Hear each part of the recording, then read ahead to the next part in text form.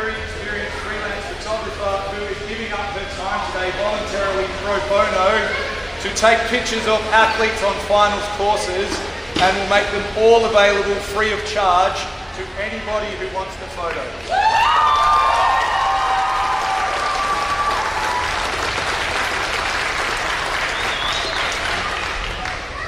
I know there's going to be times where two courses are running together for about, 2/3 of the day. So there's going to be times she's not going to be able to be everywhere. But if you do think that you really wanted to come over and get a photo at some point, there's no issue with coming over and asking for a photo. But if you can't be everywhere at once, let's not be too hard. Can we get all the athletes to the front? We're pretty close. Everyone else at the back. And direct your attention to Mel. After the photo, we will pretty much commence the first runner at 9:30. Everyone here.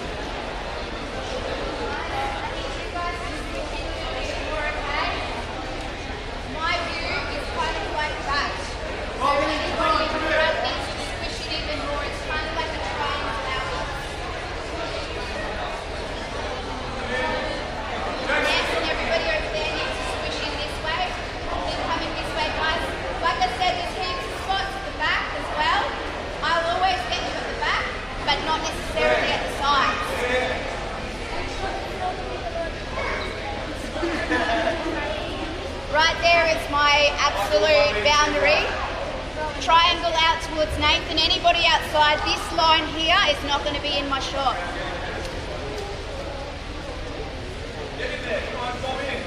Sweet, that's great. Yeah, perfect. Now the other thing is, if you can't see my lens right now, my lens can't see you. So make sure you get your head into a position that you can see this right now. Okay? Alright, eyes forward. Ready, guys? 1, 2, 3. Let me take another couple just to make sure, because there's always a few blinkers. Ready? 1, 2, 3. Perfect. Aussie, Aussie, Aussie!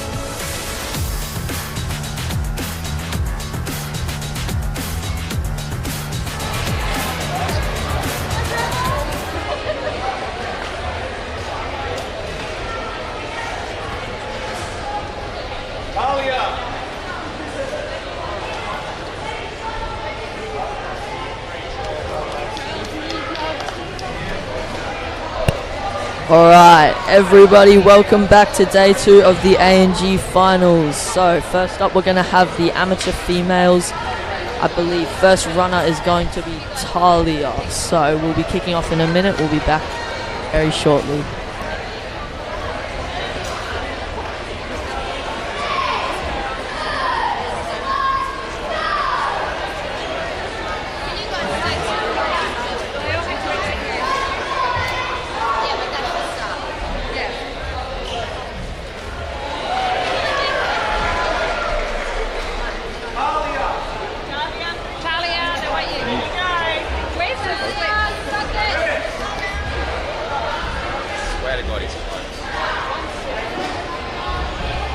So on the course now we do have Talia and Maruso. Just having some camera issues here, we're getting them fixed right now.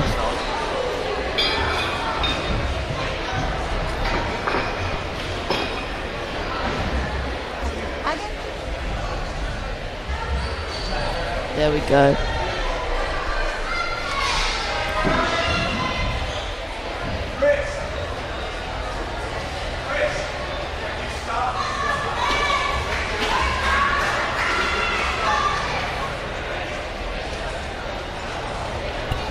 It will, Hayden.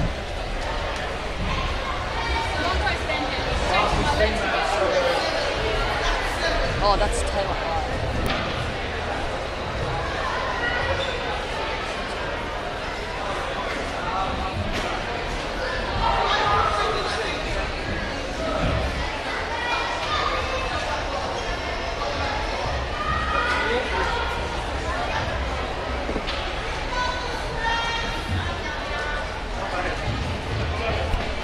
We have Talia getting ready to take on the course. Talia is new to Ninja, has been training less than 1 year. She is from WA. I believe she trains here at Ninja Academy.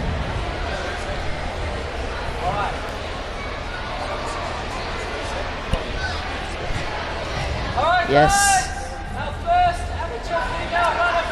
Nice. Now we should see a bit of competition here, Hayden. These amateur females hearing them getting fired up, ready to kick off. 2, 1, go! Alright. Talia's on the course now, heading through this first obstacle. Ooh, perfect landing there.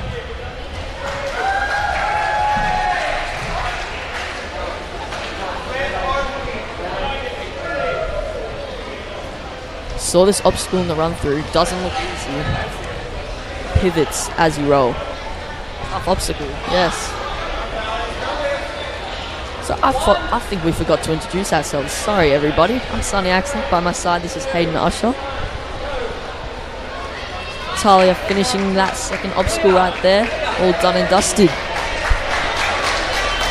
Here she is.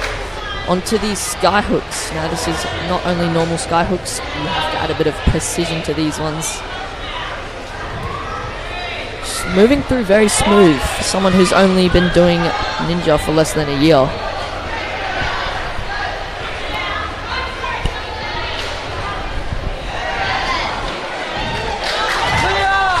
Wow. Doing well, Hayden.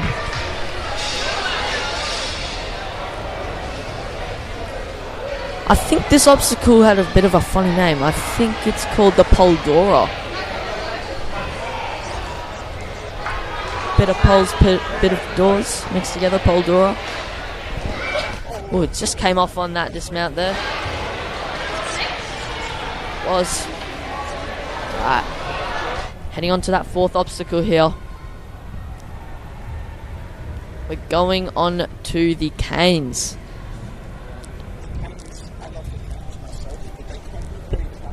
They can. Now, Nathan Brown in the walkthrough did say that if the females do drop one of these canes, they're going to have to go for it with one. So that's going to be pretty challenging.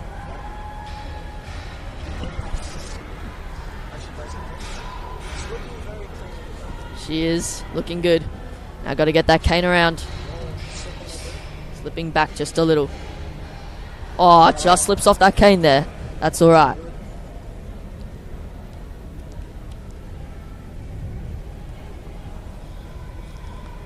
Talia taking on this next obstacle, going up the dragon's back onto the bird boxes. Oh, it just came off on that first one there.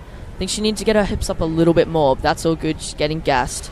Good job, Talia. Congratulations.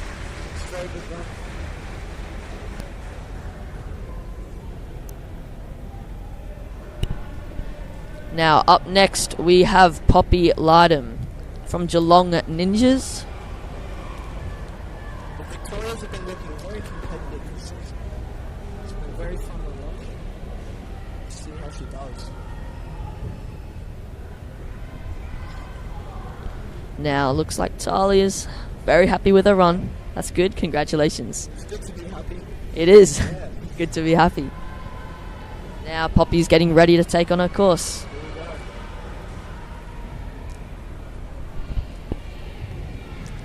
There we go.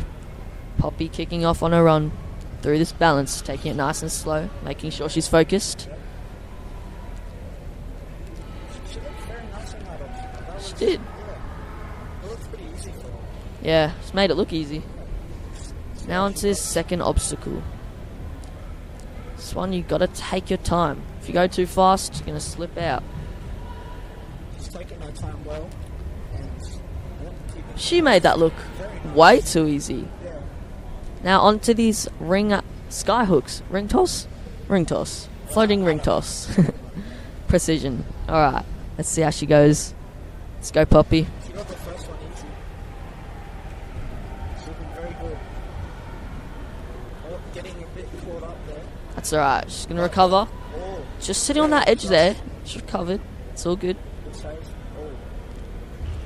Here she goes.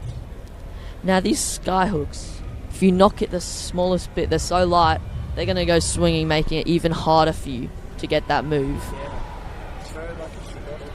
But Poppy, she just made that look easy. Yeah.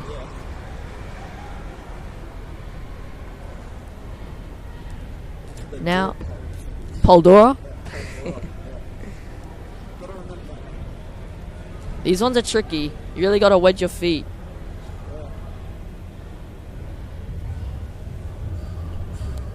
She's making this look easier. Look at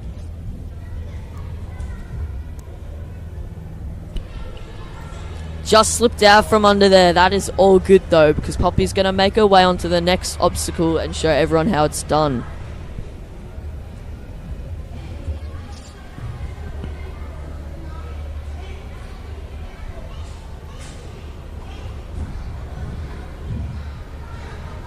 Body movement's very nice on this option. It is nice and calm, not wasting too much energy.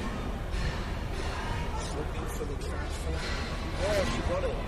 Nice. Almost. That's the 1 point. 1 point reached. Now she's got to make her way onto that next one. Oh, it just comes off.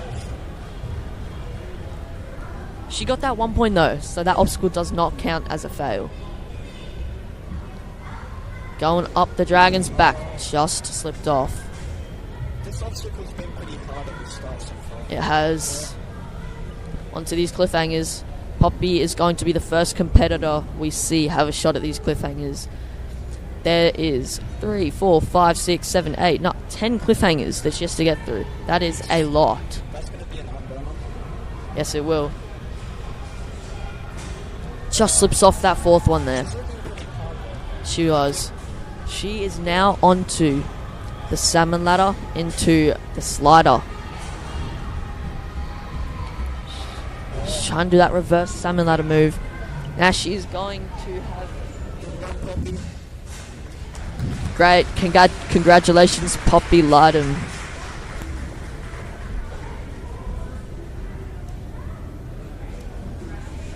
Very good run this year though. Next up, could you guess who we have? Emily Crawford. Emily. Alright, Emily looks like she's getting ready to kick off. Been warming up this morning. Had a chat to her. I think she's ready. She's gonna give it all she got.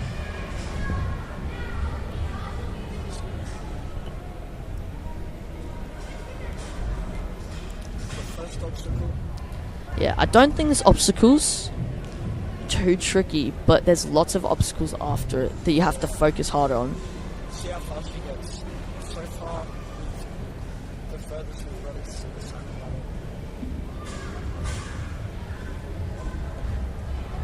Adjusting herself from the road. Taking her time. Taking her time. That's good. Taking time and staying calm.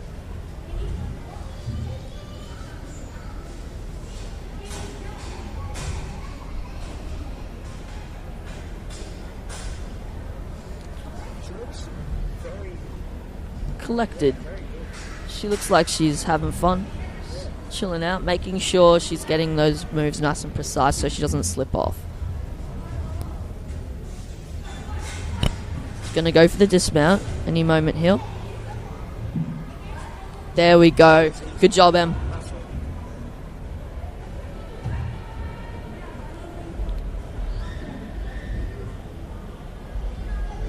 Start with greens off. Precision. Precision. Oh, getting caught up. But we're all good. Just missed that third move there. Oh, Looks like she's gonna grab it with two hands. gotta try to stay a bit more calm so that she, Just came off there. That's all good. very close. Almost had that. Keep going, Emily. You got this.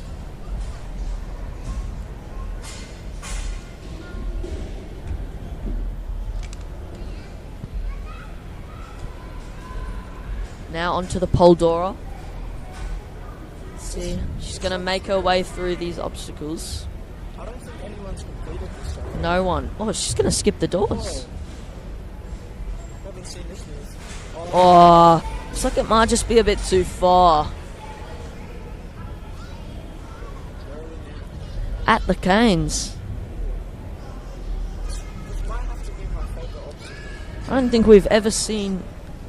I don't think we've seen a competitor finish this one yet, have we?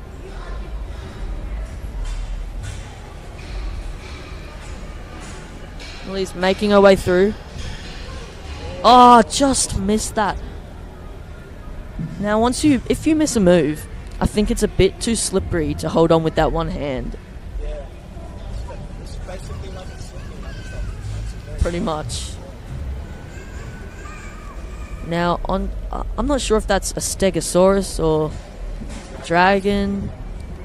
Who knows? But Emily's going for it. Emily is going for it. Oh, just slipped down there. Bar came a bit loose.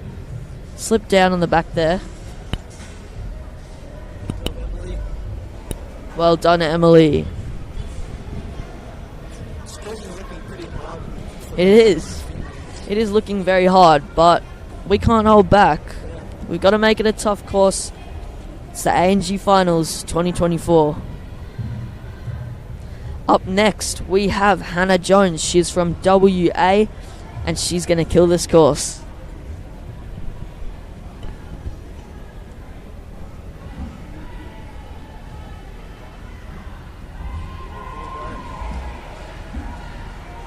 Alright, getting ready to kick off.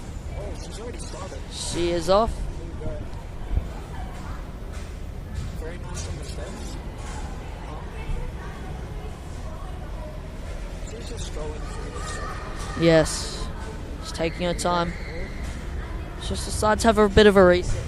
That's all good though. There you go. Hannah making her way through this obstacle, taking her time.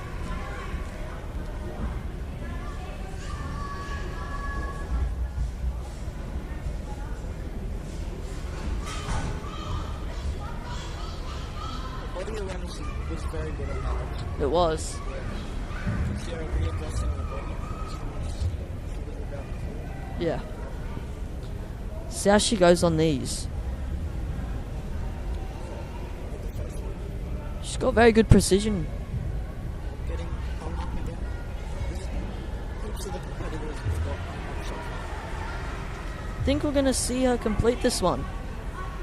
Oh, Wow, Hannah. that looked very easy. Very good. Now onto the Poldora.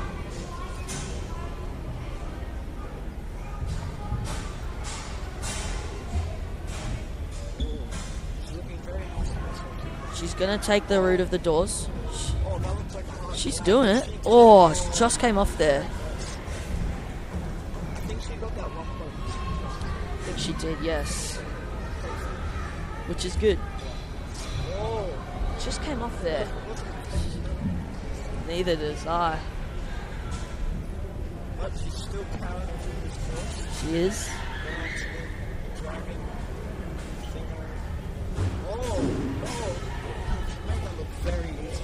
She did. I think this is the furthest any of the females have gone on this obstacle. Yeah, Hannah's doing very well. Making her way up that back. Just, it's a third competitor we've seen slip down that back, Hayden. She's been a very hard. Let's see if she can get through all 10 of these cliffhangers. Very Oh, exciting she's, on the arm. she's looking gassed. She's getting pretty gassed. She's done. Good job, Hannah.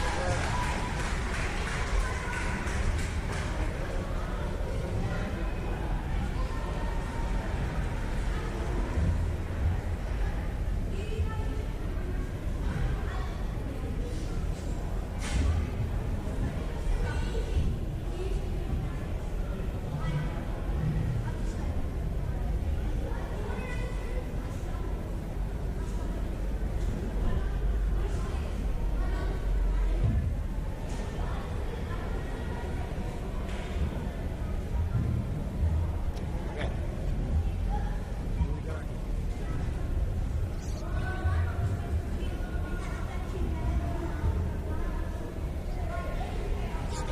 Alright, up next on the amateur females course we have Stevie, one of two twins. Compete trainer fighting lines. Victoria. Making her way through this first obstacle. Nice and fast. They are.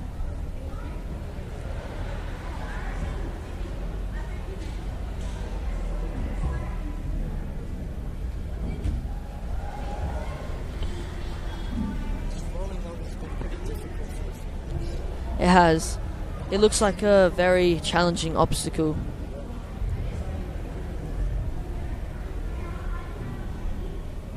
Oh, she's done it. She has. I think that's the fastest we've seen through the first two obstacles.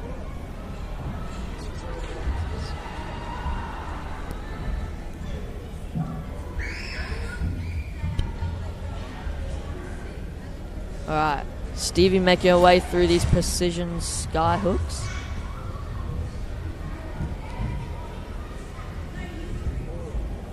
Right on that edge there, adjusting. Let's go, Stevie. Nice.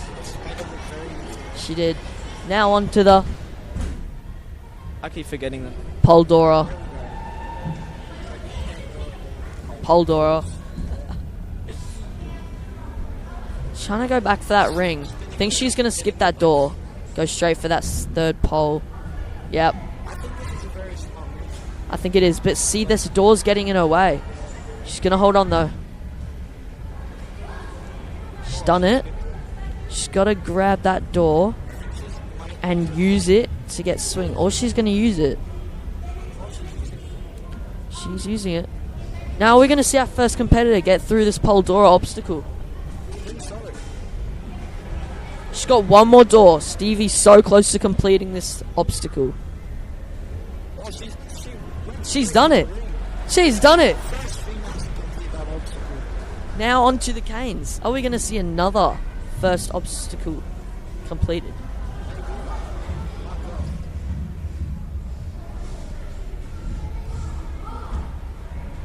She's taken out a lot of the females with letting go. Oh, Tried to do some maneuver there. it's always. Oh, She's gone for speed, but speed kills Hayden. Yeah.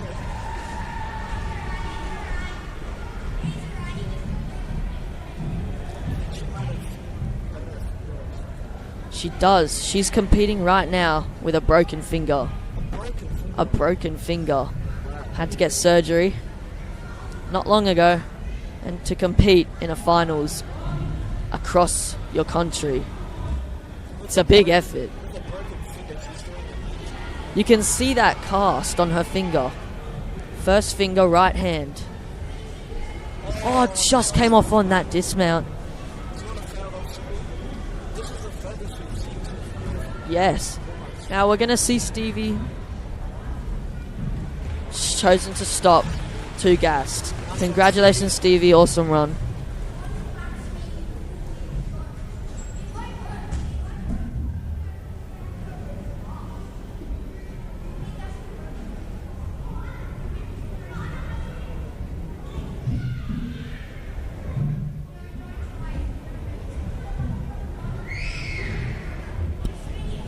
Up next, we have the second of the twins, Charlie.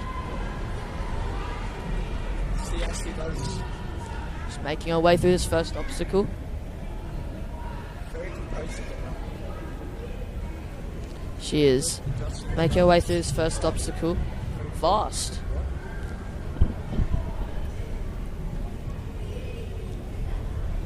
Asking a few questions, right? Yeah. Making sure she's getting everything right. She's adjusting. You can see the way that her body is moving. When she starts to move forward, Yes. she adjusts herself every time.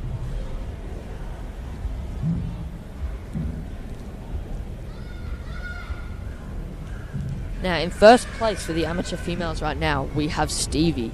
So, to take out the twin, she's going to have to get faster and further. Stevie came off the course with 9 points with a time of 3 minutes and 13 seconds. Just missing that thing. She's got that reverse grip there. It's getting caught up a little bit, but we're out. Great. She's clear so far. Now onto the pole door. We saw Stevie complete this.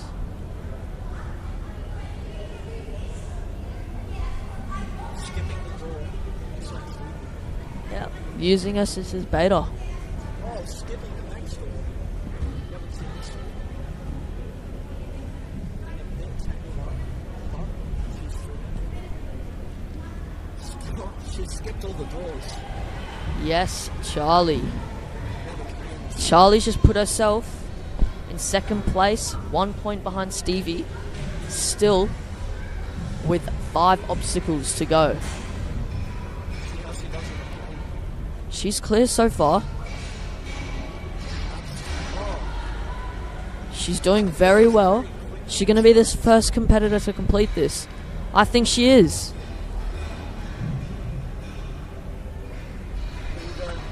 She's going to be the first, Hayden. She's going to be the first. This dismount's not... Yes, Charlie. Now onto this dragon's back.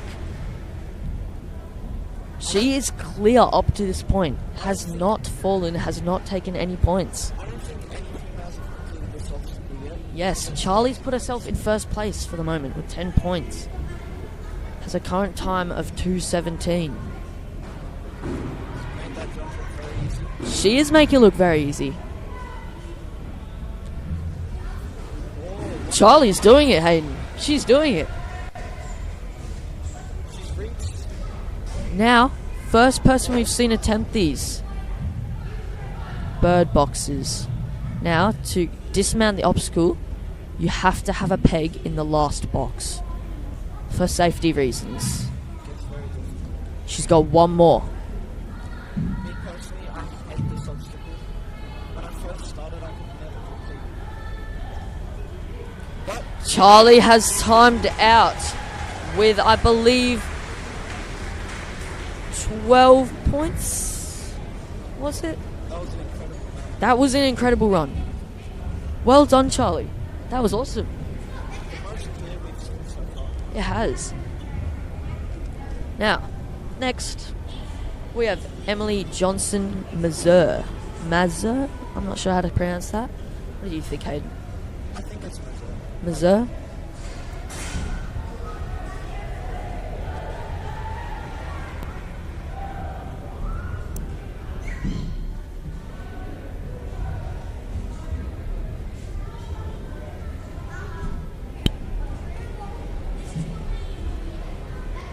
We've already started the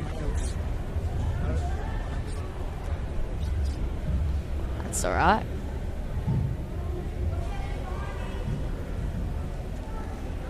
Now. Yep. Alright. Emily. Making her way through the second obstacle.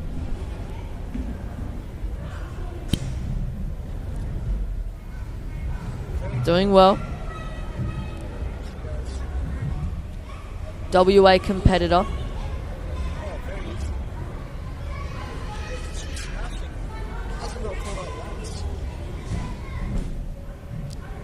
Making her way through the course. Already has completed that obstacle. Has put herself in 4th place with 6 points and a time of 1 minute. She's powering through this course.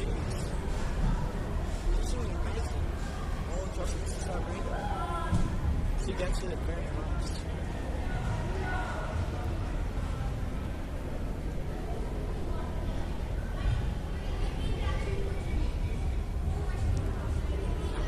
Emily put herself in 3rd place already with a time of 1 minute.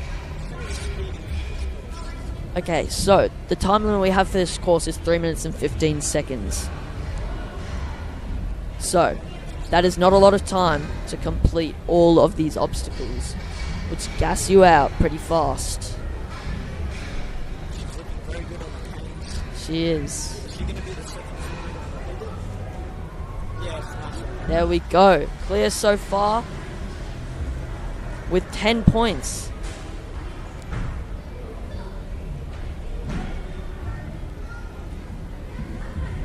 About to go up that dragon's back.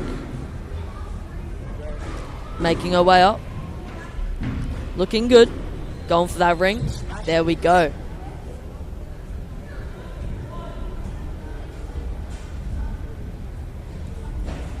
On that 3rd bird box. About to finish. Has about a minute left. Time limit's punishing. She's got to go fast. She's put herself in 1st place with 12 points. She has about 40 seconds left to get through this final 3 obstacles. Yes, she will. She's finished them.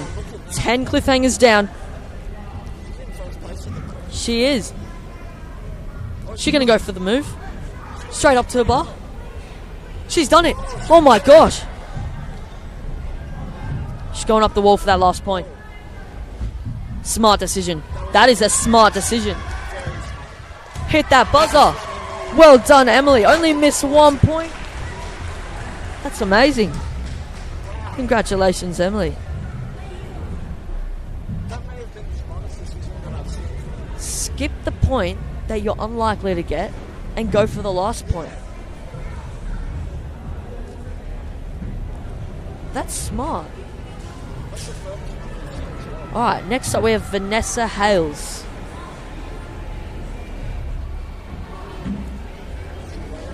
Now, making her way through that first obstacle. Looking good.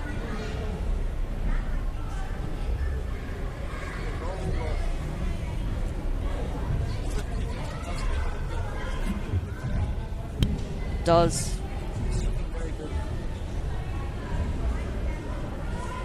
Now, we'll see if anybody will be able to outdo Emily's score. It was.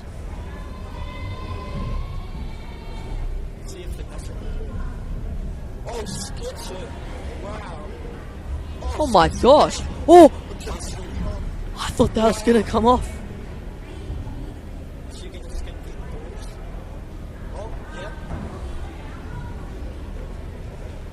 Skipping the doors. Probably made the fastest time. She's on our 4th obstacle.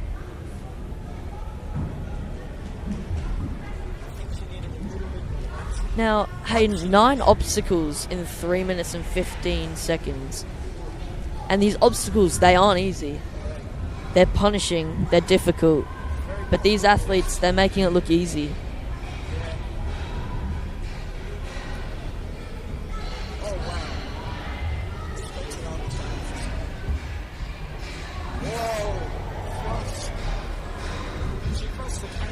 She did that. That is amazing. Put herself in 3rd place. She's climbing that leaderboard. Every obstacle that goes by, she's going higher and higher. And her time's amazing. Minute 30.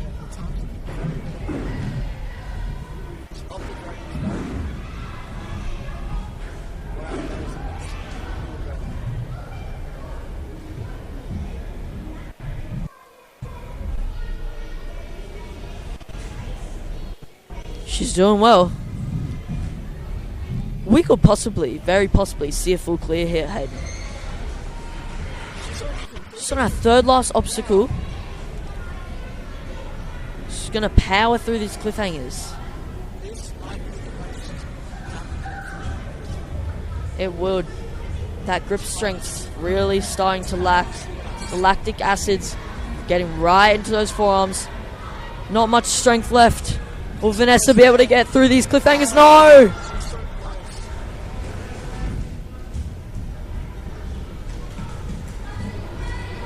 Second last obstacle.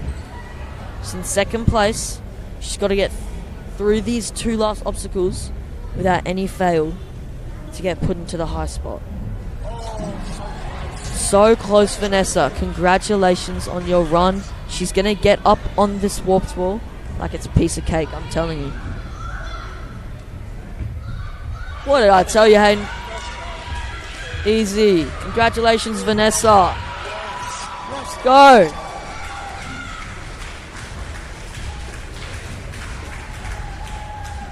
Congratulations, Vanessa.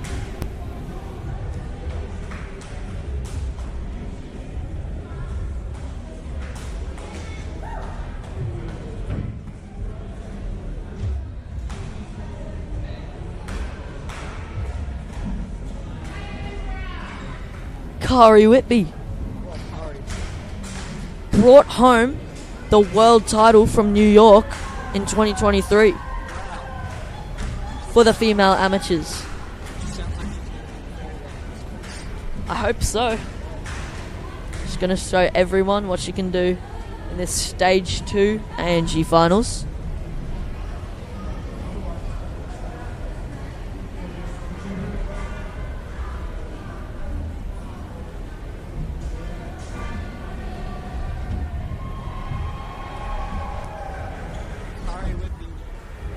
She's ready to go. She is ready to go, Hayden. Get that focus. She's got her brother Jai there in the background. Ready with that chalk supporting her. It does. She's not holding back. She went straight through.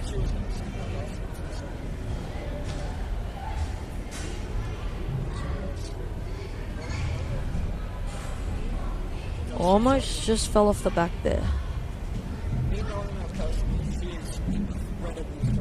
She is. Yep.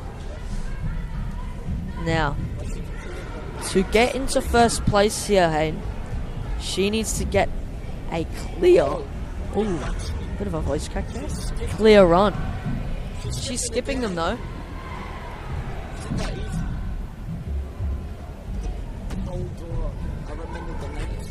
Dora. Just hit her face on that door there, that's alright. Just making her way through these poles, not using those doors, pretty smart moves. Just gonna use that door to reach that ring.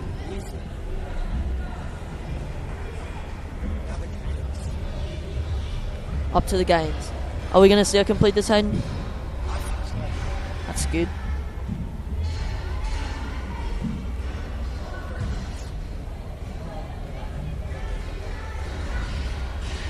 She's just slipped off there. That's not good. Unlucky. That's alright.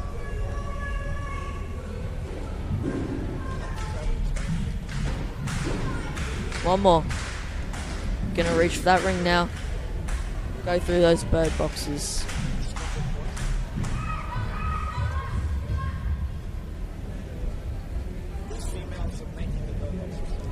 They are. And when we see the males, their course, that is challenging. Kari's not looking too gassed here, Hayden. She's still got the energy to get through these cliffhangers.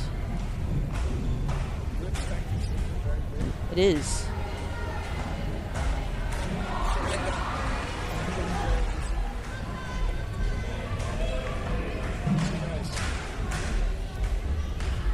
She needs to get up this salmon ladder, or she needs to get through this obstacle.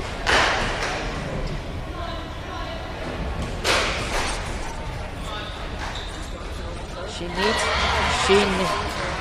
needs to get this to podium A.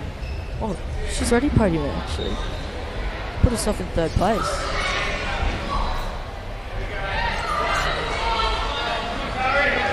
She's got to get this. Still has quite a amount of time. Gonna go for the dismount. Here we go. Are we gonna sit? Well done, Kari.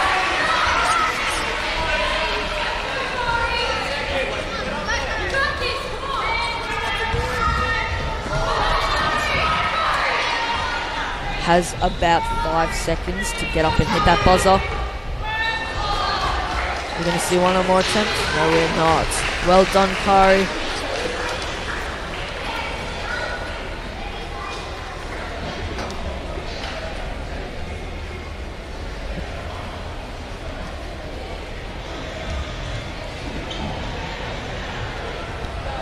Now, our last competitor for the amateur females.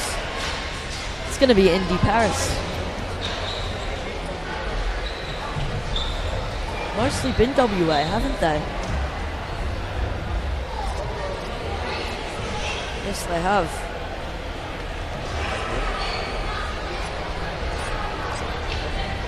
But I don't think they've tried many of these obstacles. I think all of these are a bit of a new challenge to most of the competitors.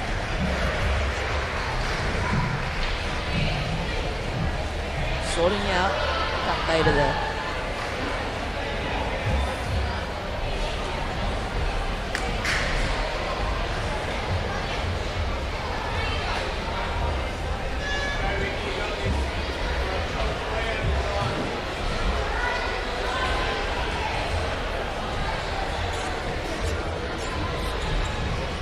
Yes.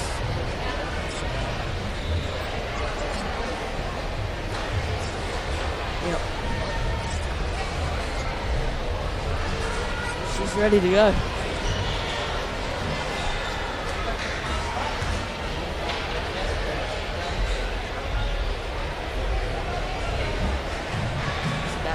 She looks hyped. She's ready.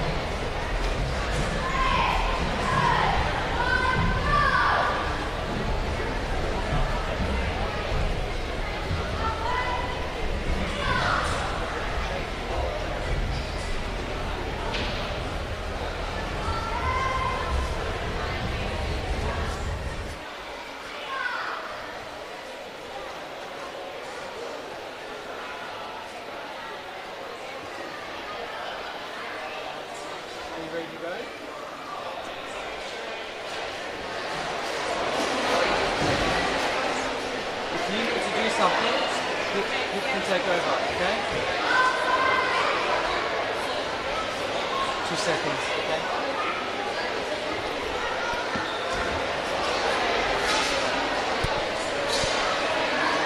Taking a bit longer. Also, that's when the nose starts going.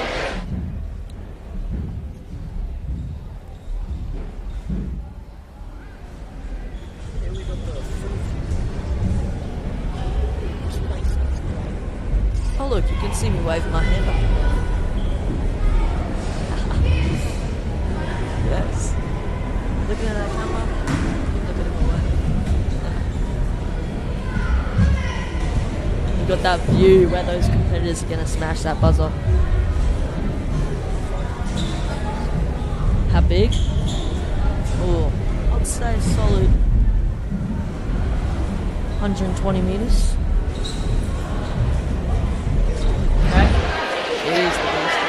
Alright guys, our last amateur female from WA, we have Indy! Woo! 3, 2, Indy's 1, ready. go! There we go. Last female competitor. It all comes down to this. Clear!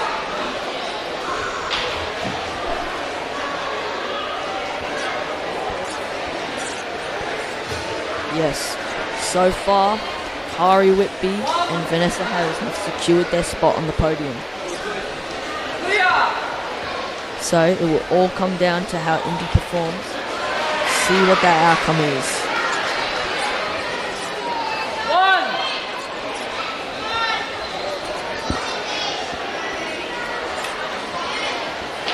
Clear!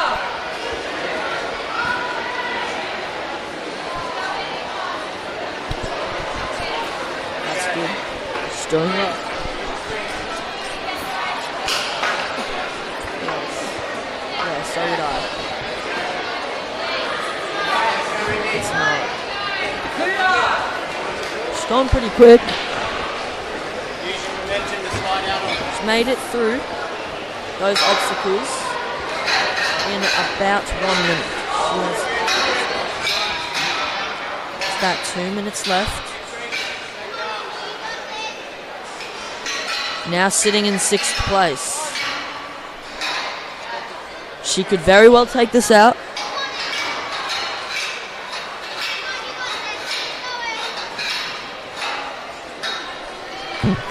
Look, easy.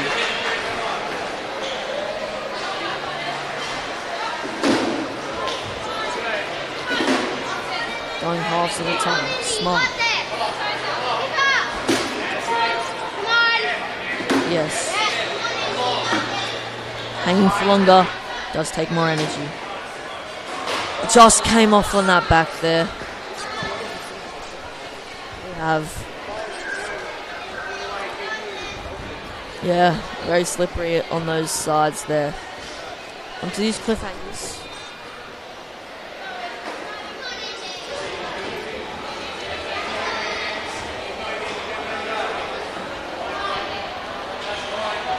Just came off there. Looks like the hands were hurting a bit.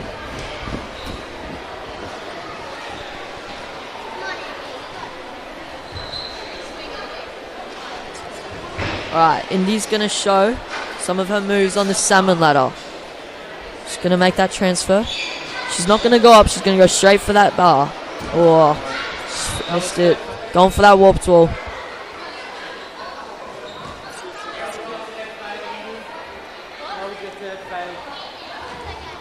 Sitting in 5th place right now. Time of 1 minute 40 seconds. Just finished her run. So that secures it. 1st place goes to Emily. 2nd place Vanessa, and Kari takes out 3rd. Whoa, that was fun. We're going to be handing over to our other commentators.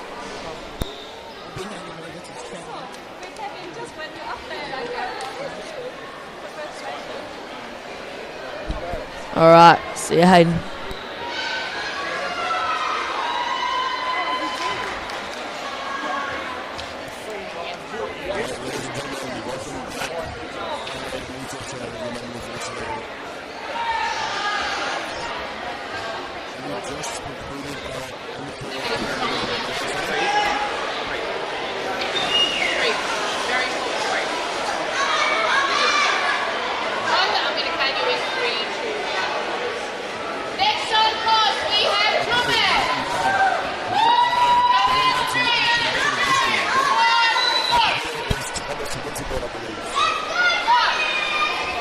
South Australian athlete. Stay tall here, Tom. Stand tall. Stand tall. Eyes up. Eyes up. Ready? Breathe. Yes, some very challenging obstacles.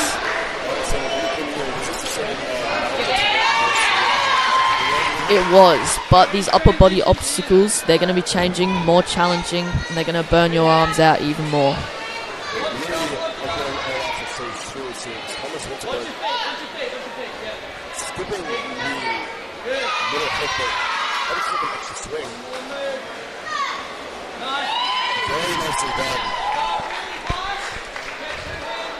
Now he's on to this balance obstacle we haven't seen any competitors try yet.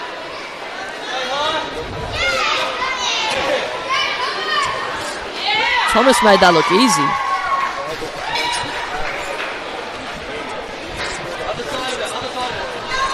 It does, and unlike the females, when they get to a certain point, they're required to chuck one of the canes off and use one to make the last transfer. Here we go. He's going to go for that transfer. Are we going to see him make it? Oh, he gets it!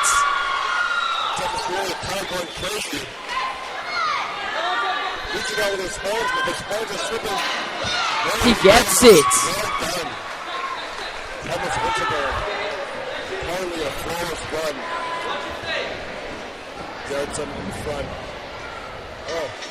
Now, first competitor we've seen try this obstacle called the Angry Monkeys. Yes. I think you gotta grab those pegs that Thomas did just miss. Yep, starting to get a bit gassed out.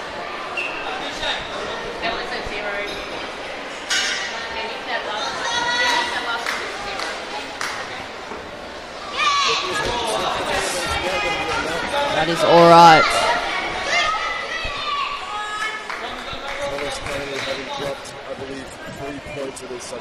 Yes. Now I'm gonna try out this bar obstacle. Let me tell you some testing, Sonny. The bar is very nice, but you must be careful not to overgrip that and get it to the end. Yes. Makes that hop.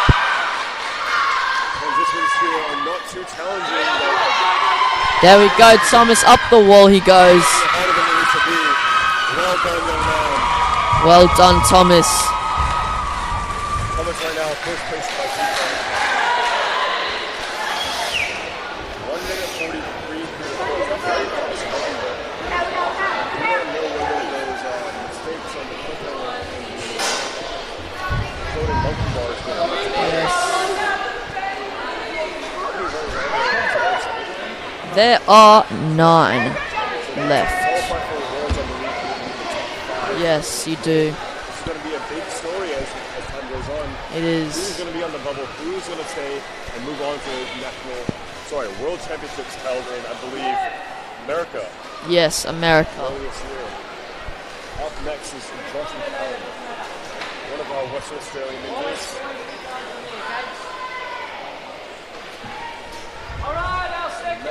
Built for power. You can see his size.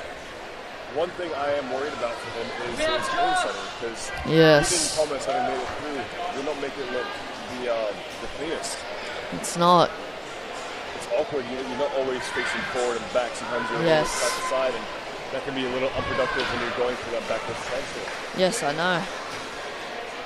Sonny, have you tried any of that balance obstacle actually, that rotating wheel? I have not, and it looks very tricky. One wrong step, that is game over. Game over. You'd be quite consequential for these athletes who want to move on to the world finals. Yes. Josh, in 3, 2, 1. If you want to make it in these top 5, you got to make sure that you're not missing any points. You're going fast, flawless through this course. I think it's 3:15. That's what it was for the females. I'm not sure if it's the same for the males. It might be 3 minutes.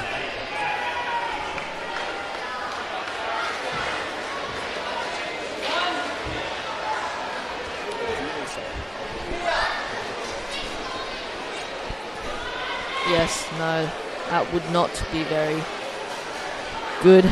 Don't want to be caught up in the time at the end there.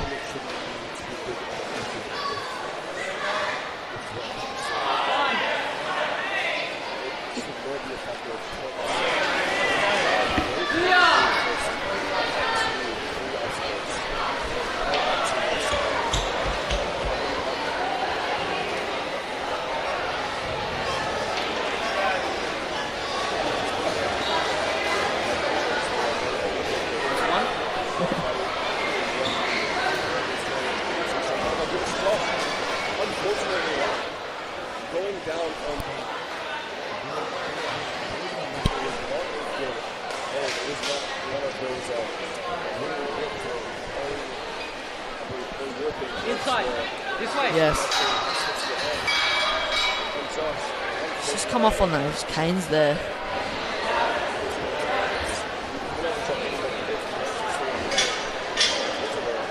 Yes.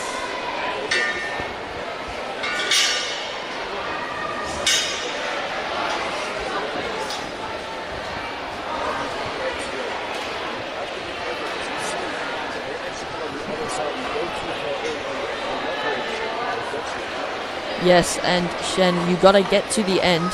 That cross will actually flip. I've seen other people do this, so you can stick that in right there and pull up to grab the other hole. But Josh McAllen looking very, very gassed right now. I wonder, does this man have anything left in his grip? And he Just slips off there. unfortunately. Josh, I believe, having made 1 point for my losses. Sonny, what do you think you need to do here to stay alive in these cliffhangers? I think maximum efficiency would do best here. These cliffhangers very challenging.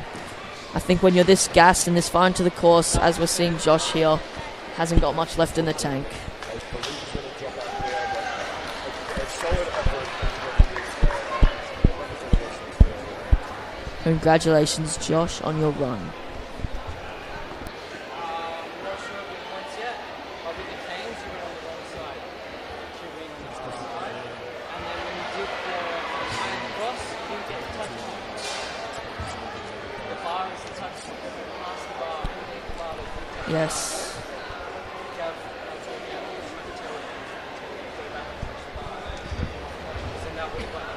It's like you can see us just there on the side, Shen.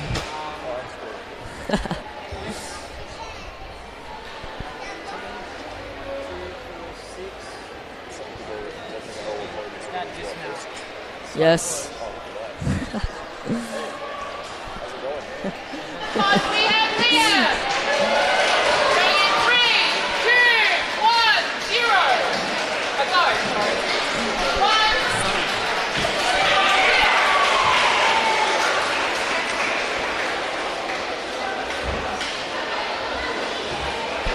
Liam Fretwell.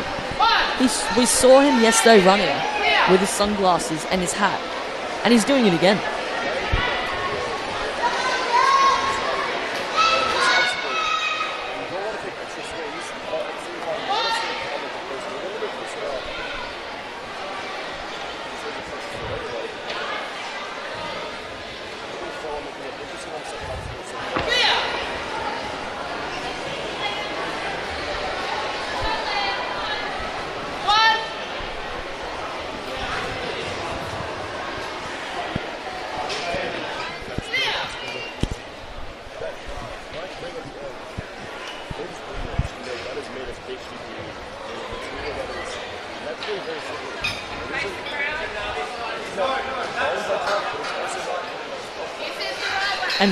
And with paint, doubles it up. With paint, that is not a good hold, and now Liam having to leave behind that second pane. It drops down, hopefully not hurting him. How can you make this transition? This one. No, he cannot. It seems like this one's stuck by the mid, by the pinch of the foot. So they're scooping the third. Yes, and are we going to see a competitor finish this? This cross hustle, this swing, is looking very, very challenging so far. It's almost like we're not going to be able to that cross down the limit before him, having fallen a bit. Saw him drop there. It seems like no one here is going to pick this expert. 0 for 3 right now. This fellow taking up the floor of this cliffhanger. Again, no one has made it through. Looks like right now.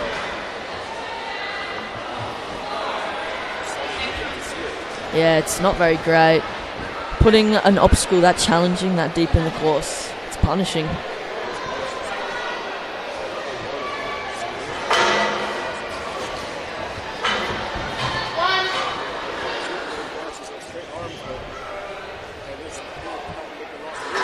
He does.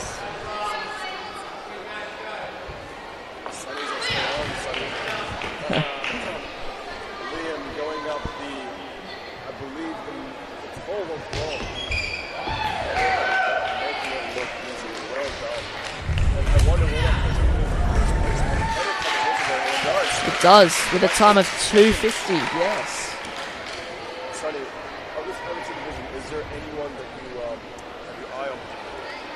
I have my eye on a couple of people. I have my eye on Wyatt, and I have my eye on Alex and Josh. Those three competitors. I do believe that Alex will be able to Take out a full clear.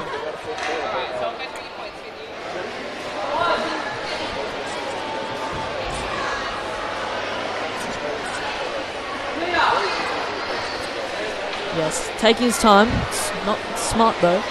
It's course.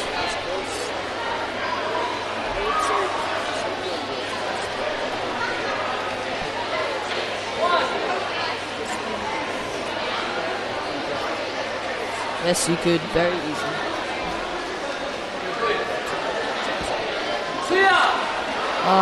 I believe it's 3.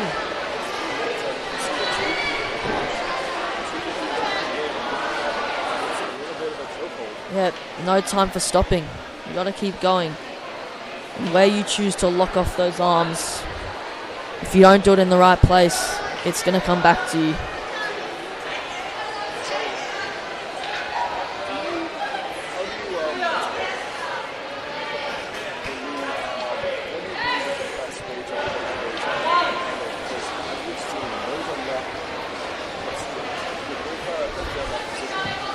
I think that the way to do this obstacle best is holding the handle, making sure your wrist is locked off, making sure it's not rotating, because that's what hits it. And once you hit the obstacle, it's swinging around, makes it harder for you to get.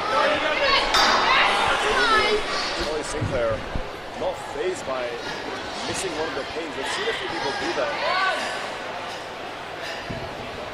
Charlie, he's trying to avoid an early mistake here on the pain like a few others have done. And he's done it. He gets it. His hands are peeling up a little bit, but there wasn't a feel like crowd getting behind him. Yes, Charlie. Well done, I believe.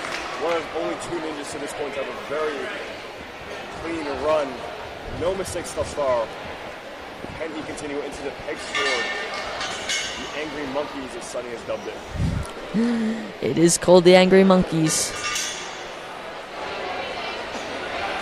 Angry for a reason. 0 for 3. Couldn't make it 1 for 4. Charlie peeling out a little bit. Will he give up on this obstacle or will he keep fighting? He seems to keep fighting. There's one hand on the ring, but and Sonny, I don't It's know gonna head to these cliffhangers. whether you'll see many people finish that peg sword obstacle. Yes. You can see, my goodness, the strength required at this point. Yes, it's very challenging. Ballhop not posing a big challenge for most of these ninjas thus far. Just have to be careful not to make a mistake and slide the bar too far forward. But it does not matter for Charlie Sinclair. This man is force of nature. Oh my goodness! Just slips off there. Sonny, was he using a switch grip? I wonder. I think he was. His forearms were getting a bit tired. The lactic acid was very much kicking in. Charlie Sinclair, one of our total athletes here, going to punch his way to the buzzer, fighting up.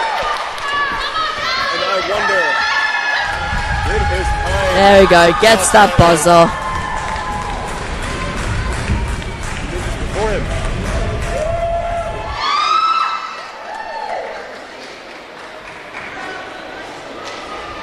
Charlie Sinclair, job well done. Congratulations. A smile, well earned. Just not being simple. Yes. Up next, we have Wyatt. You said this guy was someone to watch out for. Something. He is. What can you tell me about Wyatt and his ninja abilities? Is he a very strong dynamic ninja or is he more static? He's very skillful. He's very strong though. Has that endurance, I think, to be able to finish this course. And with you saying that, I wonder whether he'll have it in him to finish that Angry Monkey. Yes. That cliffhanger. We've not seen a single ninja even touch the third ledge of that cliffhanger. Yes, we haven't. Wyatt, a smile on his face, or maybe it's a grimace. Who knows? Now this obstacle, I think, isn't the worst, but still brings its challenges. Face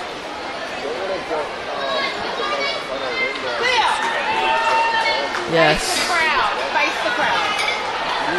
here where it starts to get tricky. This is the reason why these are in the top 10 of the division. They get given this course as a reward for their hard work earlier. Wyatt nonchalantly swinging. Oh my Just goodness. slips off there. And you can see he used a perfect move where He almost went for a sort of coffin move. nothing sort of moves, yeah, absolutely. And with his body not locked under him, that is actually very hard to hold on to because you have to absorb the full impact of that front swing. Yes. Wyatt, they're hoping to be the first person to. That's a humongous move, Sonny. Didn't think we would see anybody make that sort of move. Don't think that's the right way to do it, but right here, this adjustment is what we have to see. Backwards on this peg sword. I think we're going to see Wyatt finish this obstacle. Wyatt, the crowd from Western Australia, from Queensland, everyone. Drops the peg. Dropping the peg. I wonder will he go for the big skip. He's going for the big skip. Dismount. The peg sword, they're taking a look at him. No, unfortunately, Wyatt will not be our first to include that peg sword. Yes. Brutal obstacle. A sea of maroon out in the stands. This is a tough obstacle. You see that slipping, cliffhanger. Oh, So close. he's holding his chest. I believe he might have done hit in the Yes. abdomen with that. He's really powering through this obstacle. Wow. With that dismount from the peg sword, but Queensland out in full force for their boy. Congratulations, Wyatt. Congratulations, Wyatt. That buggy, buddy.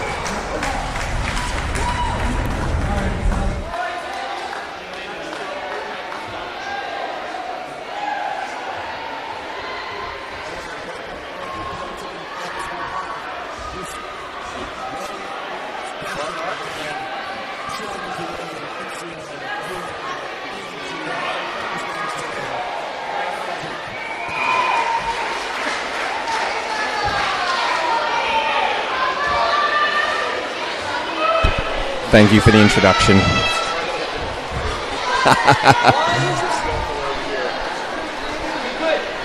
One of our resident WA competitors on the course, Jason McAvoy.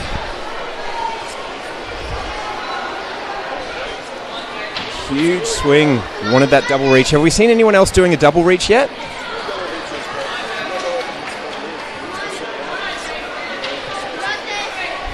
Yeah, it looks like a very finicky obstacle. Like you want to be on, or else it'll start swinging and get out of your hands. Oh wow! Look how comfortable he is moving through that. He flowed water through beams.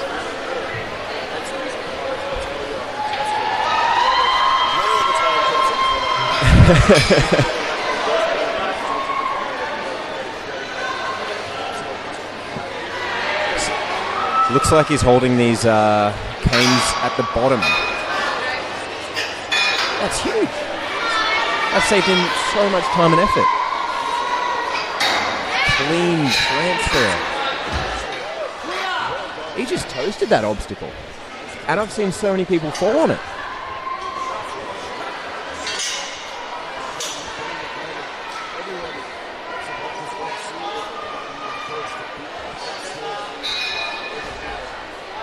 Do you reckon he has it, Shen? This is very controlled.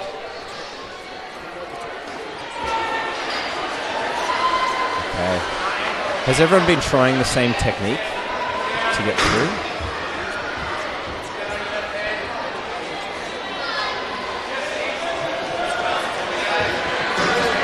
Wow.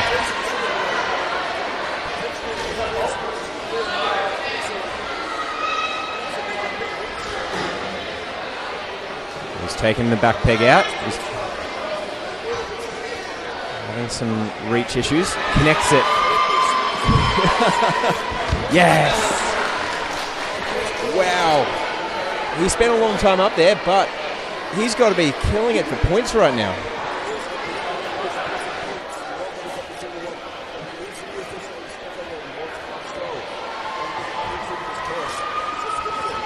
He's taking the fall. Okay. Yeah. Yeah, he's saving his time. He could be a bit gassed. This has to be the most technical run I've seen in this division. It's incredible. Everything's executed so well. Look at that.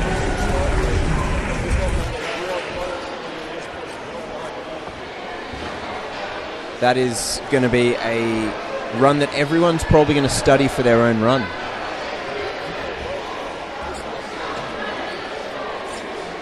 He's secured himself a spot. He has qualified for the World Expo Games. It's huge. And then sick run. Some bad.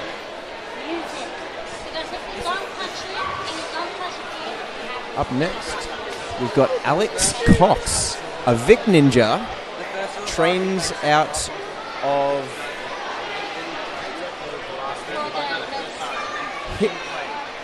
home gym of Hit Nation in, I think, Warrnambool. Bit of a regional town.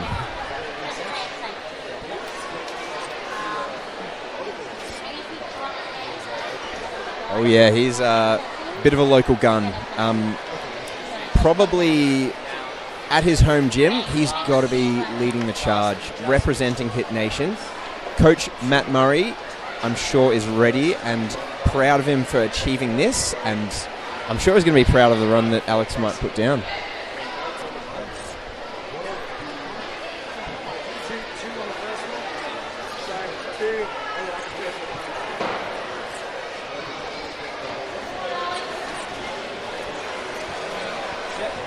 Sorry to throw you under the bus here, Alex. I've been chatting to your mum.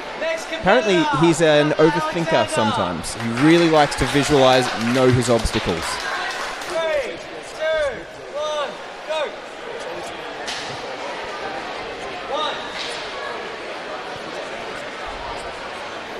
1. Yes, you can definitely get caught up in your own head, and sometimes that's a tough place to escape from.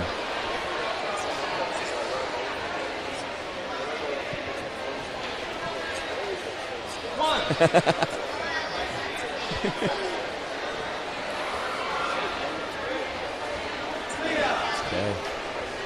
Stepping through the balance.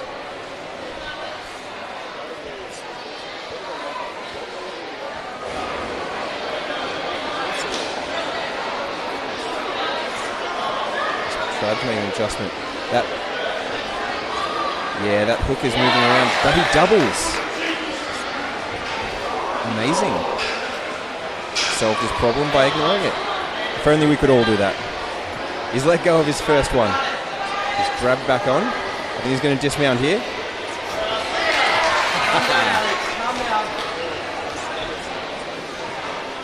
One. Yes.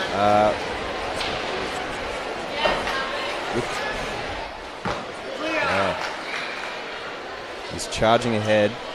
Getting some chalk from, looks like Coach Michael Mashevsky. And he's holding those canes nice and high at the top.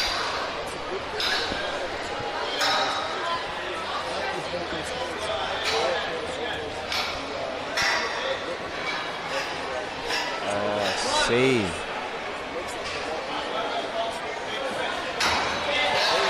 Look at that. He's connected. Lovely. We have a flawless run so far.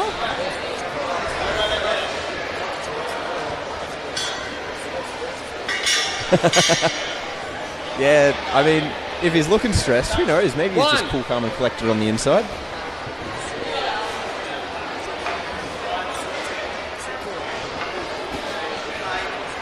Yeah, no, he's... Okay, he's gone up. He's swapping his hands around. Oh, wow. Okay. Nice lock off.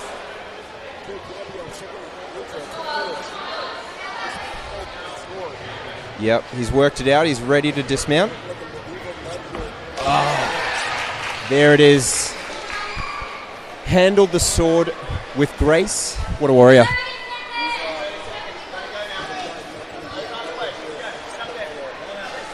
If he can make it through, that's going to put him ahead in points.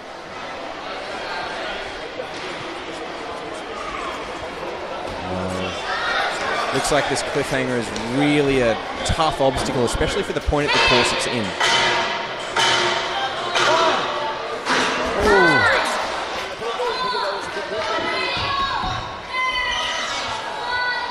And he's timed out at his attempt on the wall.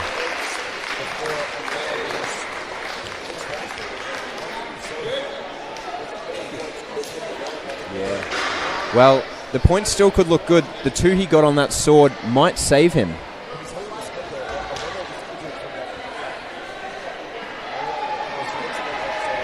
I mean, if you smack your head mid-run and keep your composure enough to finish your run like he has, then power to him. That shows a dedicated ninja.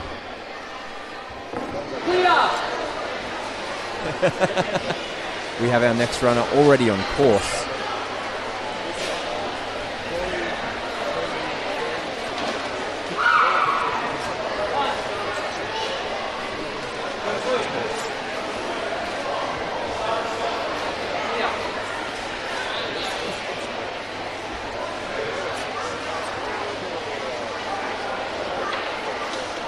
Right.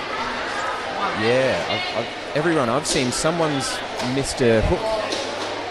I mean, they've gotten back through it, but there's just been a little issue.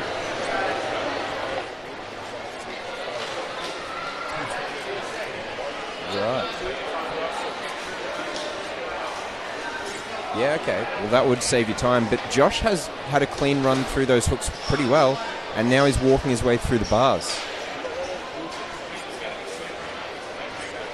Very important obstacles to get your points racked up on.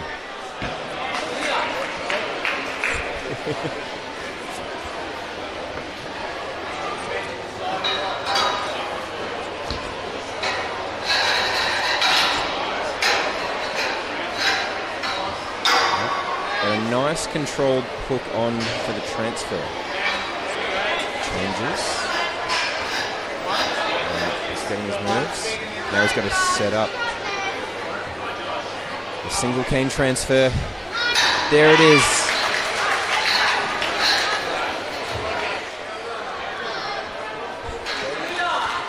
He's very tranquil.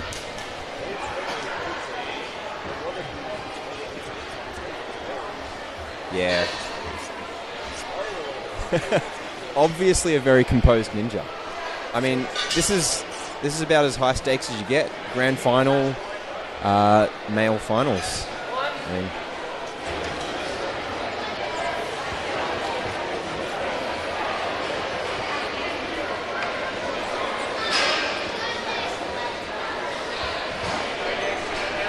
yeah, it looks like there's been some successful techniques and a lot of unsuccessful techniques.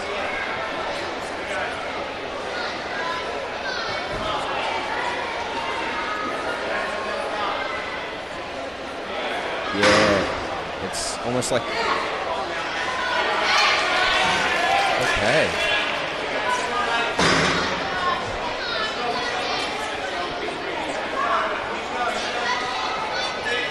Possibly the best planned move through this obstacle I've seen so far.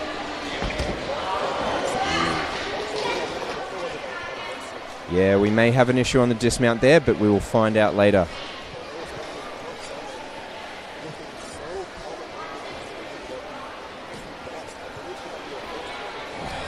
That would be amazing, seeing someone get this cliffhanger. No.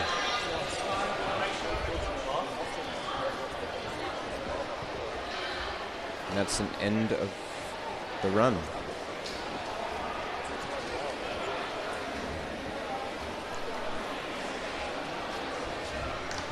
We have a timeout. Yeah, well controlled, well composed, but just not quick enough.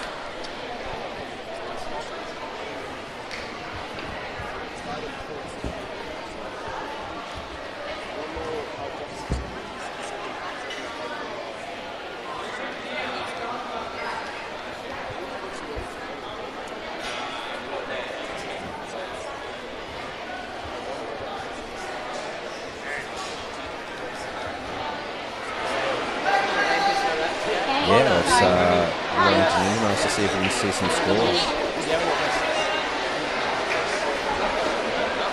I just want to make sure you make sure it's 2 games to start.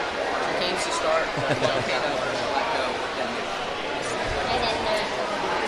And then yes, touch point cross is the first and at that point.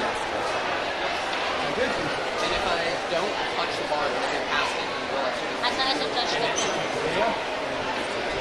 If I don't touch the bar, You know about the half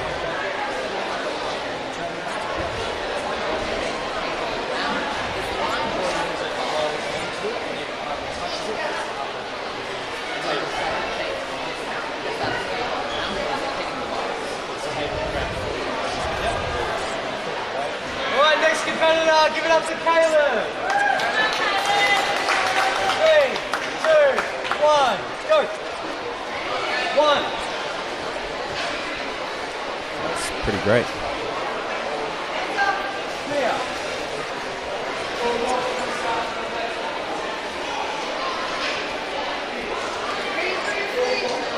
1.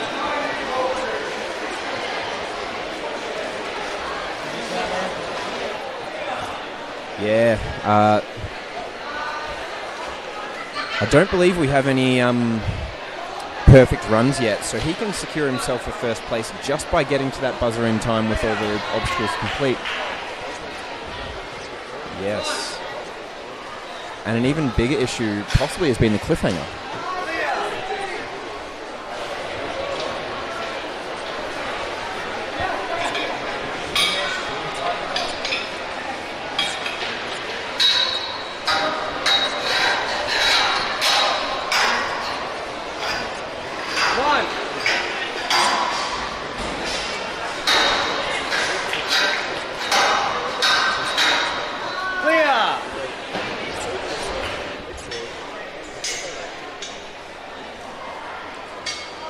Nice.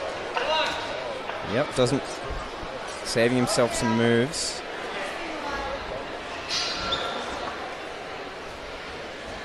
A final runner for the amateurs.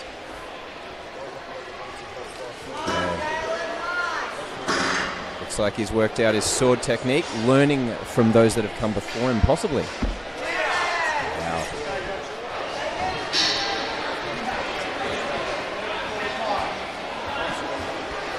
Okay, he is making this cliffhanger. There's his point. He's got... Wow. So strong.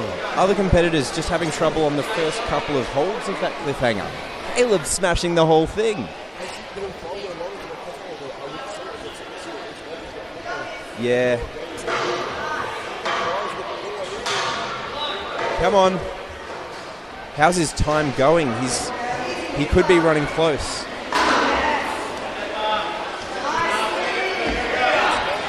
Rushes to it. He's pulling himself up that wall. There's the buzzer. Brings it home with a flawless run.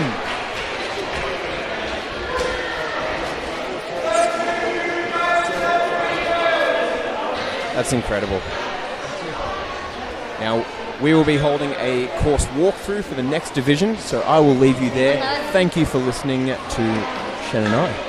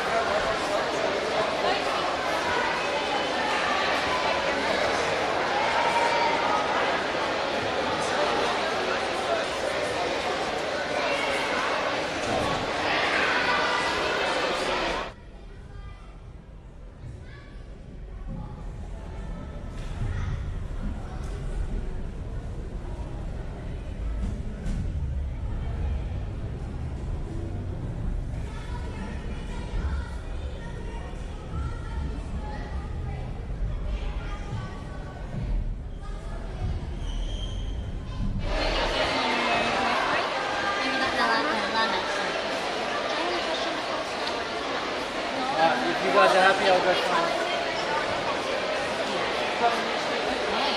Are you ready? Yes, we'll go to this. Okay. Next up on the course, we have Minnie from Queensland. Ready? 3, 2, 1, go! Ladies and gentlemen, we are back with the under-13s here, day 2 of the Australian Ninja Games. My name's Jack Anderson, and I'm just going to be doing a little bit of commentary here for you all. Shen will be back very shortly, and we're going to have a host of guests on here today. And this is going to be our first look at the under-13s course here. The top 10 ninjas have made it into today, and we can see our first athlete here wearing the maroon and white stripes here from Queensland. We'd love to see it down here and getting that interstate representation, I should say. Now moving through these hooks, doing a great job so far.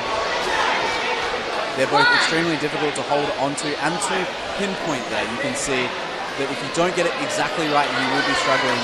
And for these younger ninjas who don't quite have the developed wingspan, it is a massive challenge for them.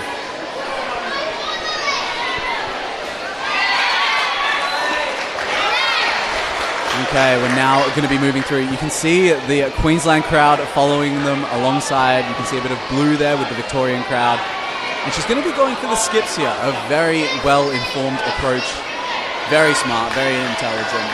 And we expect nothing less from our competitors. And now just looking for that next board, trying to build up the momentum. Again, wingspan is a huge and big deal here. You definitely want to have as much of a wingspan. You can see the obstacle in front of us as well. We saw that in the amateur division. Competitors having to maneuver through those metal poles, but now we're stepping over to these leg-intensive obstacles and also upper body. It's very deceptively difficult on the upper body, but she's going to make it through, doing Queensland proud here as we now move on to some sky hooks. Now, for her approach for the under-13s, they will not be required to do any maneuvers with a single hook, but rather, and it just looks like she's going to give an early retirement on that obstacle. She will be saving a lot of time there, which is fantastic.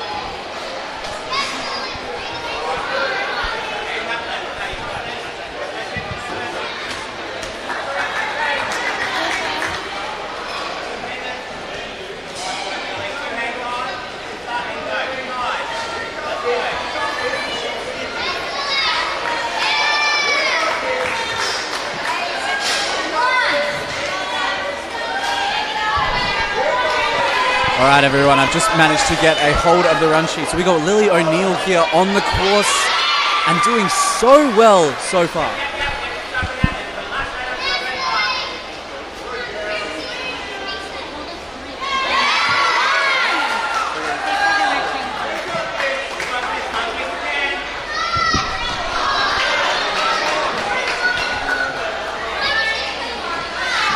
Okay, ladies and gentlemen, we're just watching Lily O'Neill now. She's just got to get up the 4-meter warped wall.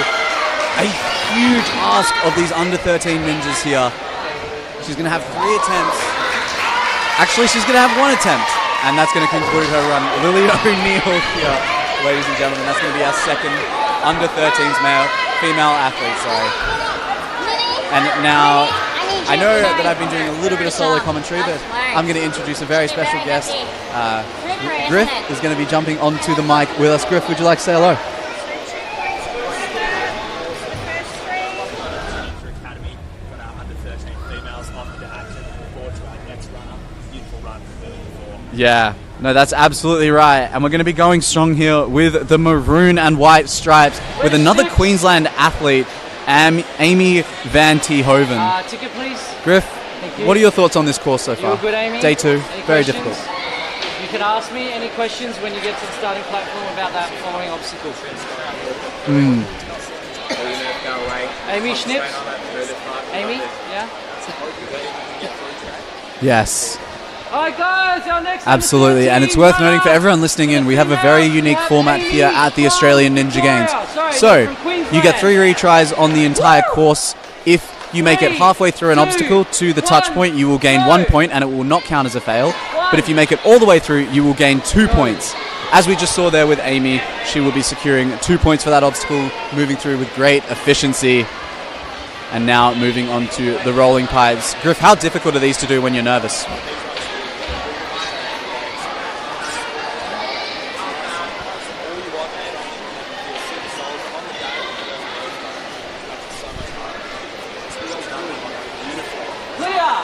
And it's important to remember with these competitors, they're running in reverse run order. So Amy would have come 7th in her under 13s division yesterday in day 1 and is now going to be running 3rd. But she is looking... These hooks are so difficult. Now that it's spinning, it's going to be a struggle for Amy to recenter, but she gets it. It's really great to see these athletes coming all the way from Queensland, making the trip out, and Amy solidifying herself in the under 13s division in this top 10 and doing so well so far. Now these are an interesting one, Griff. It's deceptively difficult on the upper body and the lower body at the same time. Oh wow. No.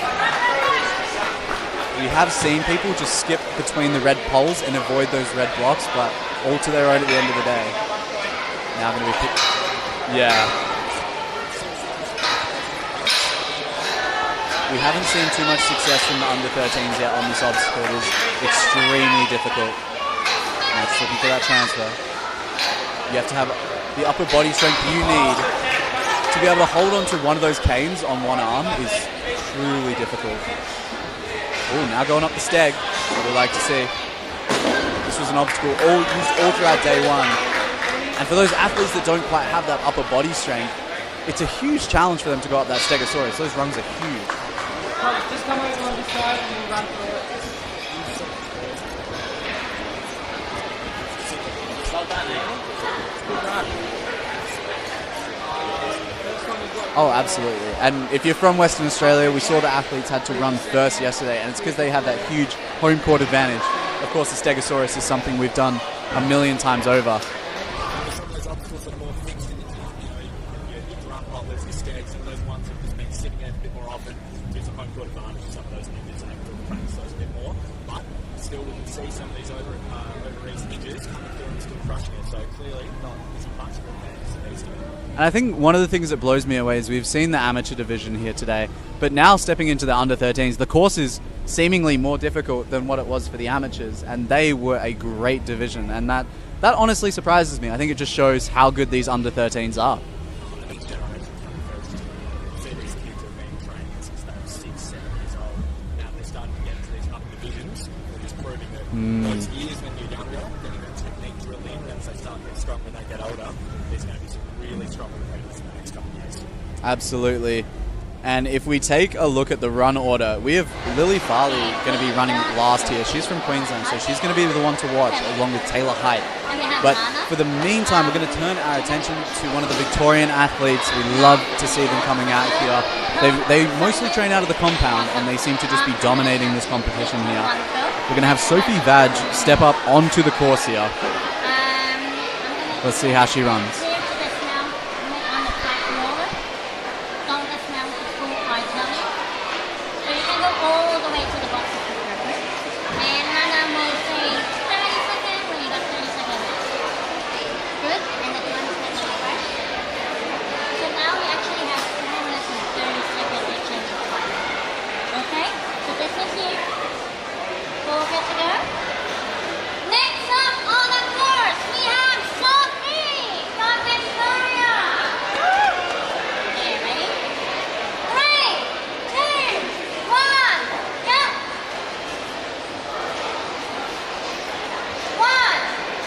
Awesome. We're going to be looking at Sophie Vag here, moving through that first obstacle super well so far. And Griff, whilst we've got this moment, I think as we look at the under 13s course, it's already pretty difficult, but we've got the elites coming up later here today, which is kind of the pinnacle event that a lot of people come down to watch. How much more difficult must they be making this course?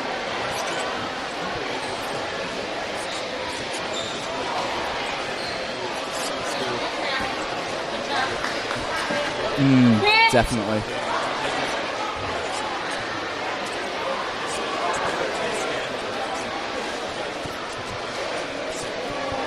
Oh yeah. Yeah, so stay tuned, everyone.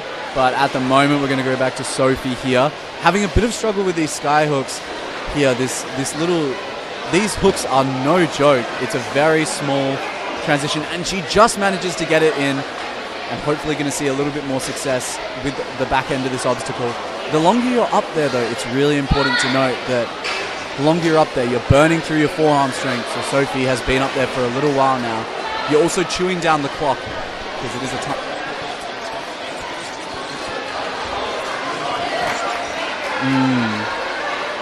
This obstacle reminds me of the bird cages that has become an infamous part of Ninja over the last few years, where once you start missing the bird cages and you can't thread the needle, it just becomes an impossible obstacle. Yeah, you got to admire her strength and how long she's been up here for. It's pretty impressive now. It's been at least a minute. Oh, and she just doesn't get that dismount. Hopefully she can recover that forearm strength. She's going to be straight on to the next obstacle. It's going to be interesting to see what approach she takes with these pipes and boards. Yeah, she's going to skip over the boards. The boards are brutal. Oh, wow. Okay, so she gets that, I believe she gets that touch point, so she is amassing points here.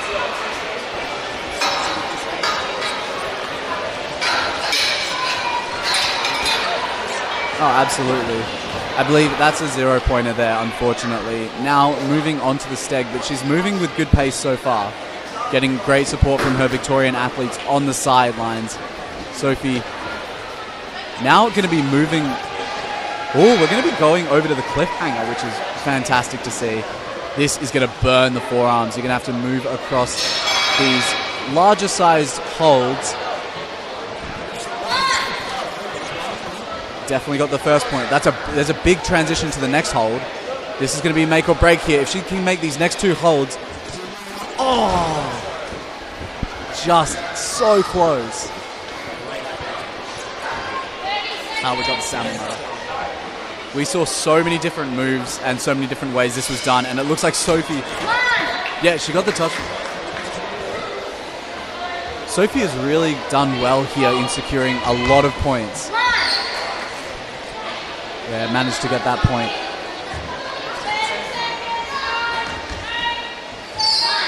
So close, but that's a big ask. We had our elites on this wall yesterday. And for the under 13s, you know, you've got to travel so far that that's going to conclude Sophie's run. It looks like she has some tears in her hands. Oh, that's brutal. Some battle scars there for Sophie. Something to remember this event by. She's got a smile on her face. Hey, at least it came at the end of the event.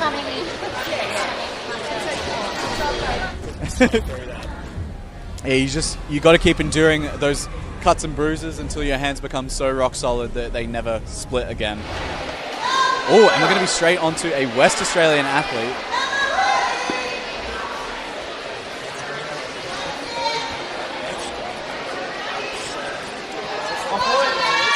And I'll tell you what, the West Australians have been showing up in full force here today. I wonder if she got a point there. I feel as though... Well, I'll tell you what, Griff, we're still yet to see any form of a flawless run or anything that quite resembles a flawless run here. So honestly, amassing the points at the moment could be enough to get you into that top three pretty safe and sound. Wow.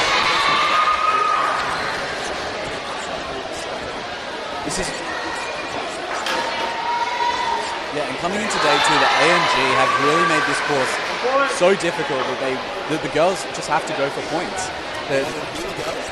Wow. Yeah, and those boards are no joke, Griff. They're actually quite difficult to hold on to. But she's got a great butterfly technique with her legs. And coming from Western Australia, she would have that experience on those boards, which would be a bit of an advantage there.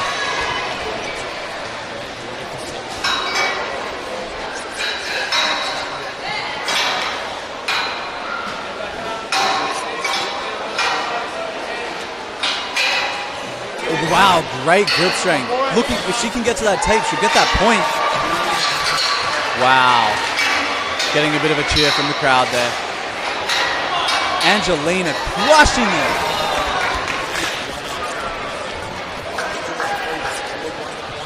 Oh, yeah, I'll tell you. honestly, a lot of people have failed to be able to do that obstacle. Angelina might be the first. Wow, that steg is really making it difficult for these guys. You just... Yeah, if you don't have that upper body power and the muscle development there, that obstacle is so difficult. Angelina's shown us that she's got the grip strength here. Oh, and just coming unstuck there on those last few grabs, getting to a very similar point than our previous competitor. And it looks like she's going to go all the way for this big lâché here. Angelina lining it up and just can't quite make it. Not getting that touch point, unfortunately, either. Now going to be looking for that 1 point on the warped wall. Just has to get her hand above the touch point, having a little bit of a slip up there, but she looks a-okay. It's important to remember here that she's going to just take a moment to reset, to clean off her shoes, going for the touch point. Oh, and that's going to... I'm not sure if that managed to get it there. That's going to be a close call there, but that's going to conclude Angelina's run from Western Australia. A great effort there all round. She looks really happy with that run, and rightfully so.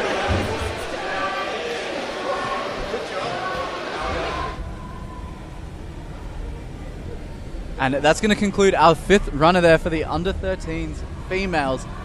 It's really neck and neck here, Griffin. Hard to tell who's out in first place here without checking the standings, which we will get for you towards the end, I would say, once they've been updated and once we officially know. But we're going to move right on through to Eddie Heinen here, representing South Australia. I love... Yeah. And I'll tell you what, yesterday, the South Australians got probably the most support out of any of the athletes.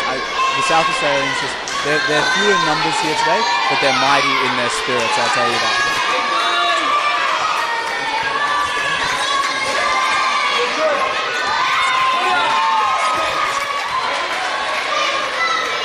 Okay. This is one, we haven't really seen anyone being able to clear this one at the moment, no.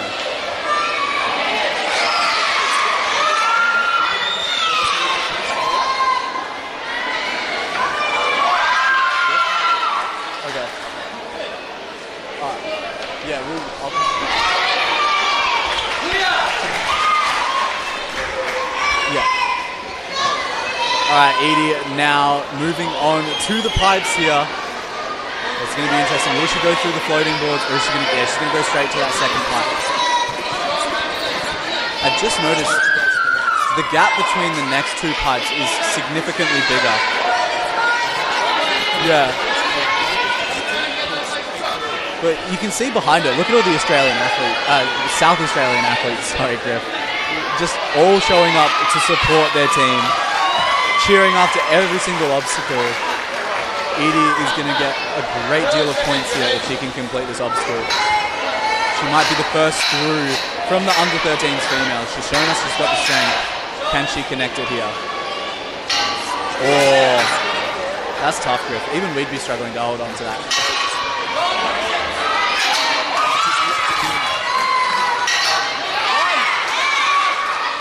Wow, she's going to get that first point.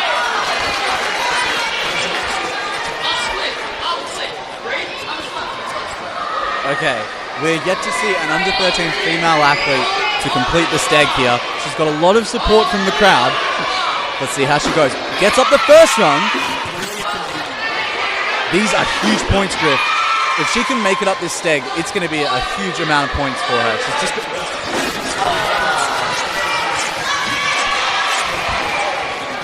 I'll tell you what, they're doing a better job than the West Australians at this point, even though I think so. The West Australians are more in numbers, but yet the South Australians come stronger with the support. Edie now beginning, she has to make it tough. Okay, so she's going to lose some points there, unfortunately.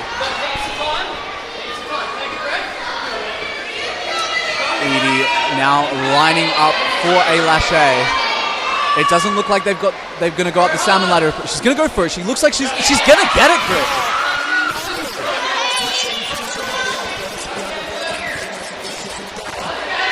This could be a huge amount of points. Okay, but she is going to get that 1 point there.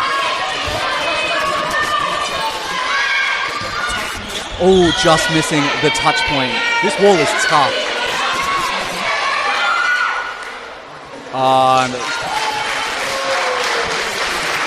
And a great job from the refs. They're calling it as they see it. They're just running out of time. Edie potentially securing herself into the top 3 and maybe even into first place. We'll have to wait and see how the points look so far.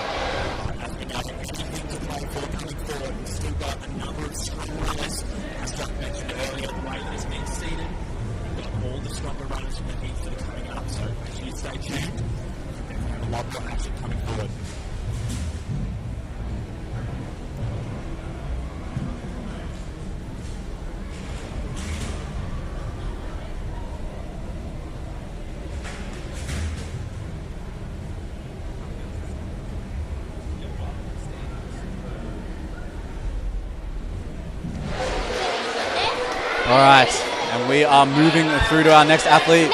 Very good news. We're going to find out the standings very soon. We've had a wave of athletes come through so far. We've had 6 out of the 10 females in the under-13s division. Now we're going to move on to Amaya Shurowski. Oh, I'm so butchering that. I apologize there. Amaya now coming from Victoria, training out of the compound. Of course, our Victorian athletes have been so strong this weekend. Yeah, this is super efficient. She's clearly done these before. Big jump there up to the handles. And actually, if you look down in the corner, you can see some other wooden handles that are perhaps going to be used for the elite divisions later here today. Or even the masters. We'll have to wait and see. But those look brutal if they're going to have to use it on this obstacle.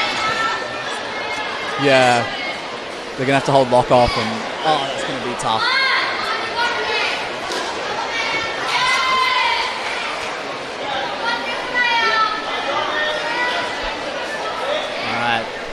Moving through here, if Amaya can make it through, she's going to be one of the few female athletes to make it through this obstacle.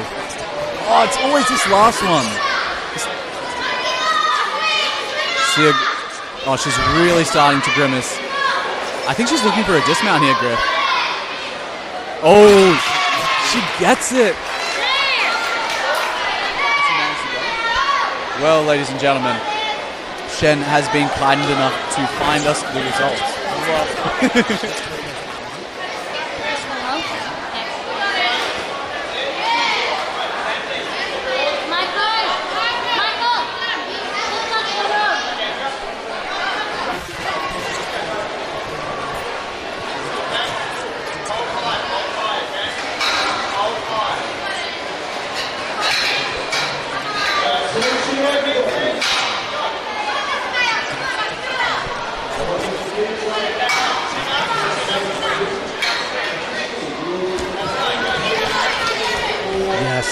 And so, for everyone listening in, the goal amount of points that you're going to require for the under-13s is going to be 12 points at the moment. So, any more than 12 points, there's 15 points up for grabs here on this run.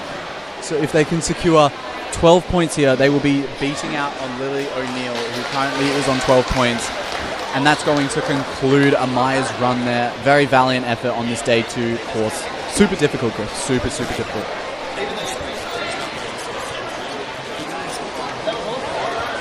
Oh, yes. Even we're sweating.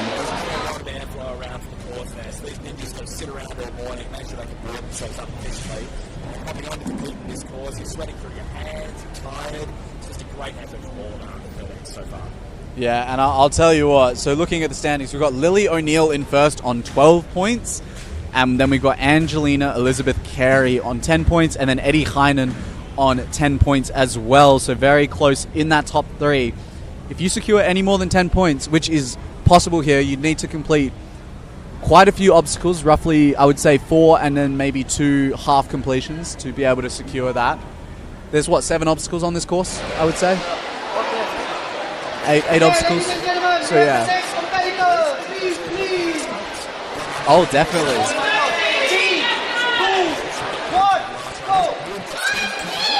Yes.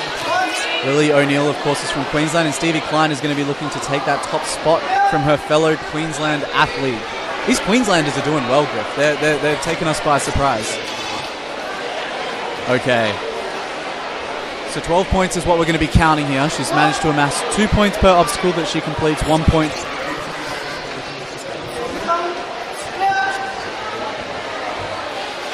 Yeah. These under 13s are smashing it though. This is a super tough course, like honestly one of the most difficult. You'd be struggling even if you were in the amateurs or the masters division trying to take on this course. And so these under 13s are crushing it. Yeah, the audacity, we have not seen that all day from this division.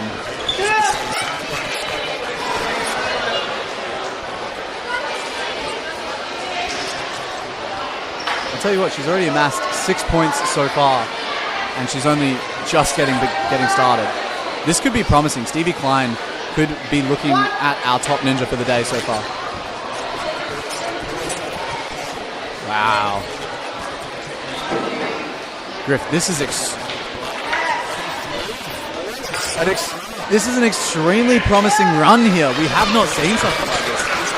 Yeah, this is very good. If she can keep this going, and she looks so strong.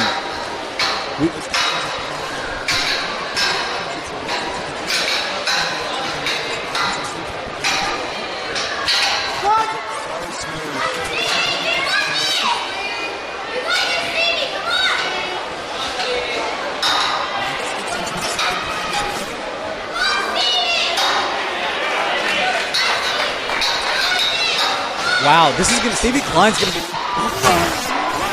I spoke too soon. I was just about to say that Stevie Klein. Yeah, I've literally cursed. We need a wooden block. I was saying this to Shen. We need a wooden block here to just constantly hold on to, because we're always going to keep cursing people when we speak too soon. Stevie Klein, though, amassing the most amount of points so far, looking to be the strongest as well.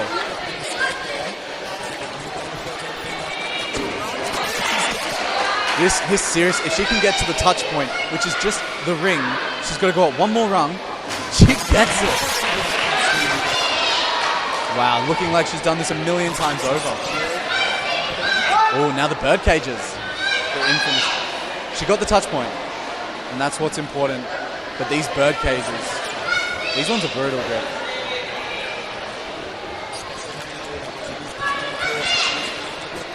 Once you start, yeah, gonna.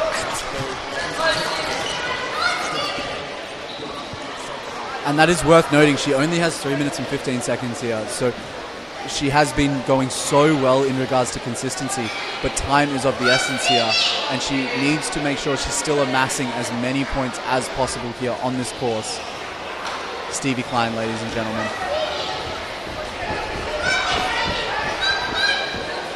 Okay, looks like she's going to be going for that touch point here. If she can get it, she will get. Yes. Wow, almost ecstatic in a very weird way. She has so much strength behind her. Oh, taking a little bit of a fall there. I'm pretty sure if she gets this.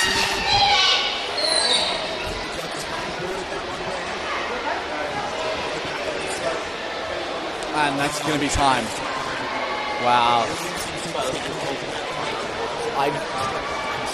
Yeah, we'll wait a few and wait until we've got all the runners through, but I'm pretty sure Stevie Klein could potentially be in that top spot at the moment. That to me looked like a winning run. Diego Bird, when he was third at 1 point. Coming up for higher placing from the day before. We have 2 runners left. Our 2 top-seeded runners as well. So we just saw Stevie Klein throw down a great run. But it's also worth noting that, you know, we still got 2 of our top runners for the under 13s to go. So we've got Taylor Height and Lily Farley. Absolutely anything to play for here. Both Queensland. Oh, wow. Last 2 runners. Looking like Queensland have the potential to take out. Queensland's dominated this division. Yeah, far out. Wow, yeah, we've had 5 Queensland athletes into this top 10 for the under 13s females. That's incredible.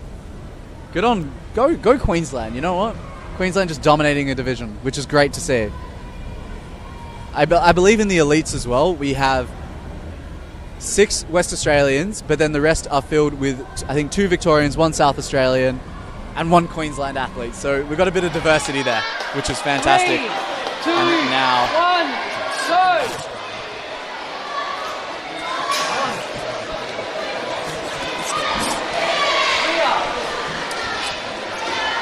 yeah, no troubles so far on that first obstacle.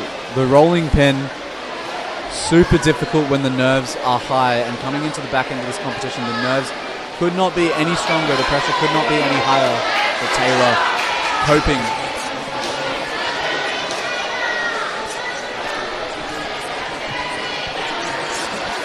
And I'll tell you what, she's one of the tall, for the under 13s division, she is one of the taller athletes, so she does have a little bit of an advantage here with that wingspan. It will give her a bit of extra time to place these well. Let's see if she uses that to her advantage. Is she going for the, I think she's got, yeah, it looks like she's going for it. Very smart. Taylor coming in late in terms of the seeded of this competition, but clearly showing us some beta breaks that if known earlier, I'm sure a lot of the athletes would have been doing that. Taylor holding a great lock off between these poles. This is not only a flawless run to this point, but it's probably the fastest we've seen to this point as well. Taylor wants that first place spot, I tell you that. It's on the back of her mind here as she now moves. Oh, bit of a slip there. Surprising, I think even for herself, she probably wasn't expecting that. That's going to be a valuable point lost there, unfortunately. Yeah, absolutely. Stevie is the one to beat, the one to watch, and her fellow Queensland athlete's going to be looking to take that from her. Taylor, that's one rung. This requires so much upper body strength. Taylor.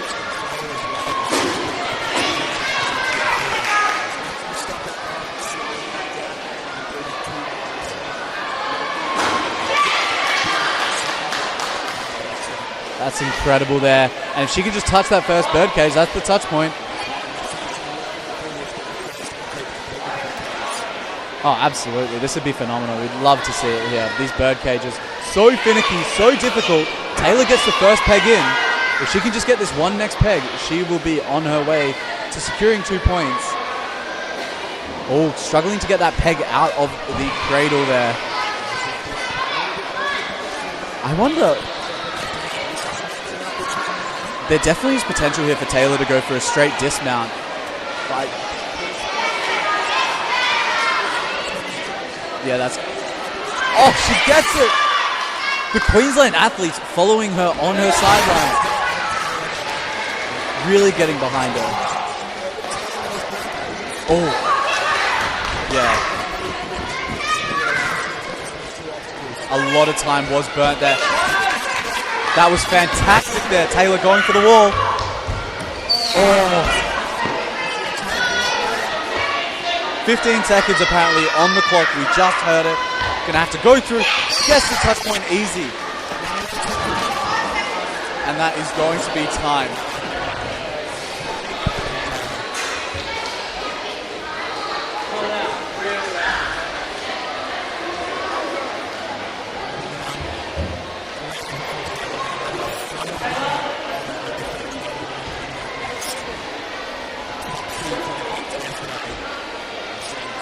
That was such a good score that 1 point last two. See if that final run can take that top spot. So we've got our top seed here, Lily Farren. Let's see what she can do on the course. Griff, this under 13s has been an interesting category. We haven't seen any flawless runs. We've seen errors from every single competitor. And it's going to make it very tense here. Lily Farley, of course, our top seeded competitor. If there's someone that's going to go all the way, it's going to be Lily here today. But Taylor and Stevie neck and neck there in regards to points. Taylor was very consistent early on, but did lose out on a few key points in regards to the cliffhangers. But made them up in the bird cages, lost them on the cane lane. So it's really anyone's game here, and Lily Farley is going to be that deciding competitor.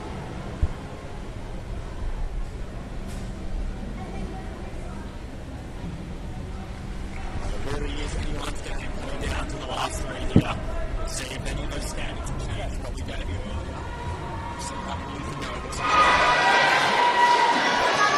Isn't long all the way to the box?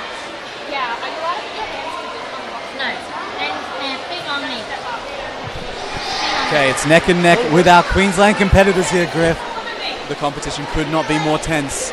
Lily Farley is now going to be taking to the course. I'm actually really excited. Either way, we're going to see Queensland athletes running across that podium this afternoon. Oh my god. Yeah, literally, if Lily Farley can do well here, I'm pretty sure we will have a top 3 Queensland podium finish, which is going to be a shame for all the other Australian states, but the Queenslanders are going to be very happy, I'll tell you that.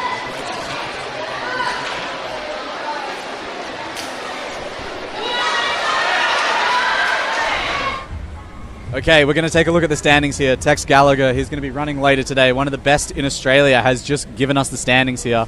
He's going to be one to watch. It really will be. It's just seeing him, especially at the show after years ago. Oh, absolutely. He struggles with the steps, but everything else he is phenomenal with. So you'll be seeing him later today. He's expecting to come first.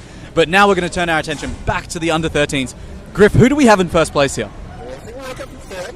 Okay. Who's sitting in third. We managed to get us up 11 points in that run. Lily O'Neill managed to hold her out. Our previous first place runner staying in second. But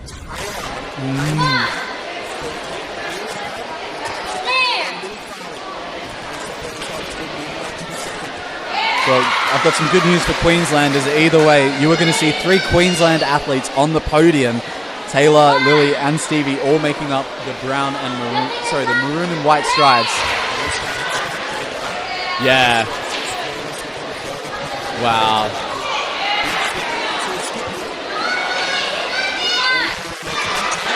Looks like it hurt her a little. I think she put some wood in her eyes. Do you reckon she'll go for the skip again? She gets it. Okay, it looks like... Wow, Lily is attacking this course like we haven't seen here today.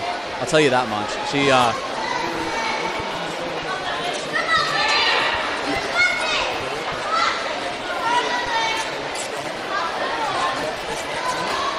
can just see the other Queensland athletes cheering her on regardless. This has really been a winning division for Queensland, I'll tell you that. Like, you just don't hear of it that often. All the Queensland athletes dominating the podium here. And with Lily Farley being our top-seeded competitor, also from Queensland, it's just a win-win for that state. Oh. Luckily, not losing too much time on that obstacle.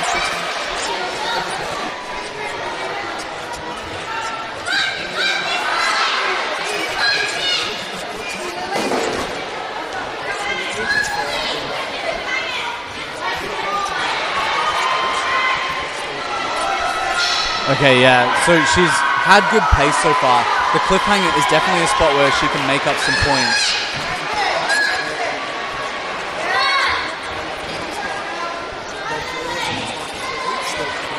We haven't seen anyone through the cliffhangers yet, but Lily Farley showing us why she's the top-seeded competitor here. Going to secure a point. Rubbing her eye again, it looks like she might have gotten something into it. If she can complete this steg here, this could really be good in helping her amass some points here that she really needs to take out that top spot.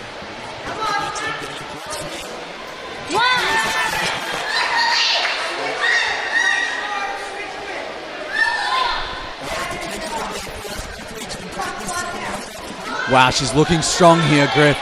Surely pulls it off. Okay, Lily Farley, our top-seeded competitor. This is fantastic, Griff. One of our most powerful athletes in the under-13s, and she's got that touch point. Yeah, literally almost going all the way here. Does she have the time? She's got the time here. She's going to give it another go. She's going to send it. And she's going to go one more time. A valiant effort there from Lily Farley, our top-seeded competitor.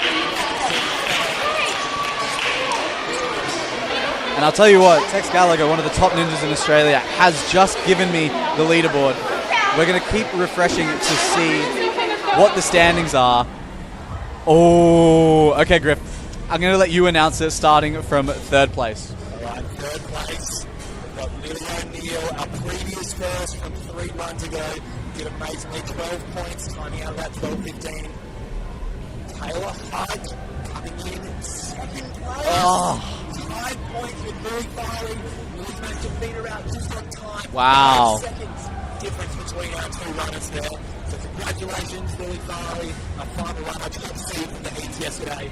Managed to take it out. And that's a 1-2-3 Queensland split. Yeah, that is super rare from Queensland. And Griff, we're going to be moving straight into the male athletes here.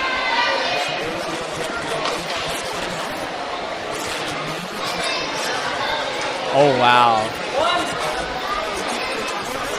That's impressive. That's tough, Griff. That is a tough ask of our under 13 athletes. And I'll tell you what, seeing the course rules, we're going to see the use of a batarang and many other obstacles that are extremely difficult.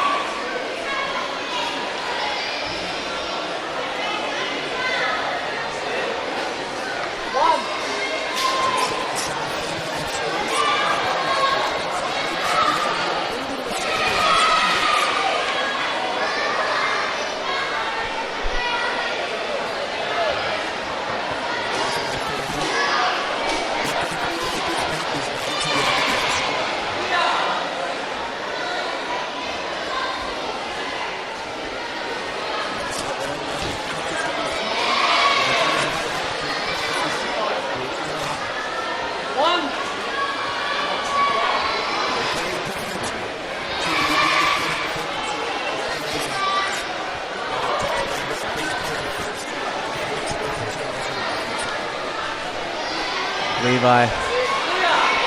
Tex, can I just, Tex is just standing next to the commentary booth. Tex, can I just get, he's one of the best in Australia. He's going to be on later today. Tex, can I just get your thoughts on this course here today? What are your thoughts that the under 13s have to take on, especially that batarang? What are your thoughts? Absolutely brutal. It's a tough course, but I think they've got it. What obstacle do you think these under 13s are going to fear most? I think it's going to be the boomerang. It takes a lot of precision, skill, talent.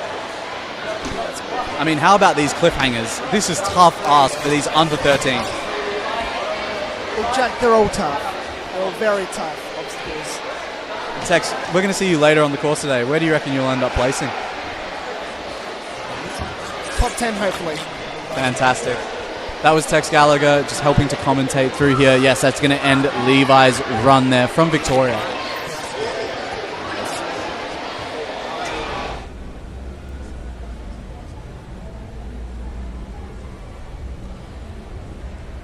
Okay, that's going to conclude the first run of the day. A fantastic run there from Levi. This division's going to be hotly contested here, Griff, I'll tell you that much. The under 13s males is up there, and arguably they've been given a more difficult course than the amateurs, I would even argue. Almost equivalent. It's a huge ask.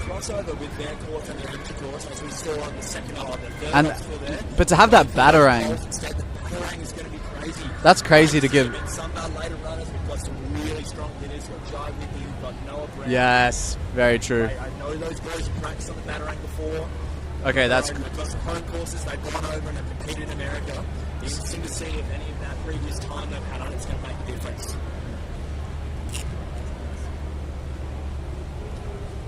Okay.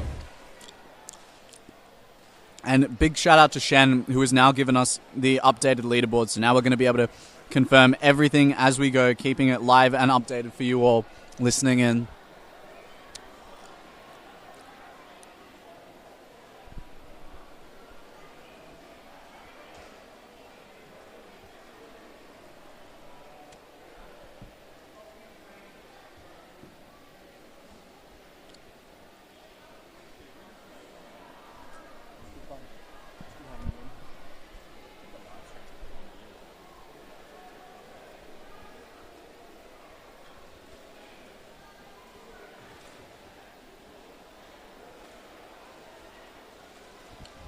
Trying to get Shen's phone is really slow. No. It's a paid app. We're ready to go again now. What you gonna do when she can We're waiting see for you? something, so I'll get a thumbs up from them when it's good. Do you wanna... Course is set, but they're She just can. discussing something, so... Do you wanna do it and then she can follow you, shadow, and then you can... It's fine, I'm ready, I'm back here now. But not just shadow her and All right, ladies and gentlemen, we can see our first Queensland athlete. They did dominate the under-13s female division with them all securing podiums and honestly probably taking out top 4, top 5 spots, all of the Queensland athletes. So proving to us... Oh, yeah. Yeah. Okay, we're ready. Okay.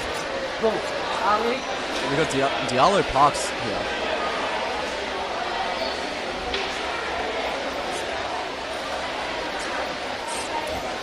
Oh, yeah. All right, Yeah, it our is a second shame. runner, we have Diallo from Queensland. And now... Woo! 3, 2, Diallo. 1, go!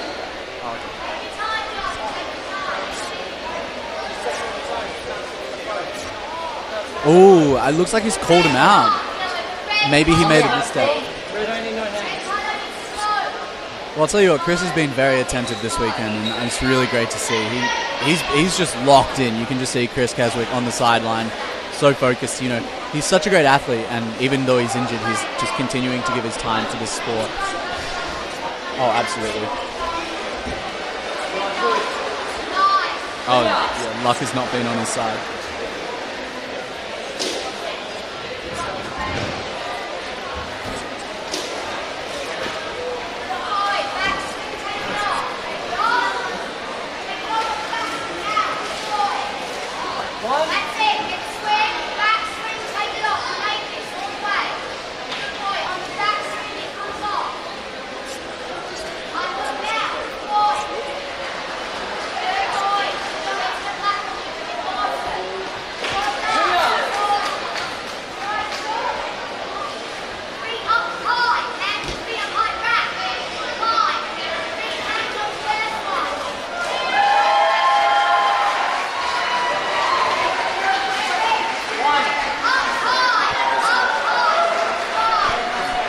Yeah, these poles we saw in the amateur division now being brought back for the under-13 males, which is really great to see.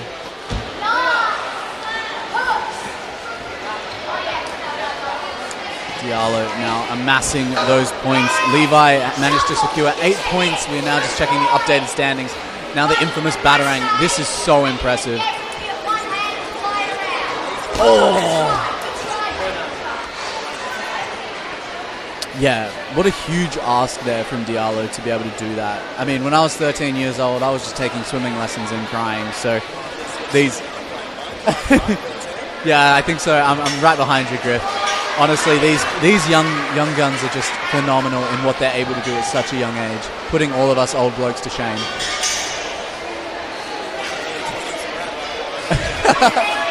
Out of our prime. Wow. Okay, this cross obstacle is just... This is a forearm burner, Griff. It's a pegboard mixed with a turning the cross. And for these guys, they don't have a lot of body weight behind them being just 13 years old. So to be able to maneuver a very heavy cross, it's going to be no joke here.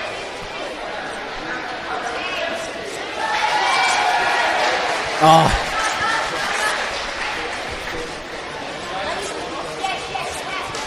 I wonder what the touch point is there for that obstacle in regards to that cross there. I'm assuming making to the cross would secure you a point, or perhaps it's putting a peg in the lower hole. Oh.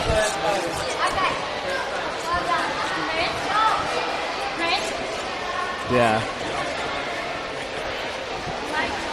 Yeah, and if you need some context for how long 20 mils is, just grab a tape measure, pull it out, and you will see that it's a very small hole, 2 centimeters. The width of your finger, to be honest, it's a big ask of these ninjas.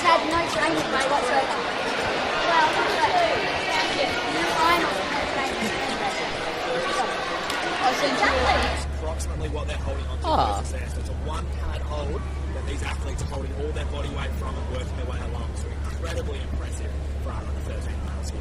That's a fun little fact, Griff. I did not know that. Levi going to hold on to first place there. We have 10 athletes to go there. Noah Brown, of course, from Western Australia, our top-seeded athlete. Zachary Gherkin, Jai Whitby, Liam Schmidt. All of the later seeded athletes, and Liam Joyce, of course. They're going to be ones to watch. Some WA presence there. Grizzly from WA and Victoria too, with a strong showing. Jai Whitby, we know one of our incredibly strong athletes, along with Noah and Liam and the WA boys there. But Zachary clearly showing that he has got what it takes. Liam as well breaking into those top 5 for the heats. But as we know, anything to play for. Oh, yes. Season, the heats don't necessarily mean anything when it comes to competition on the day. Who knows? Our next runner, Aaron, one of the other WA boys. Oh, but it is very handy to be one of the higher seeded competitors. You get to see how the other athletes fare. And now we're going to have Aaron Misalamani. Aaron, of course, a West Australian athlete. I haven't quite picked a favourite jersey. In regards to all the athletes and the colours that they've been wearing, I'm kind of favouring. I know that I'm from Western Australia, but I really like the New South Wales jersey. It just kind of stands out to me as my favourite. And we were scoring points.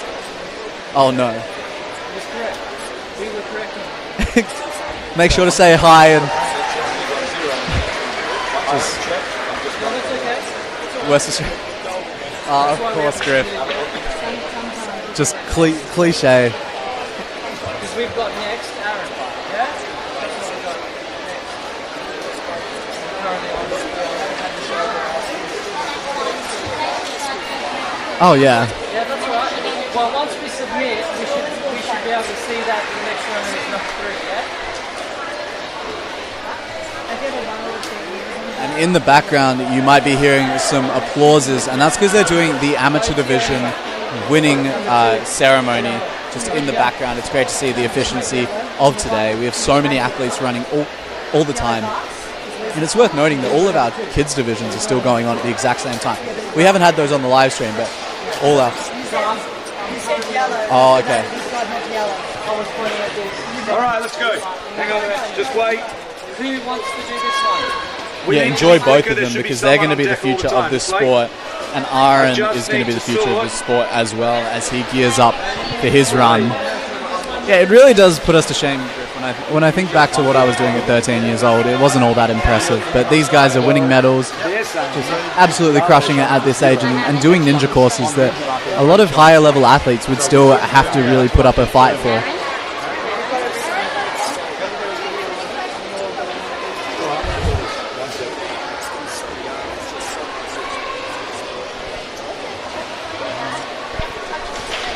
Oh yeah.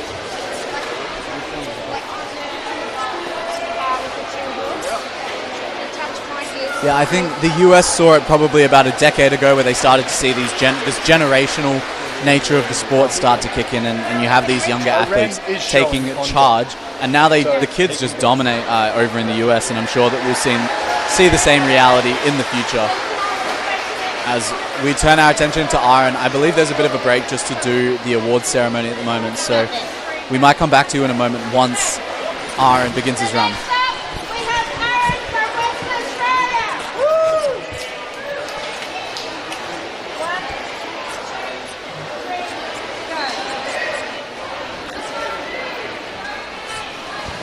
A bit of a West Australian domination, I might add there. We've seen Queensland, West Australia dominate, and we're back to Aaron now from Western Australia, of course. Yeah, this is...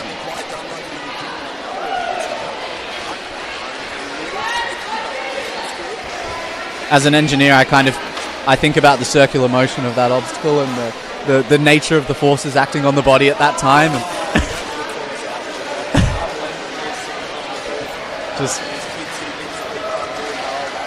But my point is you're going to have different forms of forces acting on you all at once there. It's a very awkward obstacle and deceptively difficult here. But Aaron, now our females really did have a bit of trouble with this obstacle. Aaron not seeming to struggle at all so far, having a great swing. And training in Western Australia, I will tell you that there is a bit of an advantage. Dave Ravi putting very similar obstacles in play in the past, so very good to see Aaron experienced on that obstacle. And moving with a sense of urgency, which is great to see here. He's really moving through the course with great pace. Photographers on the sideline getting nice and close to take some photos here. Aaron now lining up the batarang. If we see a ninja through this obstacle, it's just going to go nuts in the crowd. Honestly, No, not going to make it there. I'll tell you what, Griff. I don't want to call it early, but I genuinely feel as though that's the winning obstacle right there for the person that finishes that and then goes on to have a really good run after that. Those are the points that not many ninjas are going to get, but if you can get them, it's going to make all the difference. And the crowd is just cheering on some of our winners from other divisions at the moment. Aaron hopefully staying focused on his run.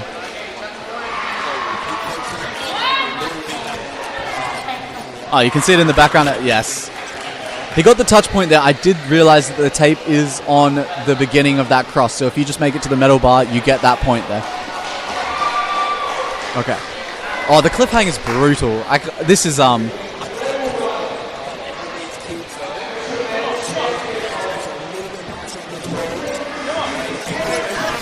That's a good one.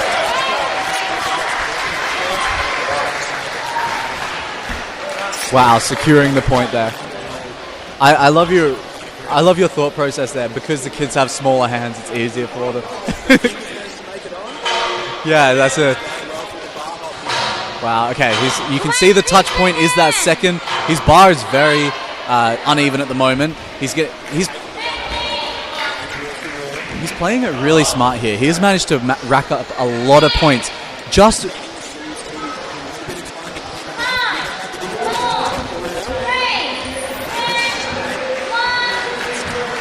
that's going to be time.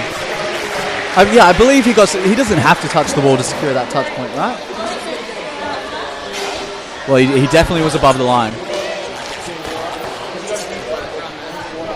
He took a big leap there, and I'll tell you what, Aaron just... He didn't quite finish as many of the obstacles as I'm sure he'd like to, but he got a lot of one-pointers, and those add up and can really do a good job in securing him a good placing in the standings. And as I say that, just looking at the standings now, we've got Aaron standing on 10 points at the moment. That might update to be a few more points. The system does take a moment to update. And then Levi still in second place with 8 points. I have a feeling, though, we've only seen 3 male athletes. We have 7 to go. Who knows? I don't know if those places are going to hold very well, just with the caliber of under 13 athletes that are going to be coming through. Yeah, so for a number of these athletes at this point, very different to some of the other ninja courses and obstacles that go around, where you can have some of these younger athletes compete up in divisions. You have some of these under 13. Very true.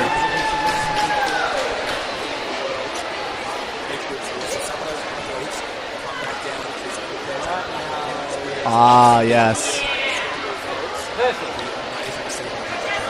Yeah, we definitely saw that in the amateurs. There was a few athletes who, if they wanted to, they could have been in the elites without a doubt in my mind. But when the Worlds qualifications are on play, and I believe it's top 5 qualify for Worlds, you definitely want to be in a division that you're comfortable with. The elites, sometimes they'll just avoid it so that they can secure that Worlds qualification. But now we're going to turn our attention to Jasper Locke here. Representing Victoria, we love to see it here. Just wait. Stop the time.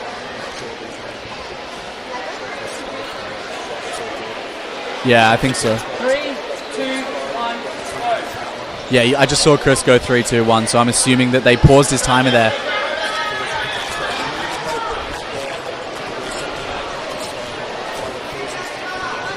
Yeah, and I hope that hasn't thrown him off too much. And I was saying yesterday with Shen, it has a real knock-on effect, which is like once you fail one obstacle, you've got to get your mind reset, and sometimes it can just cause you to fail one after the other, even though you're more than capable of doing them.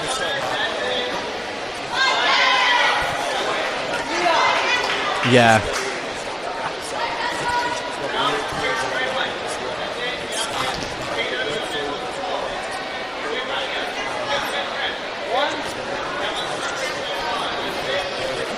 Yeah. And one thing the elites are particularly good at is that mental state. You talk to them before they go and run, and they're so confident that they're going to win. Like, there is just no doubt in their minds, and that's kind of why they're in the elite division.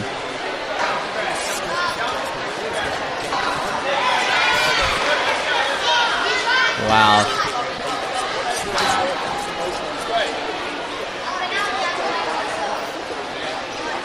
Oh, this is tough.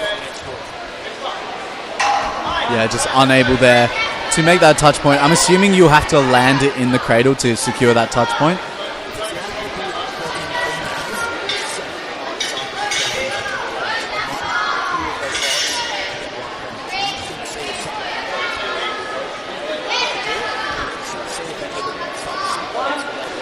Oh yeah.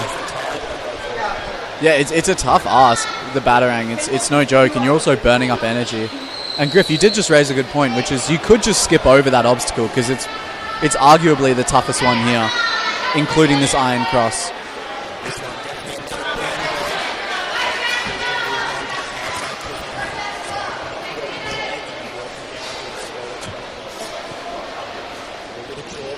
Very, very smart.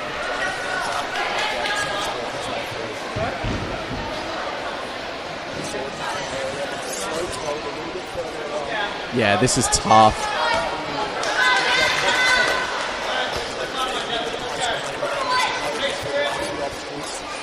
I'll tell you what, he has accumulated a fair few points here. It's going to be interesting to see where he positions himself in this run order. Unfortunately, not getting the 1 point there on that obstacle. And now going to be gearing up for the warped wall. Hopefully he's got a bit of time on his hands here, but that is time. Great to see him representing Victoria. Absolutely. It'll be interesting to see where he goes in the standings. We will get that for you very, very soon. It looks like Jasper is going to be in third place at the moment in front of Diablo Parks and behind Levi and Aaron. Aaron from Western Australia still holding out onto that top spot. We're now 4 athletes through with six to go. And of course Noah Brown in that top spot at the moment, so he's going to be the one to watch, it seems. Top seats from yesterday, you're starting to get warmed up at this point in time.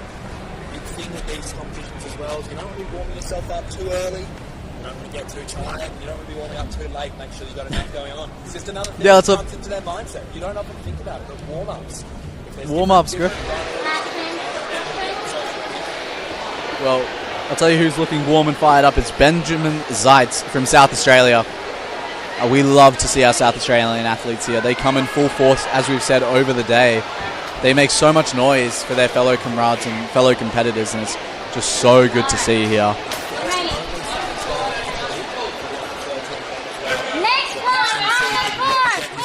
Oh, just go all out. That'd be so cool if South Australia, one athlete, one shot. Benjamin Zeitz is going to hopefully go all the way here. The points to beat is 10 at the moment, so there's a lot of room for improvement, a lot of potential for optimization on this run. Because I think...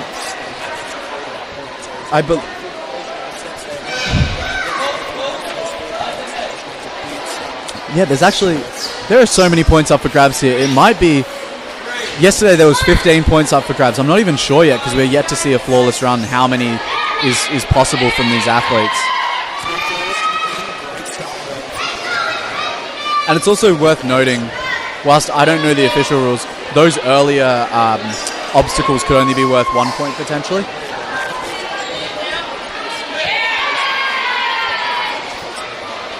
I have a feeling that those are only worth 1 point because it would be hard to put a touch point for those.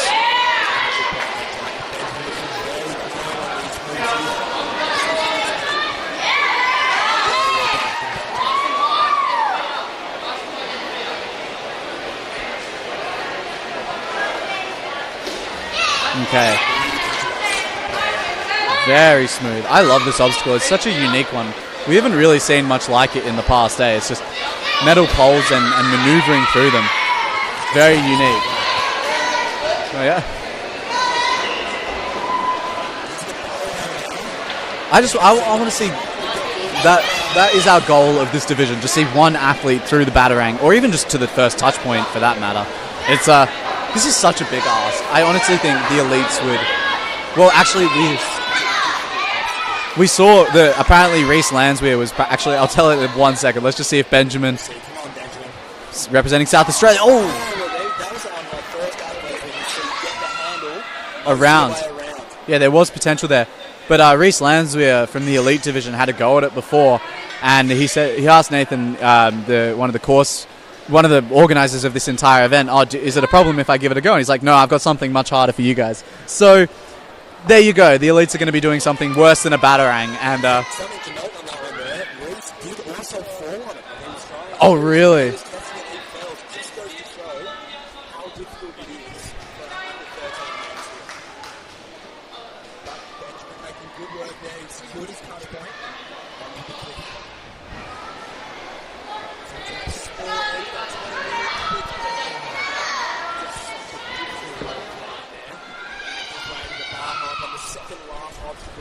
Okay. This is a great place to make up points here. Now lining up the lâché. And just missing out there. Okay. We're actually yet to see an athlete up this wall from the under-13s division, so could Benjamin be the first? Gets the touch point. He's happy. It looks like he's going to give it a go. Nah, he's just going to get that one touch point, it looks like. Representing South. And let's see where that places him in the standings. Big shout-outs to the Ninjas Master app. Non-paid sponsorship promo, but they've done a great job of giving us up-to-date results pretty much constantly. So, as it stands, actually, I'm going to give it a moment because Benjamin Zeit's score hasn't been updated quite yet, or to the official amount. I'll give it one moment, ladies and gentlemen, but it does look, from what I can tell, that Benjamin Zeitz from South Australia is going to be our top athlete at the moment with 10 points at a time of 2 minutes and 23 seconds. Well done, Benjamin. Aaron, of course, in second place, but he was beaten out on time. Benjamin managed to make his way to the wall at 2 minutes and 23 seconds, whereas Aaron, unfortunately, managed to get there in 3 minutes and 3 seconds. So time is of the essence here. I believe they've got 3:15 on the clock. All right, guys, next up we have Liam from WA. 3, 2, 1, go. Liam, our 6th seeded competitor here in this Day 2 division. Yeah. So for the audience watching on, you gain 1 point for these 2 early obstacles each, and then 2 points for most of the other obstacles throughout this course. There really isn't the opportunity for much of a touch point here.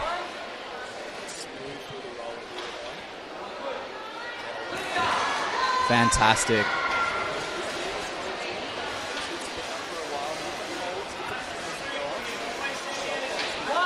Oh.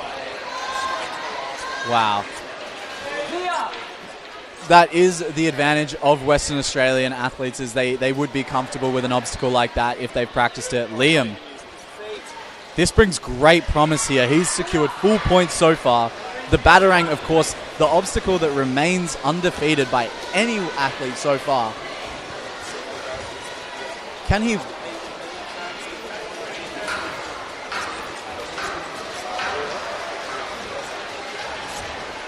Yeah, the batarang is brutal. Took out... Oh, so... That was very close. And I'll tell you what, whoever does it is technically going to be better than Reese Lansweer. And if he failed on it, I think anyone that does it is going to be contesting that man who placed, I think, 2nd in the elite division yesterday. So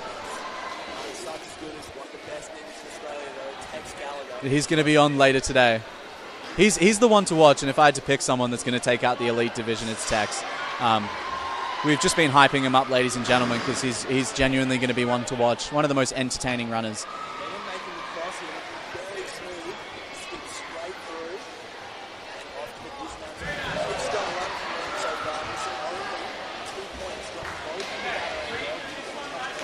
But the pace at which he's been moving through this is incredible. I love how he's clapping his hands to get rid of some of that chalk.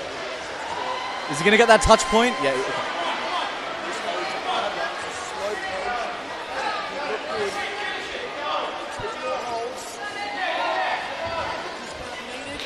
Okay. Wow.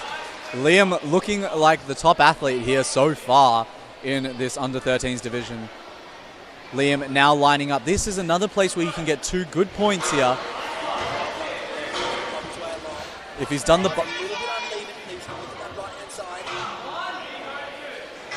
Okay. First point has been secured. Now has to make this transition. And he gets it. Now just has to get that dismount, and it's going to be an extra point. Oh!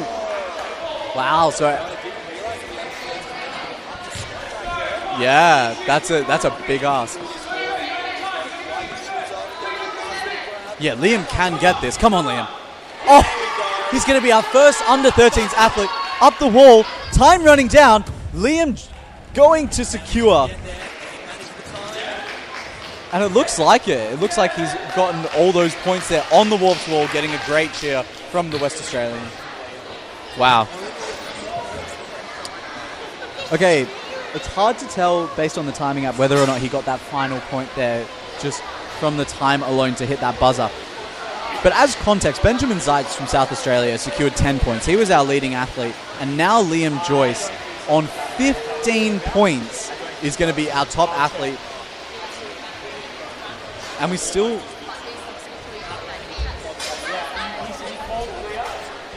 well, we...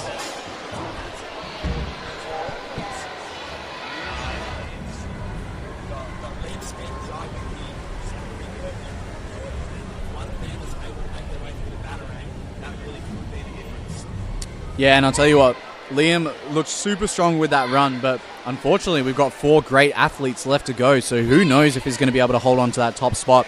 Liam Schmidt up first from Victoria. Our Victorian athletes been so strong all throughout the weekend. Now struggling a little bit with this unique obstacle, but finding his balance now. Oh, that's smooth. He's got the momentum behind him. Now he's just got to get that dismount. Okay.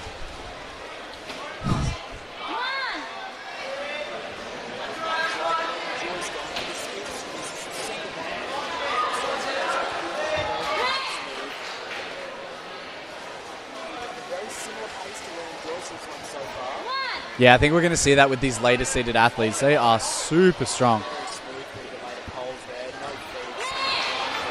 If you wonder... oh, yeah, the batarang. Even just to the... yeah, just to the touch point. We just need that first point. And Liam will have a huge advantage here. He's looking strong so far. Oh! Just coming unstuck there.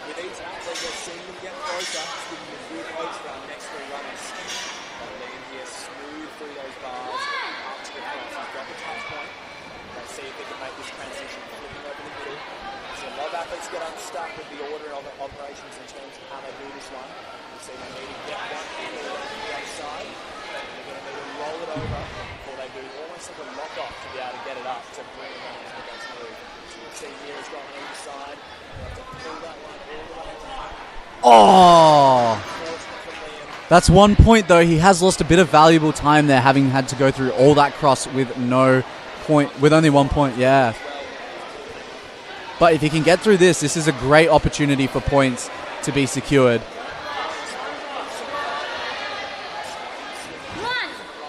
Yeah.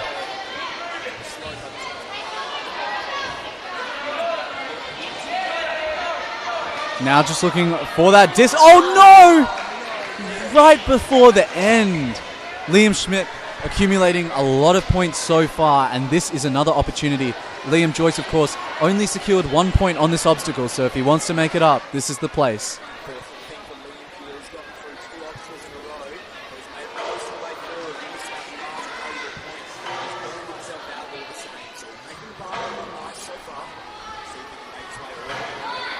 Gets that first point.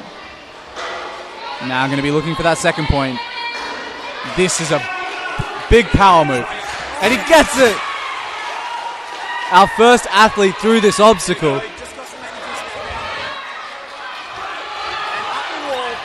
So much cheering from the Victorian crowd.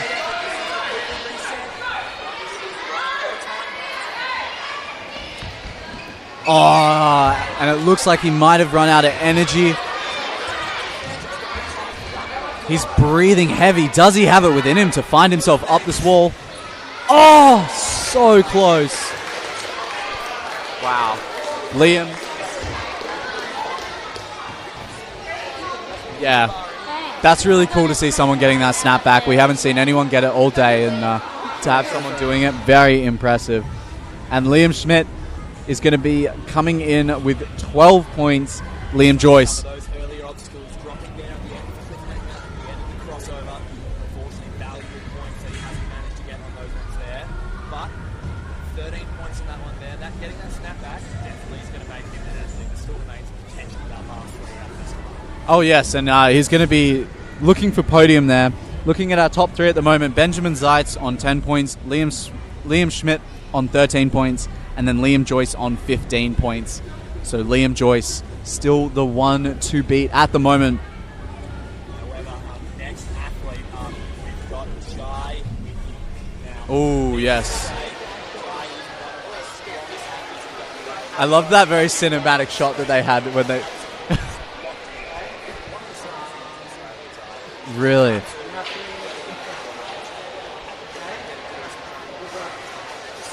Okay. Right.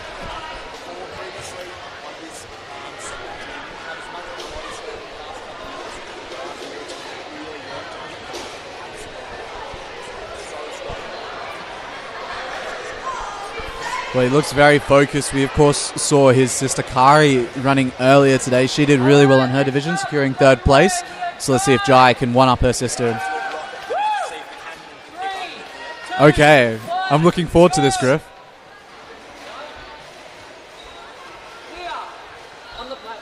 And it does look like he's moving relatively quickly so far. Oh.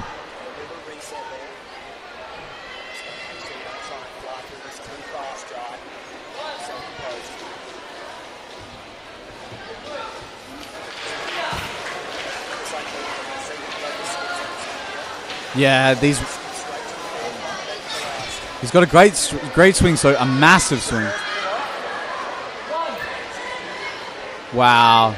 Oh! Yeah, Jai. Great recovery there.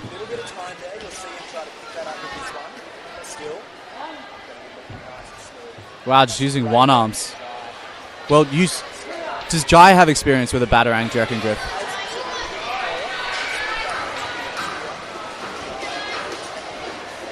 Oh, he's got a great swing so far. This could be it. And I wonder... I'll tell you what, though. He might have gotten a point there if that definitely was pretty... We'll see what Keswick awards him later today.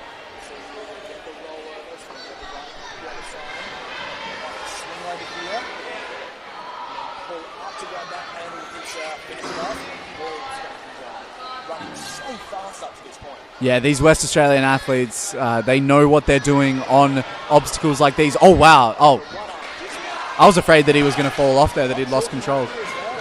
Yeah.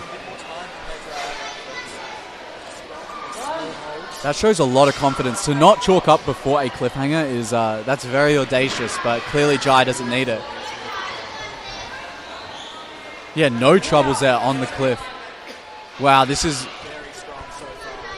Yeah, he's going to be contesting Liam Joyce's 15 points at the moment. Definitely.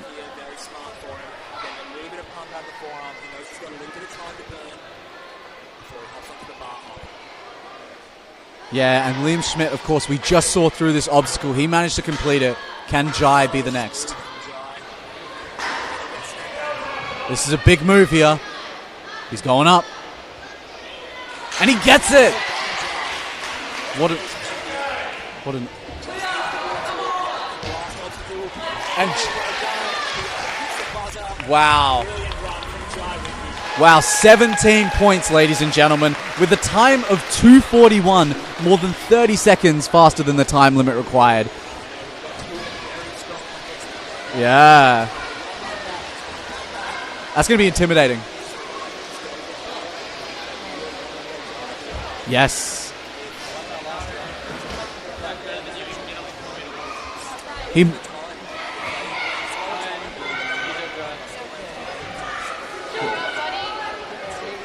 I have a feeling that Jai got that point on Batarang. I have a feeling that he got it because based on his score there, 17, I reckon 18 points might be the maximum that someone can secure. So perhaps you need that point on Batarang. And it will be interesting to see. Yes, we might go quickly see clarification on whether or not the point there was secured for Batarang as we wait to find out. But a great run there from Jai Whitby. Phenomenal run. But we're going to be moving on to our top 2 seeded competitors here. We have saved the best for last. We've got Zachary Gherkin from Victoria, the final hopeful here for Victoria. And then, of course, we have Noah Brown. Griff coming back. Any confirmation? Oh.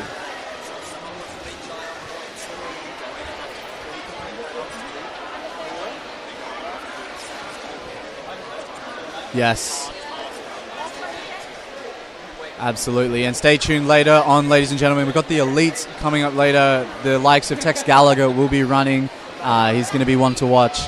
But now we're going to turn our attention back for a moment to our final Victorian athlete, Zachary Gherkin. Of course, our second highest seeded competitor for the under-13s. He is no joke. He means business. Currently, the top 2 point leaders are Liam Joyce and Jai Whitby from WA. So Victoria, with Liam Schmidt holding on to that 3rd place at the moment, Victoria is going to want to see themselves on the podium, and Zachary Gherkin could be that young man to bring it home.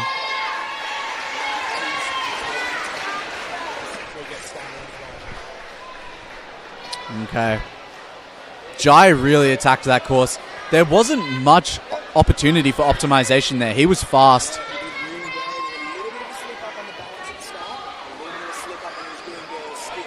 Yes, but that was really it. And that's really important to remember. If he gets Batarang, it doesn't matter how slow he does the run.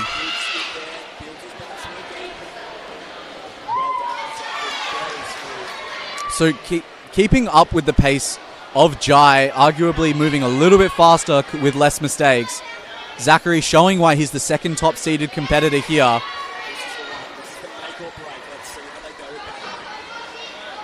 Maybe this is looking promising, Griff. Oh! And we can't...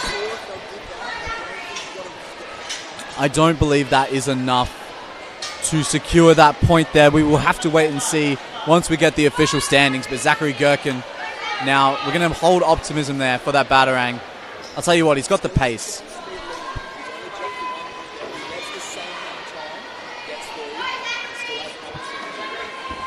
Taking a different approach than we've seen.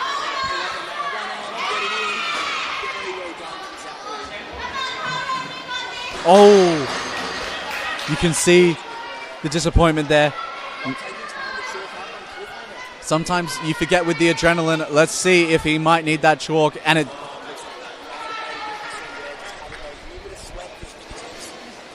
Okay.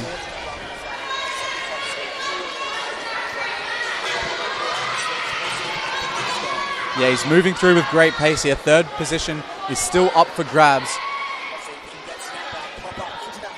And he gets it.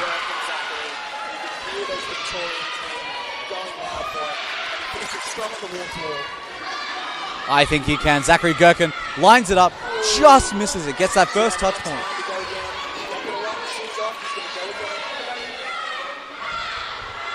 Yes!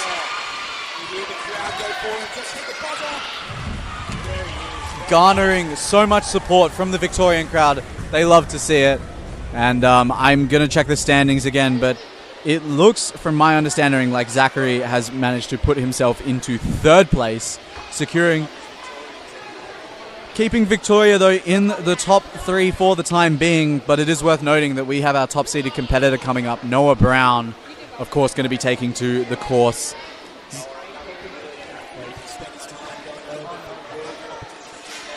Ooh.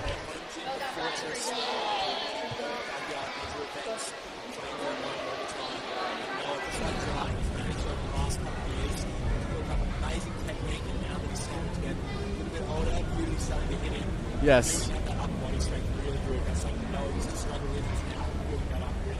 Well, that's awesome. And if I'm not mistaken, his father is Nathan Brown?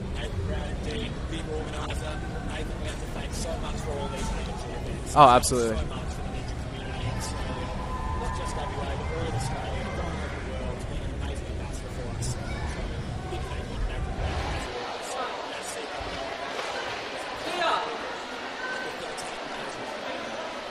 Yes, his father has put in so much effort, and hopefully Noah can reciprocate that effort here by giving us a winning run here. Jai Whitby, the current leader with 17 points, 241 is the time to beat.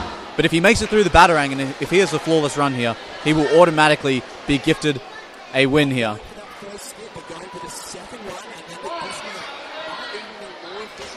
Oh, absolutely.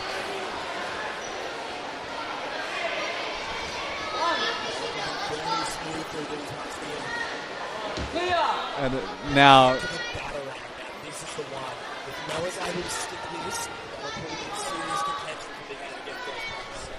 Noah Brown now lining up the Batarang. He could be the first to make it through this obstacle here. Lining it up. And he's... yes. Okay. So, assuming that he's going to be flawless for the remainder of this course, it's going to come down to time here. Noah Brown or Jai Whitby, it's going to be neck and neck here. Noah has definitely done this obstacle before. You can see the efficiency in which he's moving through it. But Jai also moved through this incredibly fast.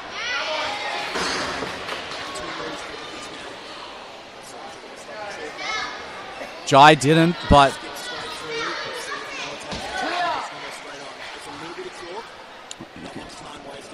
getting support there from his WA athletes.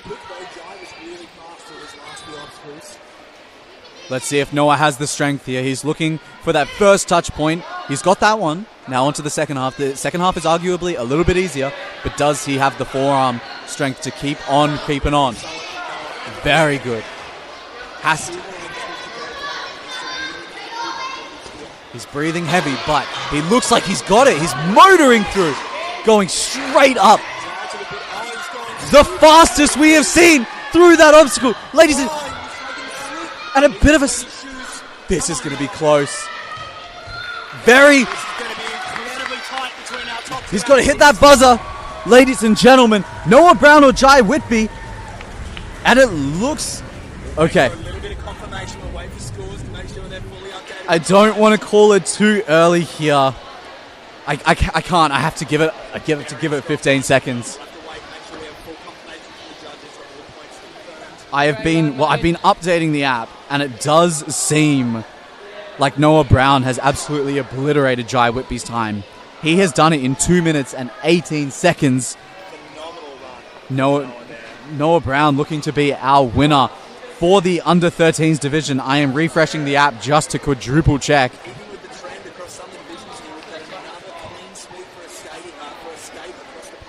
Wow.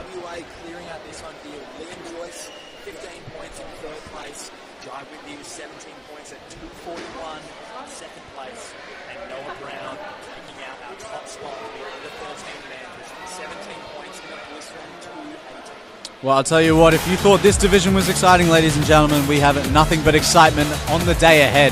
We've got the under-15s, the Masters, and then, of course, the Elites. So, from myself and Griff, it has been a pleasure commentating this division, and we will be back very shortly with the under-15s.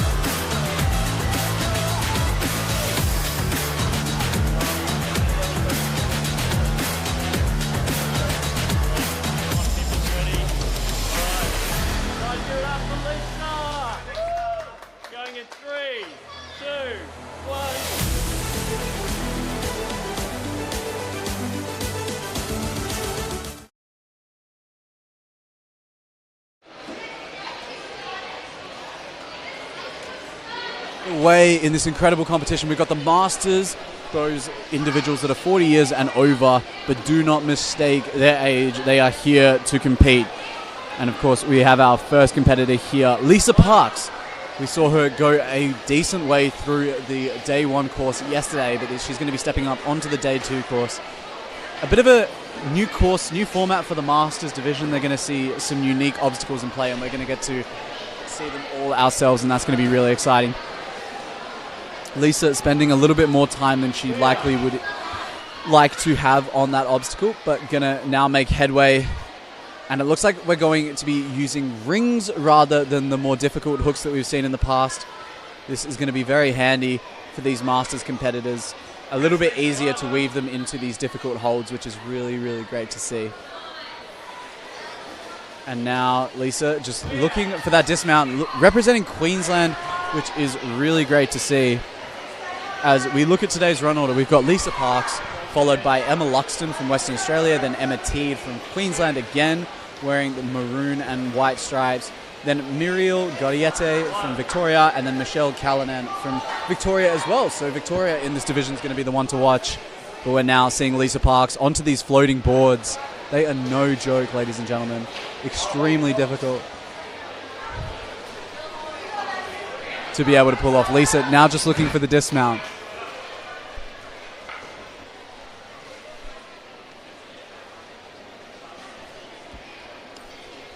Oh, and a big slip there on the gaming controller, but a huge smile on her face there as she tumbles, but in a very nice fashion. Okay, now we're going to be seeing a new variation to the Stegosaurus. You'll notice that the bar is currently gone, and that is because it is no longer part of it. They will have to maneuver through these rings that move a lot. So make no mistake, this is a difficult, difficult obstacle. Now beginning to move through, and now onto bird cages. This is going to be extremely grip intensive and require a lot of our ninjas. You have to take one of the peds and then thread the needle into the bird cage.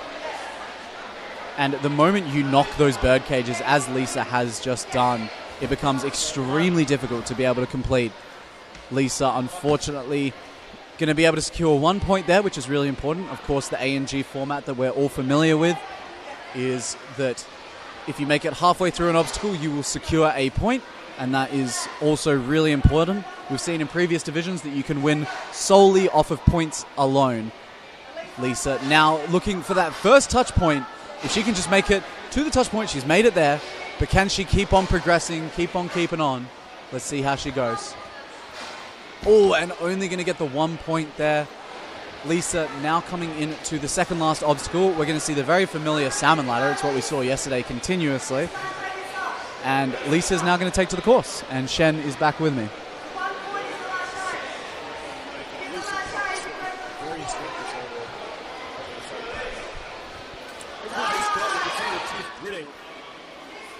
The intensity on this woman's face is admirable. She's gotten the first touch point, and that's really important here. Now it needs to get that second touch point.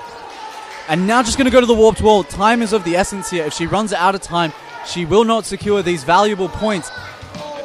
Oh, wow. Very good that she's still safe. She's still smiling, but she has to pick up the pace. And I think she's out of time there. Unfortunately, is out of time. Lisa, I'm not exactly sure how many points she accumulated there. My guess would have to be around 8 points there. So not a bad run. But the general consensus that we have seen over today is that you will need roughly 14 to 15 points to be able to take out a win in a division, and in a more competitive division, you will need to be able to take out.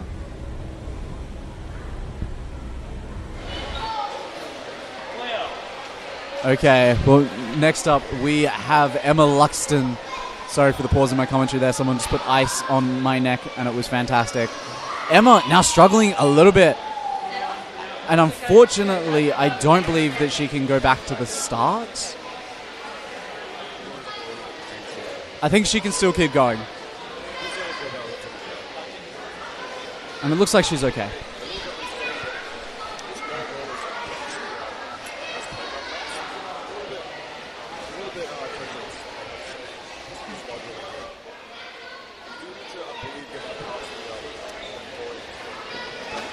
Oh, great dismount there. Yeah, it is a clear. I'm assuming that orange line means that we have a clear here. As we said...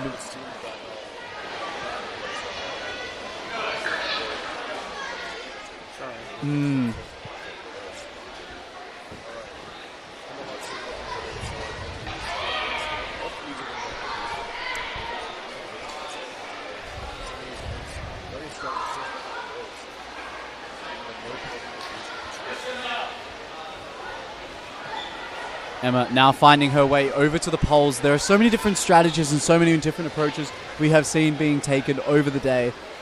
But skipping the boards is usually the play, but Emma going to valiantly move between each of the boards there.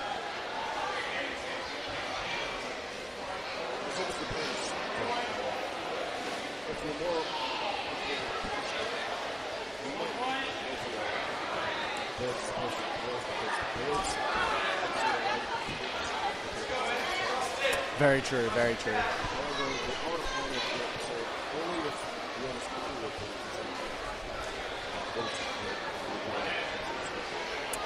Yes, that is very true. Emma now seeing the gaming controller. We saw Lisa Parks just have a big fall here, a very valiant fall. Emma lining it up. She's grimacing a lot here. Oh, wow, she gets the grab. Now, I believe that's the touch point there, so she's gotten at least 1 point on this obstacle.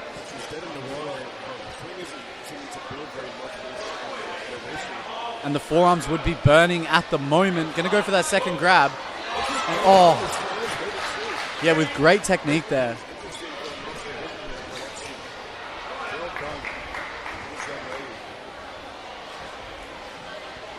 Now, moving on to the adapted Stegosaurus.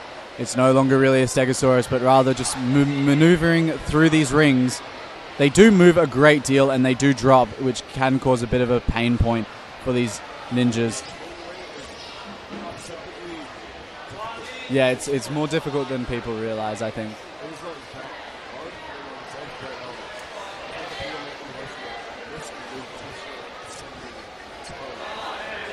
Well, she's got to... Well, she did just save a lot of time there on the bird cages. That was very efficient. A lot of people spending upwards of 30 seconds getting stuck on that sometimes. Emma, moving super fast through that obstacle. Lisa did struggle on it earlier. Okay. Yeah, you're just gassed.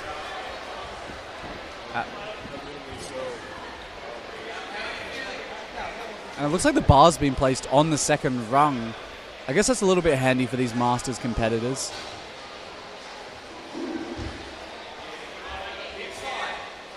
Oh, and does get...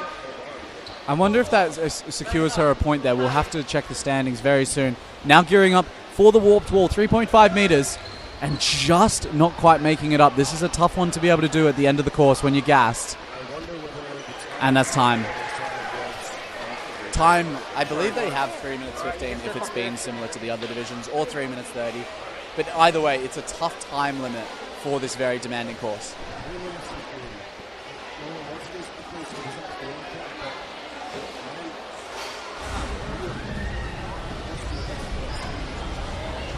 Yeah, when you're up there, it feels like forever. No, not at all. And we...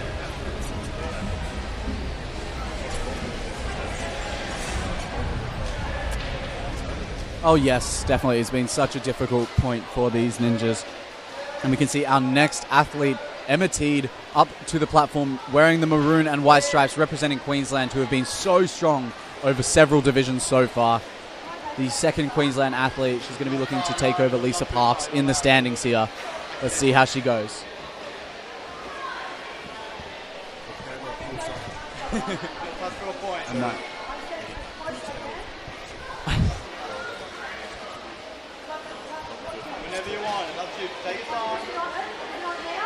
Now, wow, the cameraman's really going for it here, capturing the intensity of the face.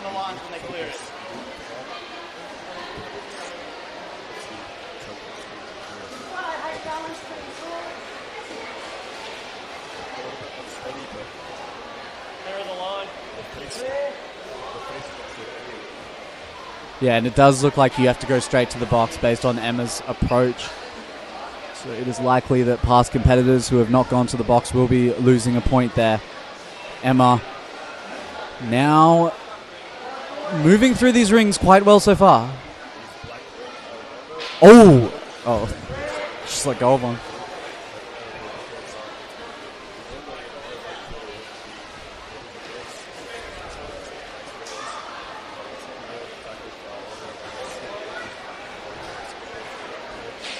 Very true.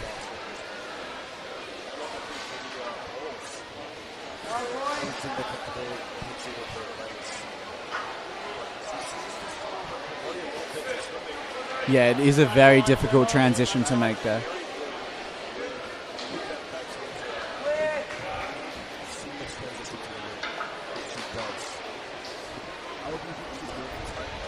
Oh, yeah, that's a very good point. Time, of course, 3 minutes 15 on the clock. You really have to push every single obstacle here.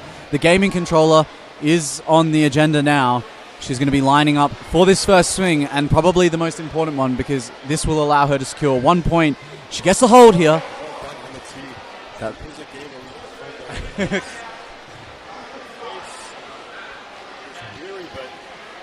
It looks like she could get this one. Oh!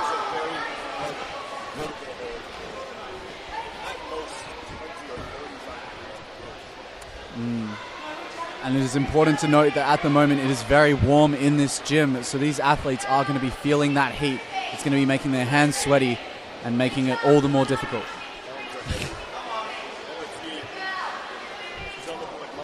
Oh my god, I knew you were going to say that. Just waiting for it.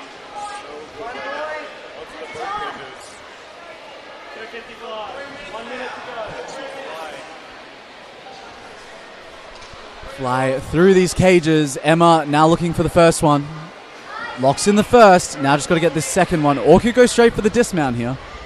Looks like she's going to opt to get the next peg into the hold. Oh.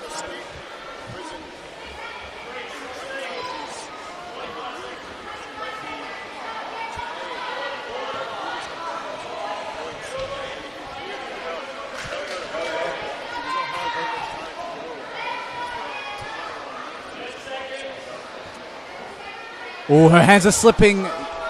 Shen, that's... I don't know if this is going to be enough here to secure that top spot. I believe that's a touch.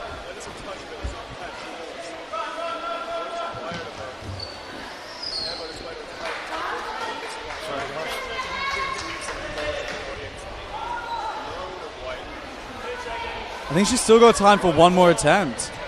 Oh, time. It'll be interesting to see how many points she's amassed. And Shen is just going to check the standings for us now. We've had 3 competitors come through so far in this Masters female division. And we're going to see 2 more to come after this.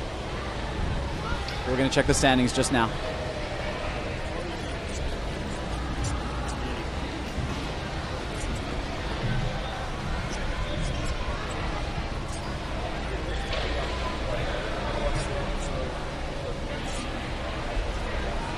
Okay, it looks like they have 4 minutes on the clock as context. That's 4 minutes. A little bit more generous than past divisions. Oh, absolutely.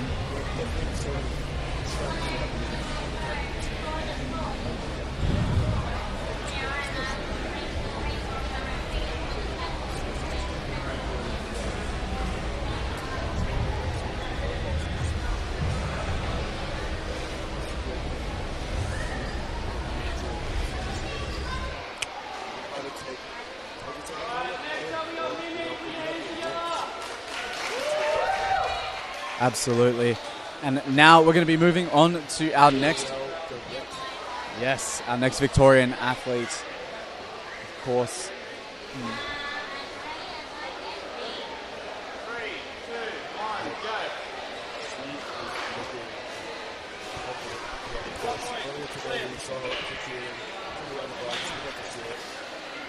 Yeah, just getting around the sport, really playing her part in this and now going to be stepping up onto the course. This rolling log has been pretty difficult for these Masters competitors, but Muriel being probably the fastest we've seen so far on this rolling log.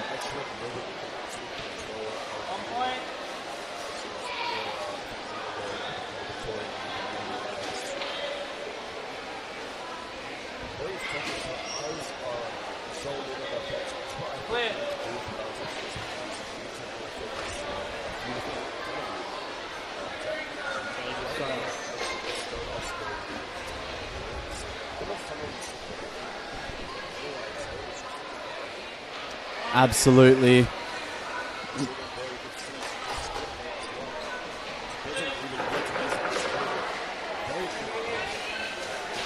Muriel now gearing up for the poles. It's going to be interesting to see what approach she takes. Her hands might be sweaty from the heat here today at the Perth Ninja Academy. Let's see how she goes. Perhaps can use that to...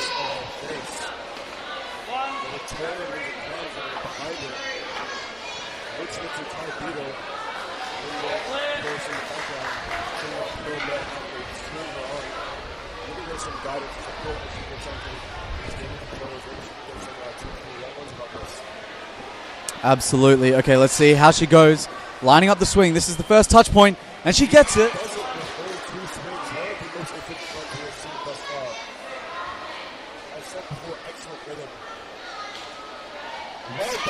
Fantastic.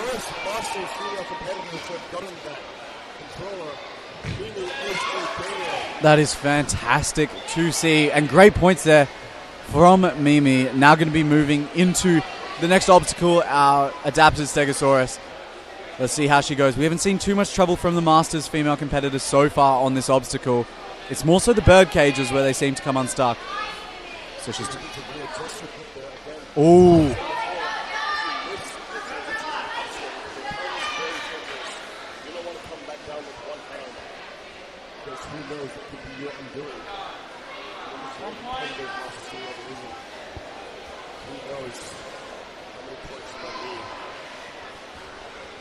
Muriel.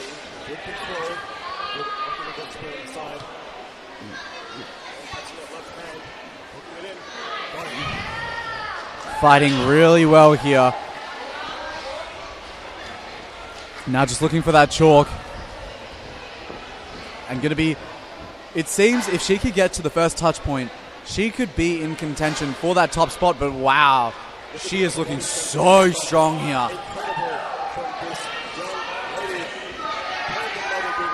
That's the, oh.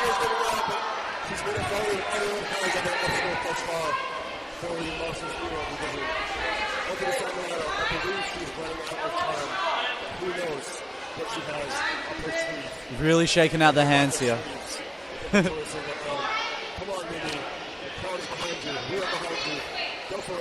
She gets the first grab.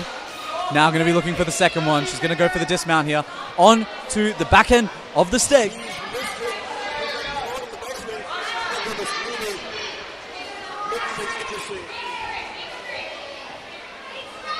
She just can't.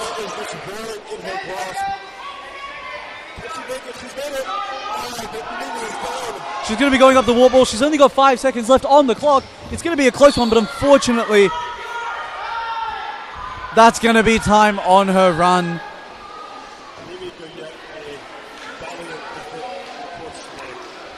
I believe that should be good enough to place her into top place. And then we've got Michelle. Flippy. For Michelle Callanan. Okay. 2 points. Okay. Well, Michelle Callanan's going to be the last competitor to contest Muriel. And we're going to see who is going to be the winner of the Masters female division for the Australian Ninja Games. We're about to get our final run underway here, and then it will be straight into the men's, where we're going to see another 9 competitors battling it out.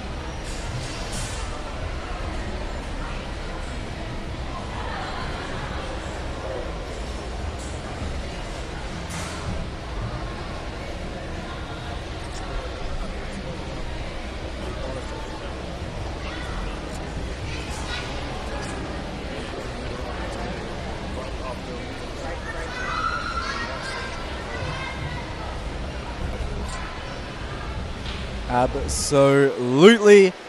And now we're coming to our top-seeded female Masters athlete, representing Victoria, everyone. It is Michelle Callanan.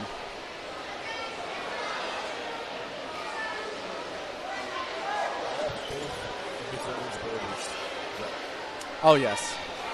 What she demonstrated yesterday was a great show of strength. And to be truthful, I think that plays to her advantage here on this course. This is a strength-based course. You need a lot of upper body here. And I think that's really going to help Michelle as she blitzes through this course. She really did dominate yesterday's division. So let's see how she goes today and if she can back it up.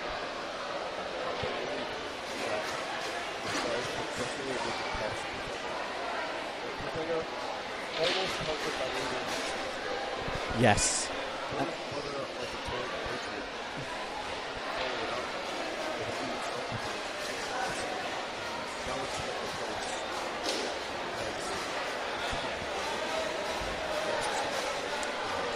Well, 13 points is the number that is required. Michelle's just been waiting around a little bit, hopefully not getting cold feet from this experience. But Michelle looks fired up. She looks ready to go. I think she's pointing to the refs to say, let's get this underway. Let's get this show on the road. Michelle Callanan, the one woman with all the weight resting on her shoulders, resting on Victoria's shoulders.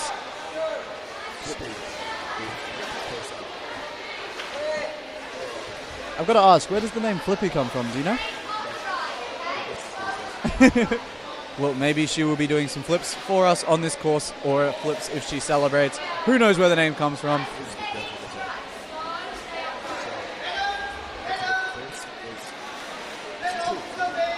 I think so.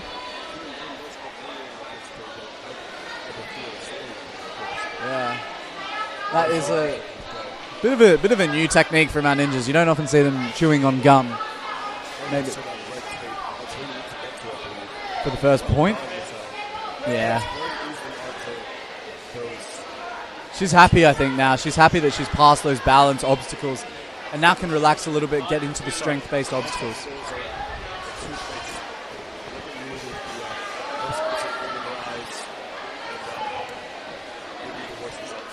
Oh, absolutely. It's just not the place you want to lose points.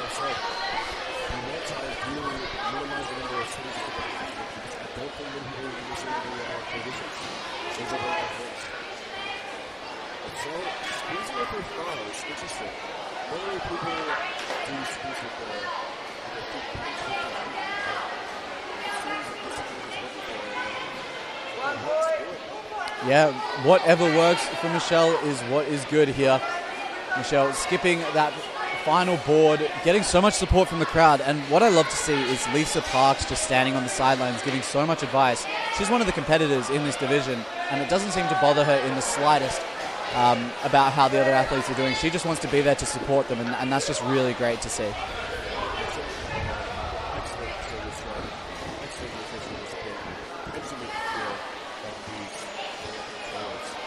Yeah, she's got the power. We've seen her yesterday. Wow. What a machine, ladies and gentlemen. We could genuinely be looking at here our Masters winner. Oh!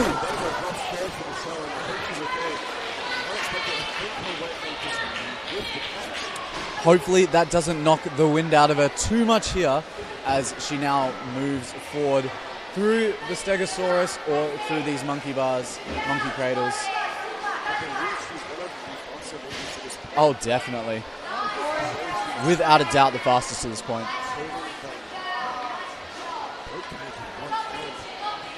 Okay.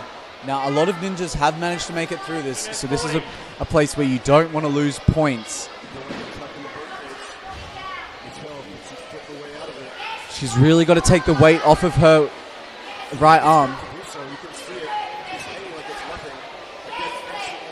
Oh, wow. Just feeds it through there. Very risky approach, just leaving it hanging, but going to go straight for the dismount. Finally, we've seen someone. I've been surprised that no one's been doing that all day.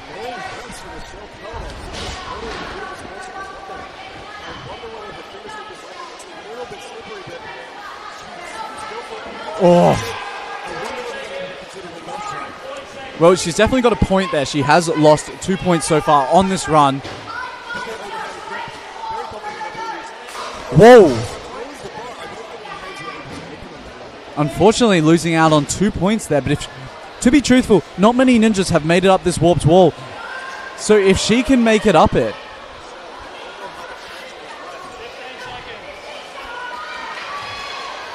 And she holds on.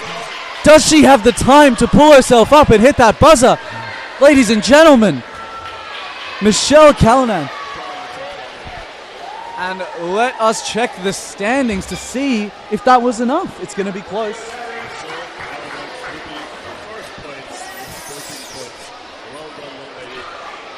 And that is going to be a...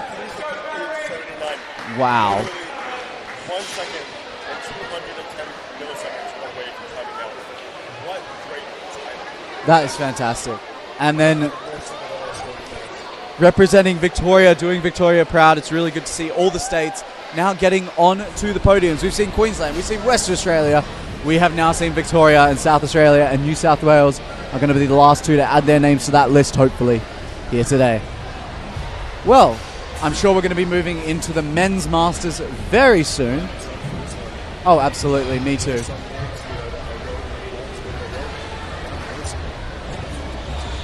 Oh, yeah. I think those two are without a doubt the ones to watch here. And they're going to be the ones that could potentially take it out. I think they've been friends forever. They've been a little bit of rivals forever as well. You know, that comes with being training partners.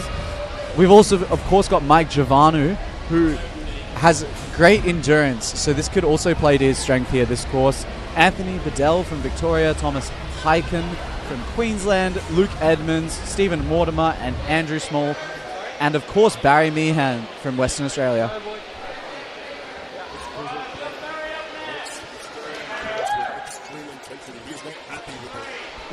He wants to crush this course, that is for sure.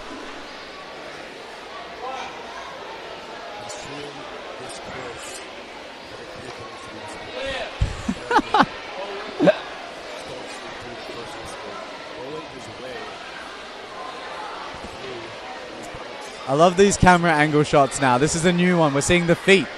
Getting a look at those puppies straight up off the bat.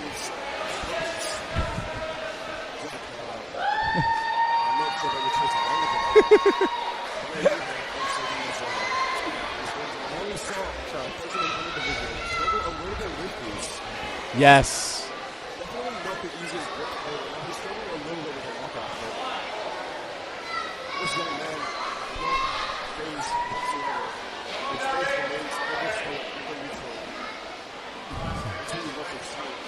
Yes, these were very difficult for our under 13s. We saw a lot of teens fail on this obstacle. Oh, and Barry. Well, the good news is he did make the touch point, so he got the first point, which is great to see. Yeah, and some of the obstacles now from the female to male masters have been adapted quite significantly. This one we just saw with the females, but we're going to see a few more being changed as we progress through. Barry now looking for that board. He's going to be up there for a while. And I think because he touched the top of the board, he had to hop off there. Okay. Now... yeah, we're back onto the canes, which is really great to see here. Barry going to be able to use both of the canes. I believe you can just use both the canes the entire way through. I don't think we're going to have to see what we saw in the amateurs, where you have to lache between with a single cane.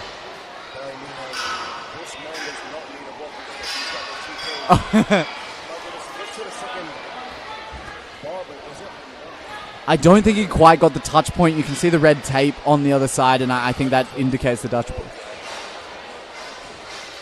Now, going to be swinging through here. Barry Meehan going to be going on to the cross after this, if he can get there. The touch point is there. He got that first touch point. He doesn't even want to bother.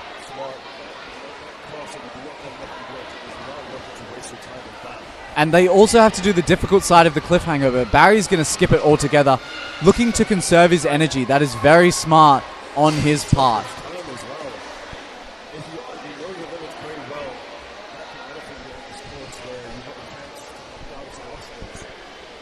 So there's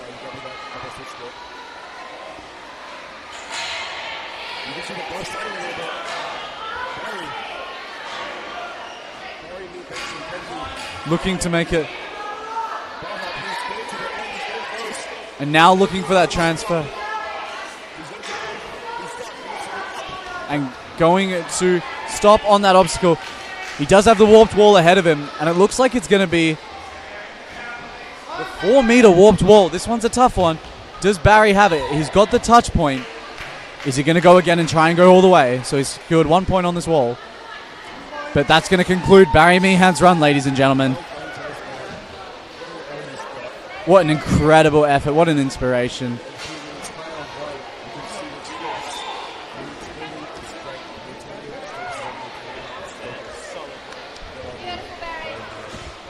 That.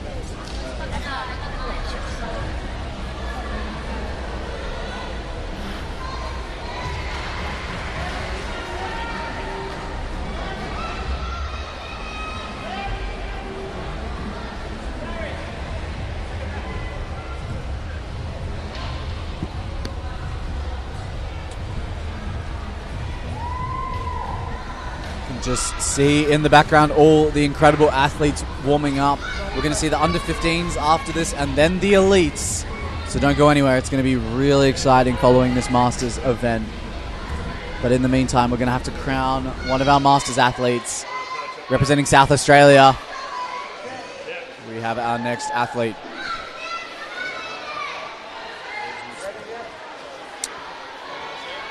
We love to see our South Australian athletes. They always attract a big crowd, which is what we love to see here. Andrew seated second in this Masters division, second competitor on the chopping block. There are 9 competitors in total. So we're going to see how he goes. He's just seen Barry take a very strategic approach. So now let's see what Andrew has to offer here.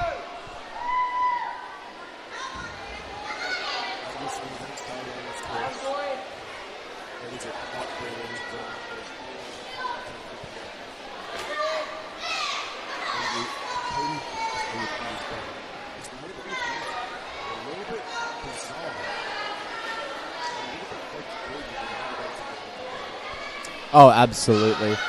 Andrew now moving through this course, trying to suss out these rolling logs here. Oh, and that transition's tough.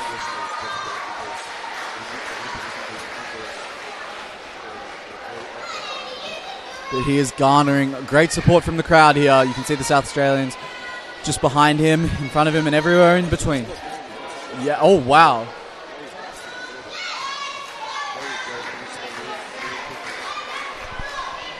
Looking good so far. Andrew Small, you can see him really having to fight to hold on to these handles. They are no joke, and weaving them through is tough. He does get the touch point.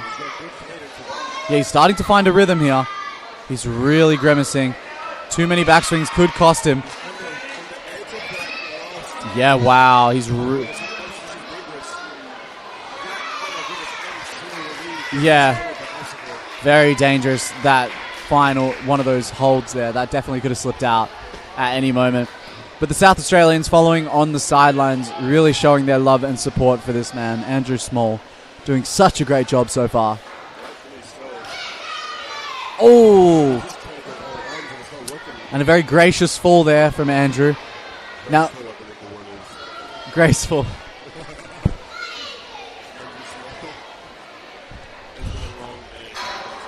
It has.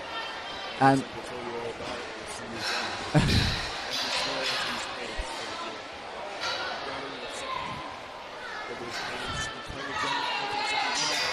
he gets it. He got that touch point and he's happy. He just wanted the touch point. Very strategic, very smart. That's going to give him an extra point there. That's going to be so invaluable on this course.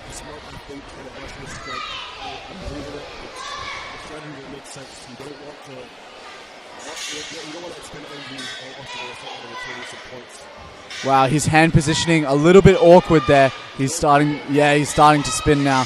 Just due to that.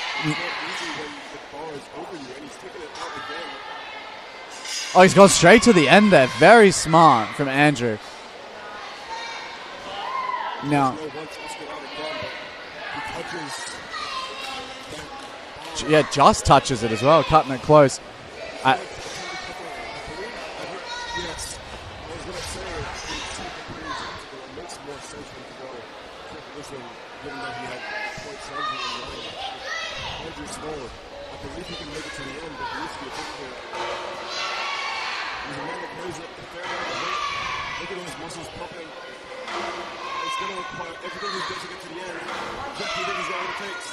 I have no idea, but we're about to find out, Shen. Let's see. As he lines up. Oh! Just securing 1 point there. 4-meter wall. You can make up so many points here, Andrew. And he holds on, but just loses grip.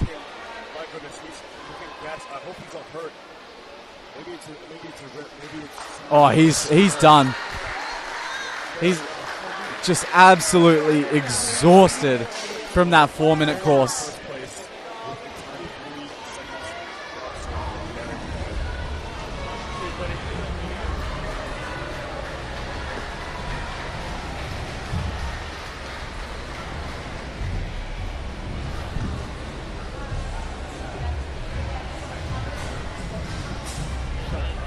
Alright, and that's going to conclude our third competitor here. Next up in the Males Masters division. Sorry, our second competitor. It's just such a long course. We've had Barry and Andrew. Oh, right. Well, our third competitor stepping up is Stephen Mortimer, New South Wales. Great to see a New South Wales competitor. They're far and few between in this competition. But they're mighty when they step up onto the platform.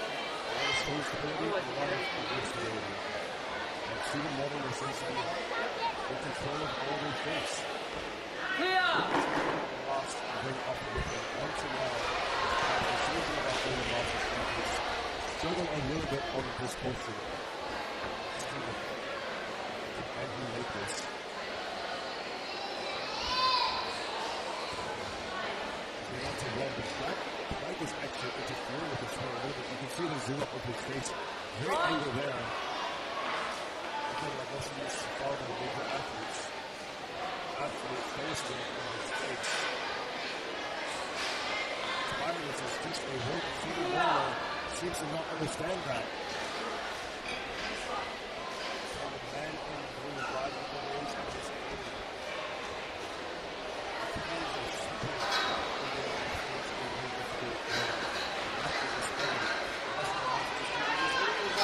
What a great save!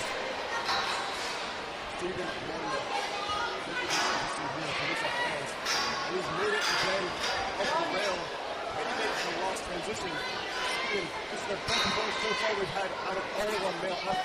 vision. Well done, young man. Moving on. Fast pace, using his legs.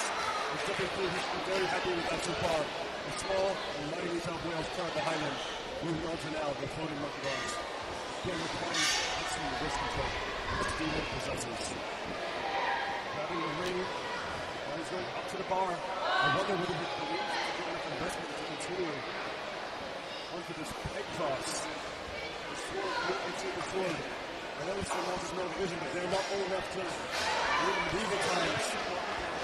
Even Mortimer, he's a lot of hanger. He needs to move the pace. I wonder, yes, a rough way to go down there. Now he's going to fall up. He needs to hurry up, see Mortimer. Slow over his heart. And the shot to this one. To Pease. He's going to go for it. He's going to pull back. And he's going to go for it. Well done, Stephen Mortimer.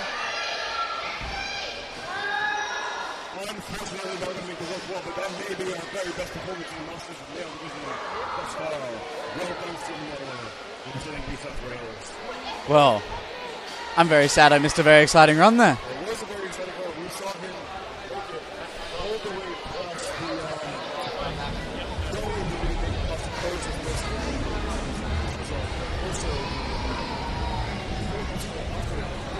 Oh, did he complete it?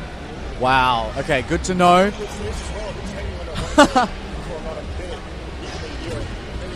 And he smashed his final obstacle as well before the warped wall, which is great to see. This one's a bit of a tough one.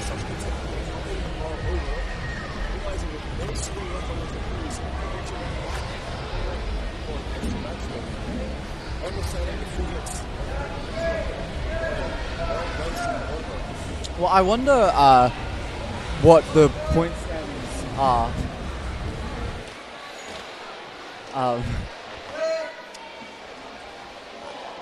Well, next up, ladies and gentlemen, we've got the maroon and white stripes. We've got Luke Edmonds representing Queensland here. Off to a really flying start so far. We love to see him attacking the course with this kind of pace.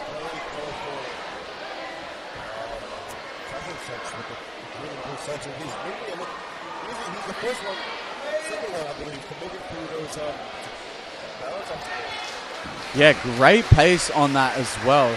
Yeah, that's such a difficult obstacle to be able to move through. So, yeah, it's a bit of a wasted energy, to be truthful.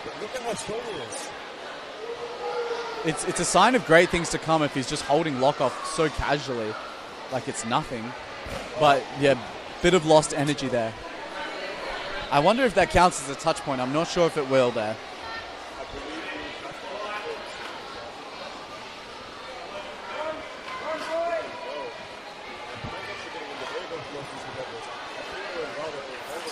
Oh, wow. Great save there, though. And I'll tell you what, he's moving a lot faster than what we've seen so far. He's really attacking this with a good pace. Oh, my God.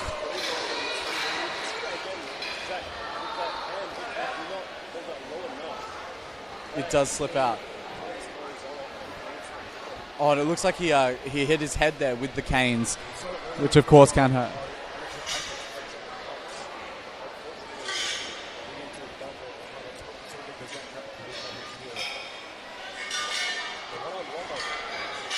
Yeah. Yeah, he does love his lock off. He doesn't know how to go straight armed, I don't think. All to their own. It's just, it's phenomenal that he's able to hold it for this long.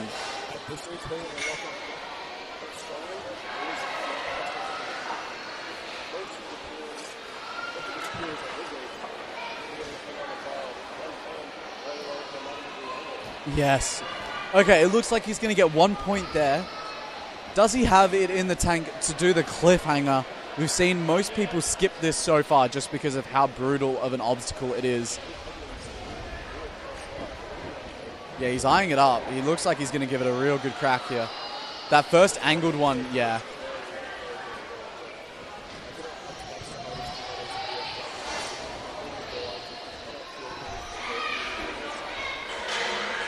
Wow. Oh! but he will be gathering 1 point there, which is fantastic to see. Now lining up the warped wall. We know he can run fast. Can he run fast up a warped wall? That's another question. And he gets the first touch point, doing a big slide down, and it looks like that's going to conclude Luke Edmonds' run, ladies and gentlemen. In the brown and white stripes, we're going to see how he lands in the standings there in this males masters division. Yeah.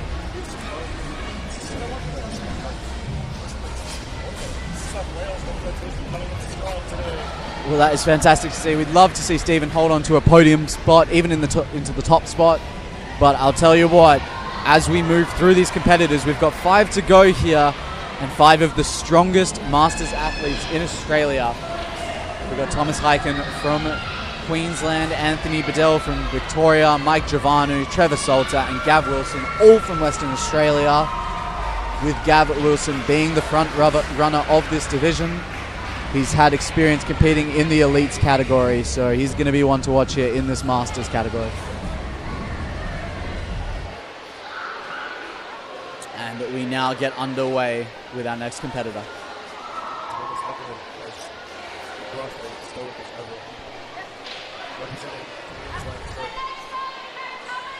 I love his tattoo on the side of his arm. That's so cool.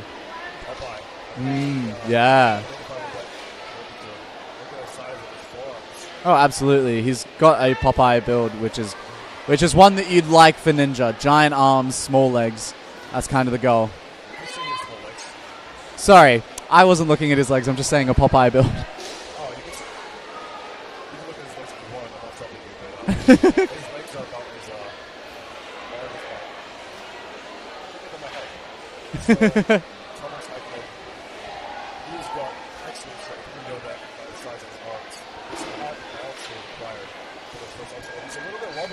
Very wobbly.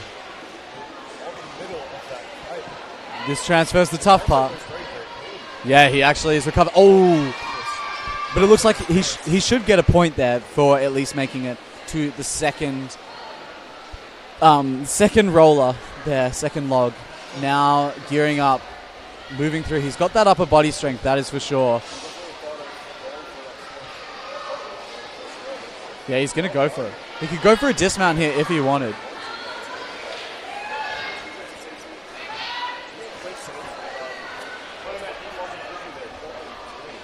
Definitely doing a great job so far. I am surprised that we're not seeing more people offload before the last hold on that obstacle. It's just been a surprising theme throughout today. There's definitely potential there, but we're going to keep moving forward with Thomas's run here. And he is doing so well. There is potential here to take out that top spot.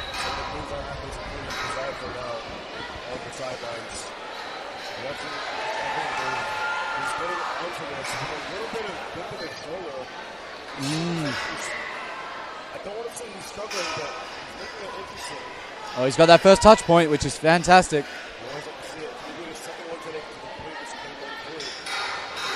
Ooh. This is going to be great news for Thomas.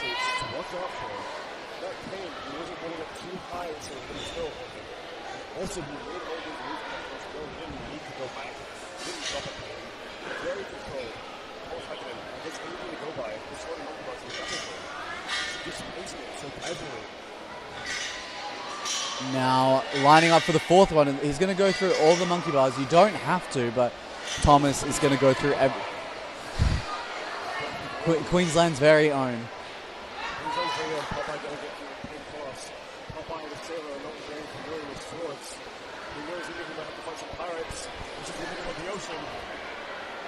Now, moving through the cross, he's doing well so far, taking an interesting approach, not going through for the swing through that we're familiar with from our athletes.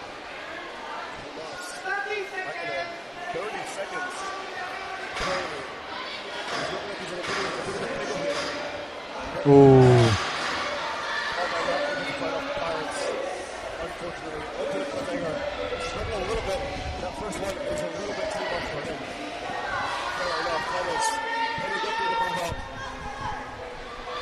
Okay, this is a place where you can make up a lot of points here, flying through the bar hop.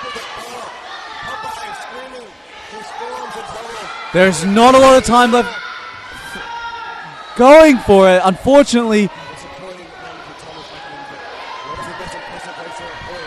that could be a top run. We're not quite sure yet. He did lose some valuable points all throughout there, so we'll have to wait and see when we check the standings here to see how he fares.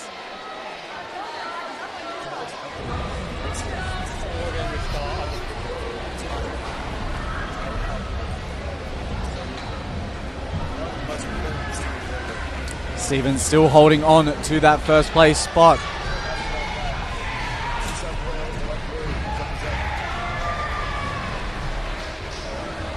And we now have 4 athletes to go. Anthony Bedell, Mike Giovanu, Trevor Salter, and Gav Wilson. And Anthony Bedell, representing Victoria, is going to be the first one on the chopping block.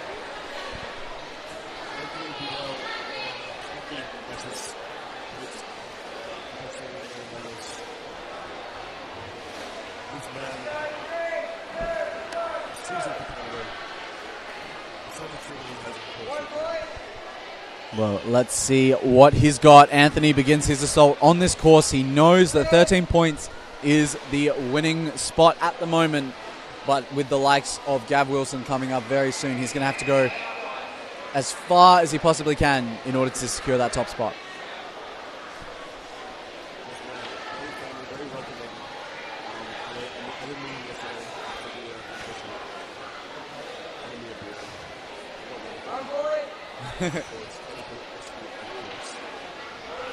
Ooh, and just can't quite get that point there.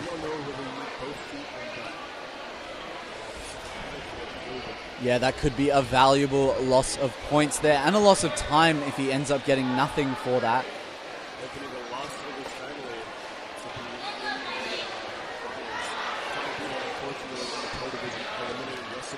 Very true.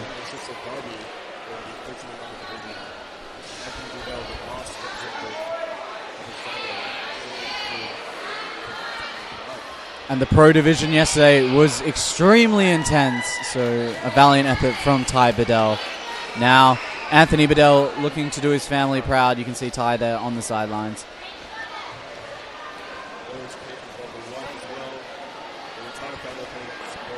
All watching on.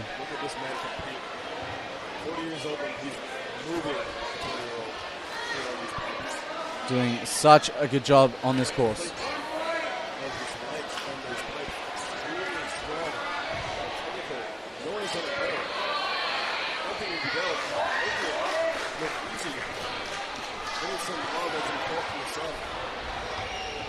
Now moving on to Cane Lane. We've seen 2 ninjas through this obstacle. It's a great place to secure points if you can manage it. Holding very high there.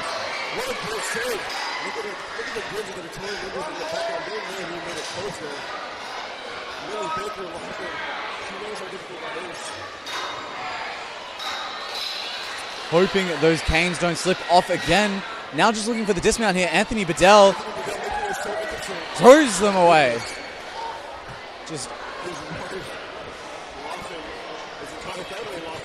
And he's smiling. You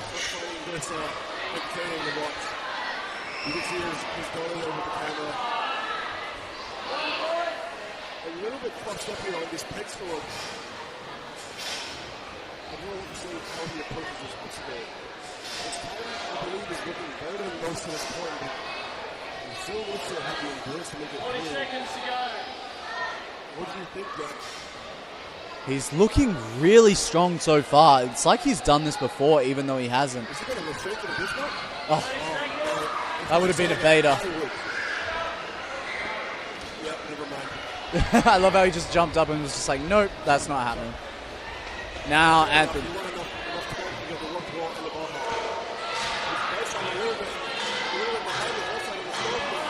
Getting it in check again. Oh, so close there. Can he be the first? Up the warped wall, Anthony getting the touch point. Just not quite getting the entire run through. I don't know if that counted that touch point. I think he might have run out of time there. Millie Baker, and many other of the Victorian Ninjas cheering him on, showing love and support for that man.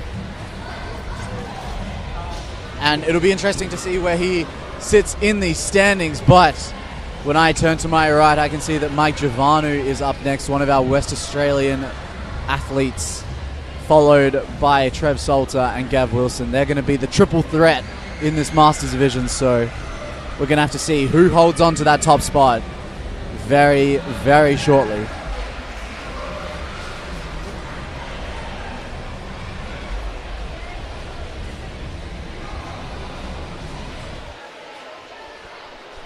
All right, everyone. We can see that Mike Javanu is now taking to the stage, very calm, very much ready for this competition.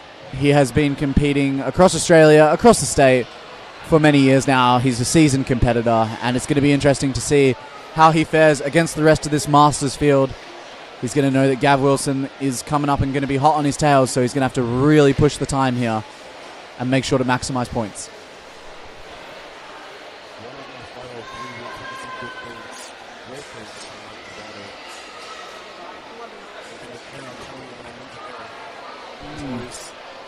Definitely.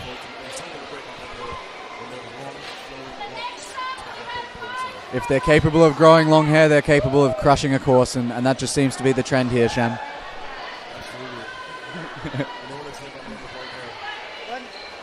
What?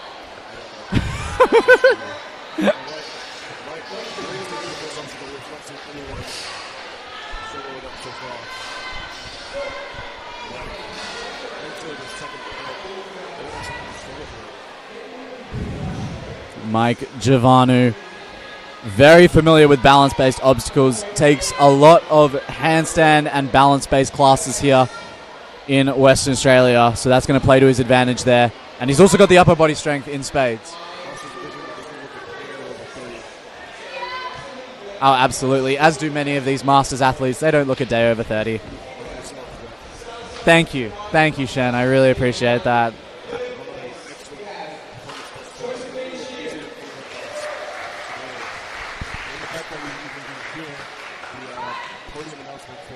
Kids division.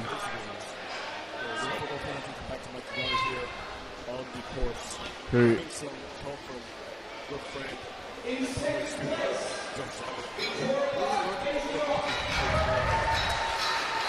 He's holding lower, which is great to see.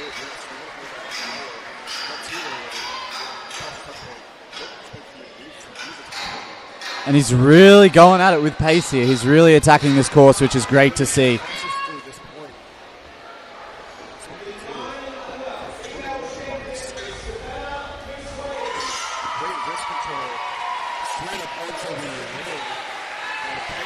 Oh, just going for the touch. He doesn't want to do the cross.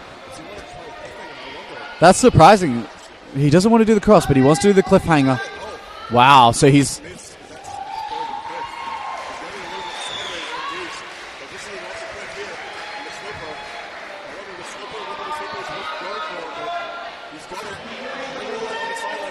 Oh, so close there.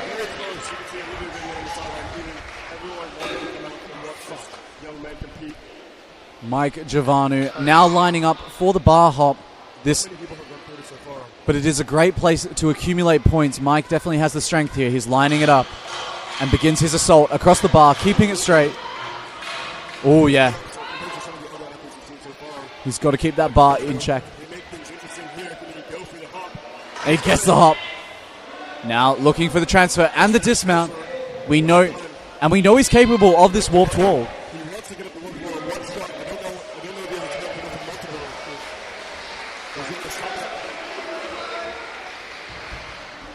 Oh wow, he's gonna get the touch point. It looks like he was there. It looks like he had it. He could have grabbed that there, but Mike Javanu going for attempt number 2 here, lines it up and just misses again.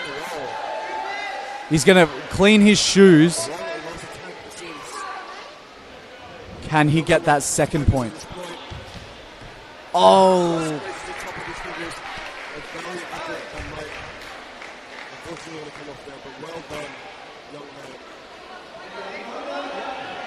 For that effort, Mike Javanu firmly securing himself into first place, I would say.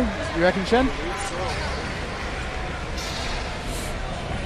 Let's see if that one holds there. It was a great run by Mike. A lot of points secured, some points lost here and there, but overall, a really great run. 15 points. Okay. Well, 15 points is our number to beat. We have 2 more competitors left, Trevor Salter and Gav Wilson. So Mike Giovannu has secured podium, but yes, we're excited for Trevor Salter, the man with muscles bigger than some of these obstacles. Let's see him take to this course.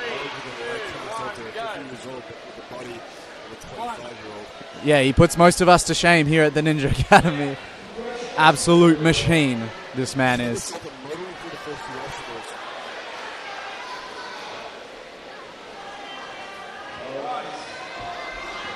Just an absolute weapon. Trevor Salter looking to contest that top spot. He will be looking for 15 points here on this course and has been successful in securing all the points so far.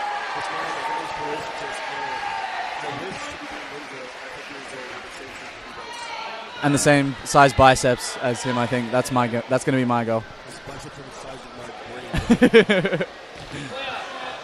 Trevor now flawless so far. Got some WA Ninjas on the sideline. You can even see Gav Wilson coming out to watch his fellow competitor. You're going to see Gav running very shortly. So an interesting tactic on Gav's part. Looking to see how Trevor goes and wants to know what he has to beat here. Trev moving through so well.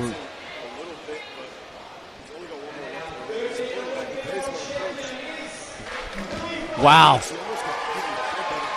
Nice and dramatic is how we like to see it. Not taking time to chalk here. You can see Josh Zammer on the side there offering the chalk, but wow, big jump there from Trev.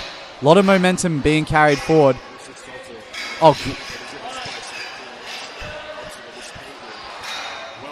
Oh, he's got the lock off, I'll tell you that much. He can lock off forever, it looks like.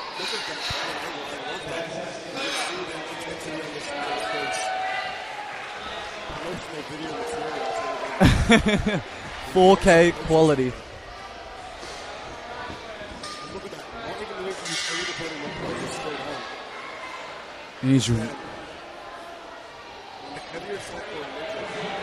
But that doesn't seem to bother him. Oh, he's struggling to.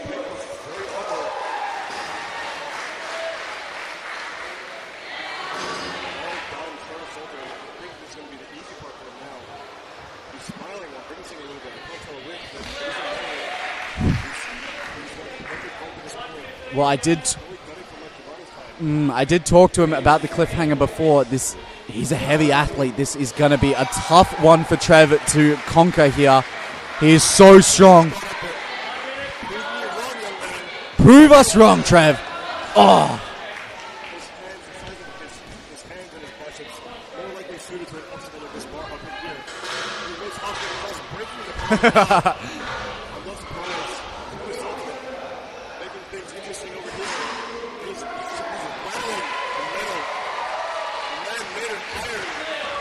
Now gunning for this warped wall. If he can make it up it, he will have all but 2 points secured here today. Trevor Salter looking.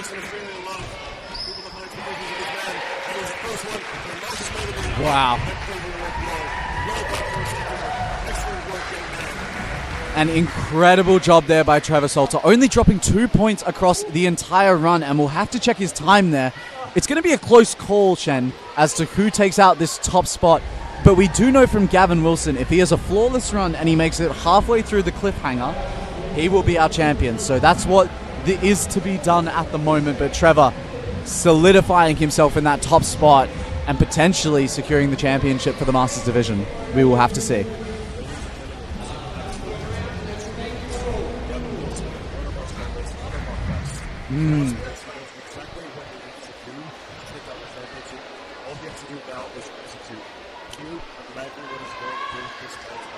He has spent months preparing for this moment. I was told that his body fat percentage is down to 5% at the moment in preparation for today. He's done endless runs to try and secure this Masters Championship. Trevor Salter is the one to beat out in first place at the moment. Gav Wilson the hopeful, the strongest prospect here today. Can he take out that top spot? We're about to find out. Wilson is so dedicated, so committed to the sport. He actually is on one of the basically leaves all of his meals consist of either meat, cheese, or drinks, only drinking water, bone broth, and milk. Wow. Can you imagine going to those things? As an average person going to those things for a sport like ninja, not many can. That Wilson was this man, excellent call. A little bit of a struggle here on his first escort, but I seem to face him a little. His form starts to lost for base. Yes, we do know that. We know that if he gets to the cliffhanger, he is very likely to be able to take it out. Gavin Wilson, known as a wingspan ninja for a very good reason. He might only be 6 foot, but his wingspan, I believe, is 6'4". Wow, just using his upper body here. Why stop and use the legs? He's going to make up that time he just lost. The fastest through that obstacle by a mile there. Trevor Salter actually spending a little while longer on there. So Gav's definitely caught up and is now leading in time.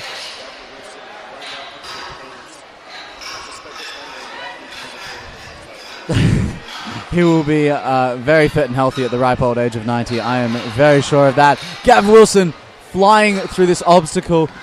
As a reminder, he needs to be flawless up to the cliffhanger because that's what Trevor Salter did. So let's see how he goes. And the veins pulling through, everything in between. He's a mean, lean fighting machine. Oh. He has dedicated himself. Wow, look at that lock off.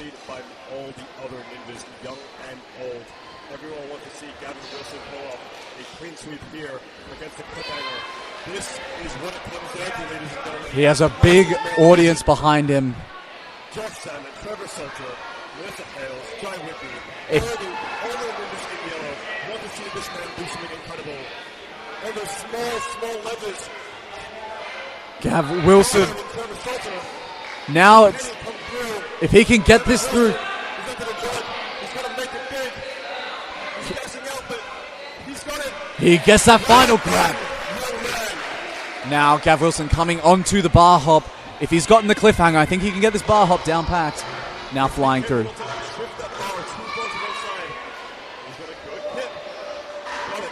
And it looks like if he can get off this and go up that warped wall in the time frame, it will be a flawless run. Gav Wilson from our Masters champion.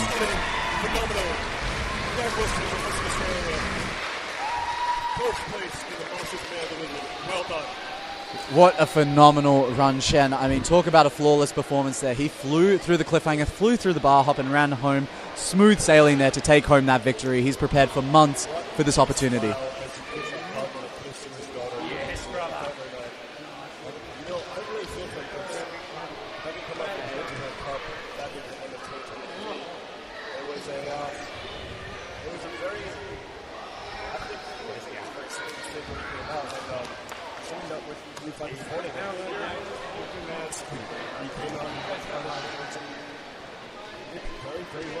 Yeah, Gav, he looks super happy there. Trev Salter, of course, standing near his sidelines, and Mike Giovanu. They're going to be our top three here, Western Australia, coming to dominate this Masters male division. And that's going to push out the Victorian athletes, unfortunately, Anthony Bedell and Stephen Mortimer.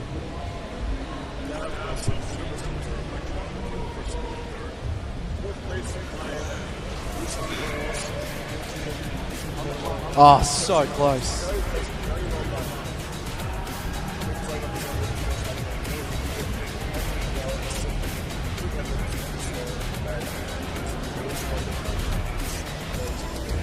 Great runs all around.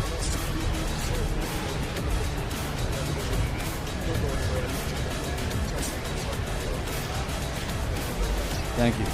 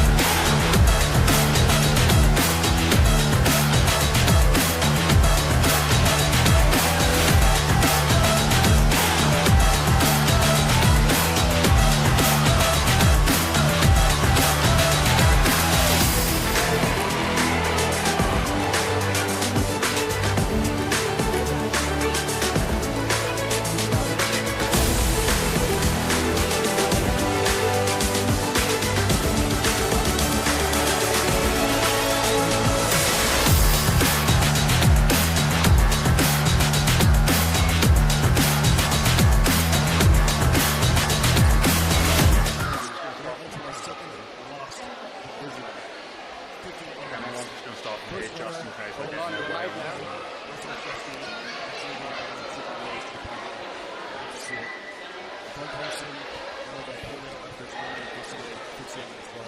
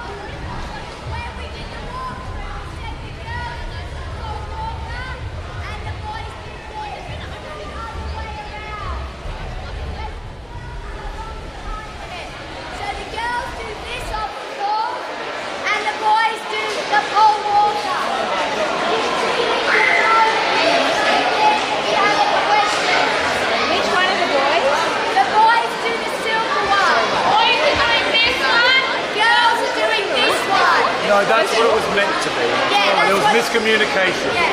So that's what it's meant to be. There's a bit of miscommunication. That's why the girls have an extra 30 seconds, because this is a slow obstacle and that is not a slow obstacle. If we swap them, we've got to go in and reset the ninja master all back the other way. No, you A to B, as long as you get onto that middle board, long point until after 2. So we'll be happy about that. I would ask you that. Unless we have one of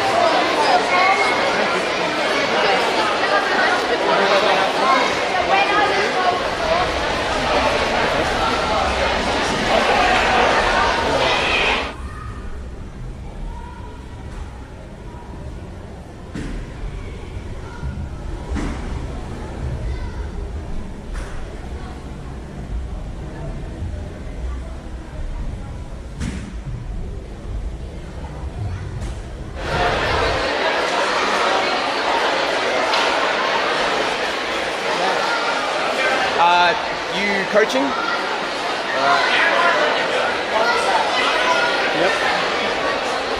Do it again. Stay behind the mat. You're allowed on the first mat. Everyone's been on the first mat. That's it, just that one. Try and follow her. Okay. All right. On my mark. Ready, set, go.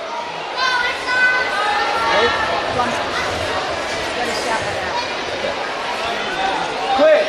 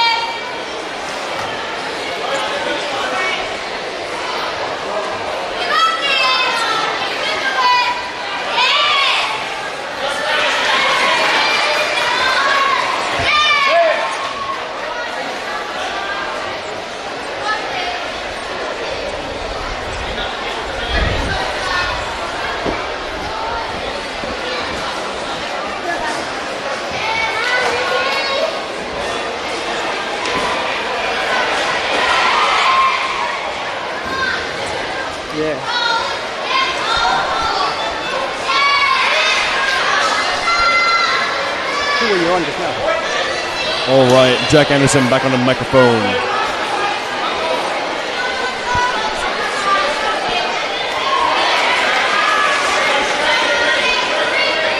Who's on now? Hold on, I can't undo the scene. Okay, got it.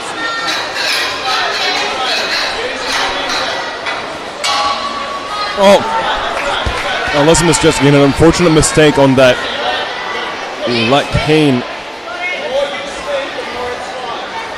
We don't like to see it happen, but it does happen. Alyssa very strong on the dragon back.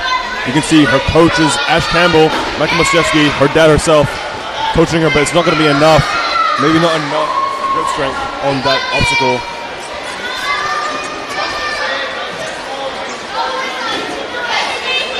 She's peeling.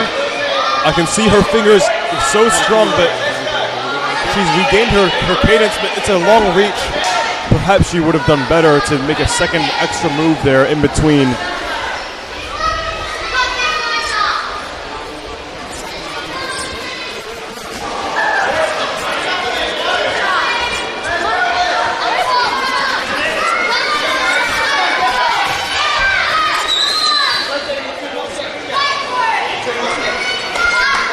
Got to get the full way to get even 1 point for this obstacle. Her dad coaching her through it with the furry monster chalk bag.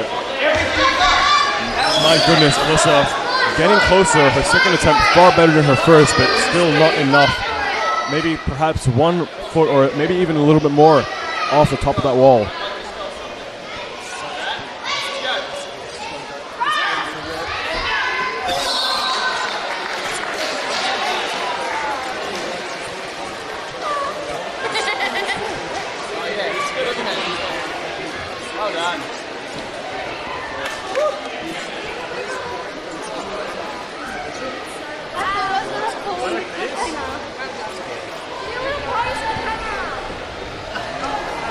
Too late.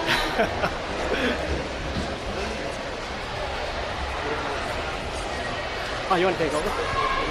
Yeah, okay.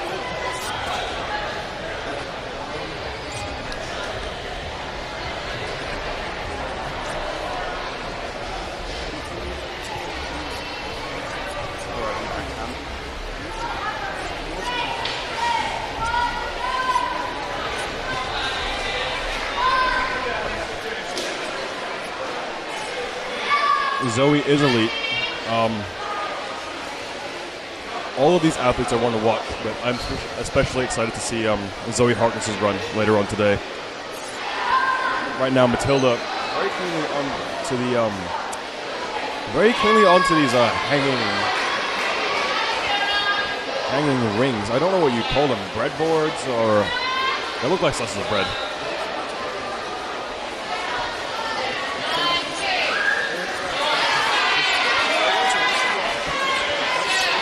So good, Matilda Taylor-Johnson making quick work of those slices of bread.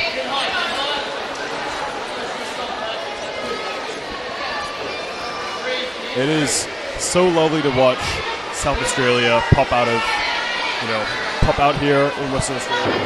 The majority of athletes are from Victoria or from Perth. As a New South Wales representative myself, I love to see it when the small states do well. Jared Sutton coming to mind, her coach in front carrying the chalk for her. She's grimacing a little bit, but it doesn't matter. She's onto the ring, she's safe.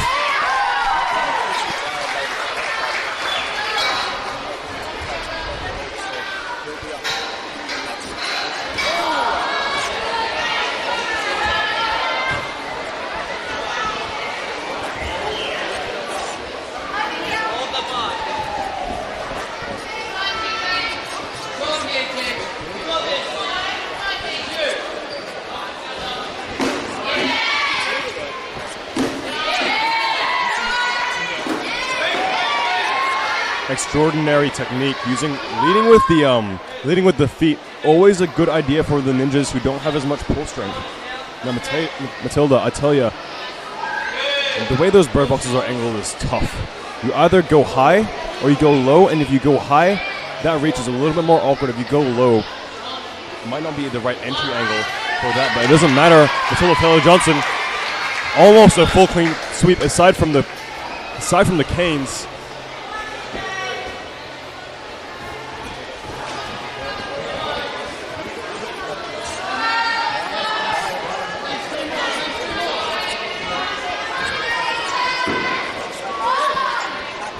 Well done. Good, smart strategy to conserve her strength. You do not need to go past the touch point if you don't think you're going to make the whole way through. Matilda, a little squirrely. The TJ screams from the crowd are wild. Grabbing a cross grip, going down south. The bar going a little bit east-west, but can she make it? Her fingers starting to peel out. Oh, Matilda. So unfortunate. I don't think we've seen another athlete fall on that part of the course. It's so hard to watch. So close, and yet so far.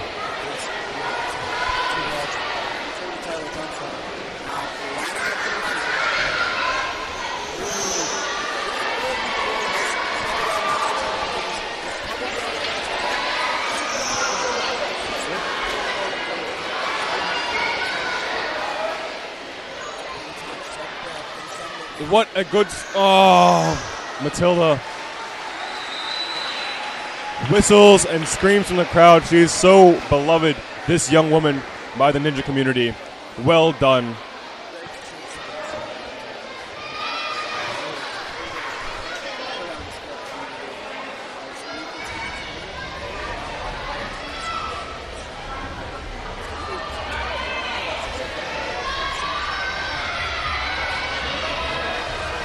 We'll update you at the end of this division. Only 4 competitors running today.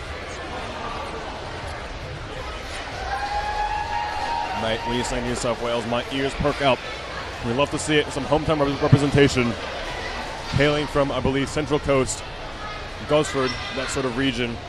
Abby Mortimer up next.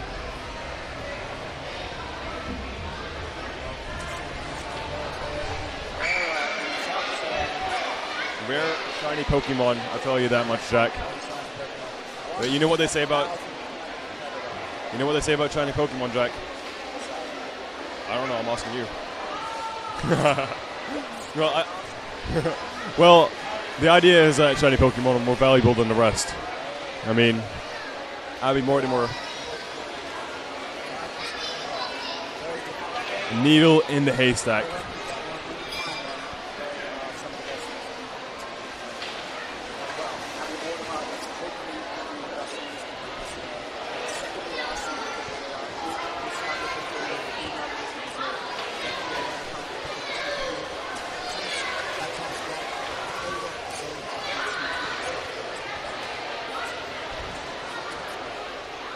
Her father, Stephen Mortimer, ran into Masters Division earlier today, only outflanked by the Western Australia athletes in his division. He was a top athlete from out of state, which is honestly extremely impressive. Because I believe, correct me if I'm wrong, that it was Abby that got into the sport first and her father actually followed. So having a ninja dad, to have a ninja dad perform so highly at a final is extremely impressive, I would say.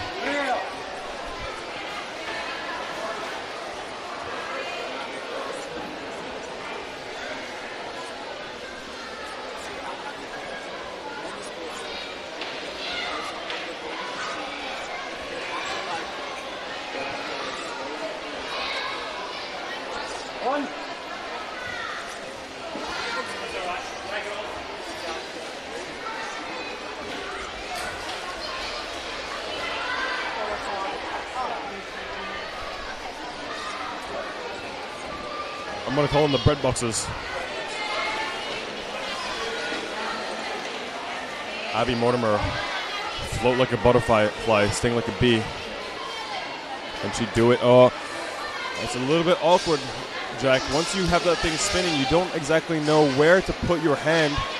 And although these athletes can hang for a long time, it does add up. It won't hurt her here, but it'll hurt her later down the line on the dragon back or maybe on the salmon ladder.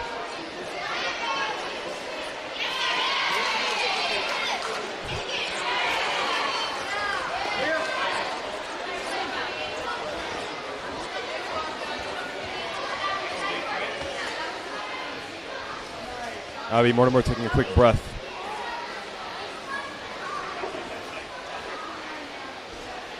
This young woman currently gripping as hard as she can, using that pinch grip, locking around the pipe. Well done.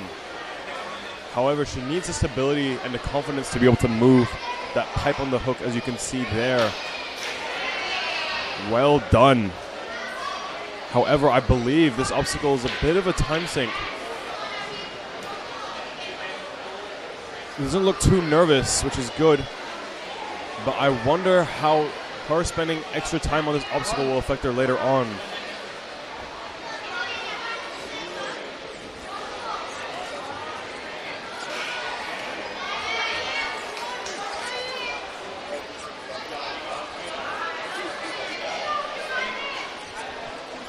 You can see her father watching on the sideline, and Coach Ali Rogers, who we'll see later on in the pro division compete later on, has to take an extra swing, but she's nailed it.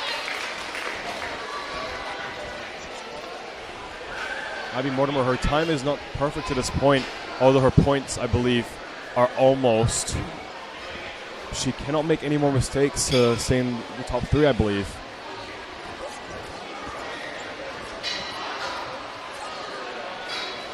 Something along those lines, yeah.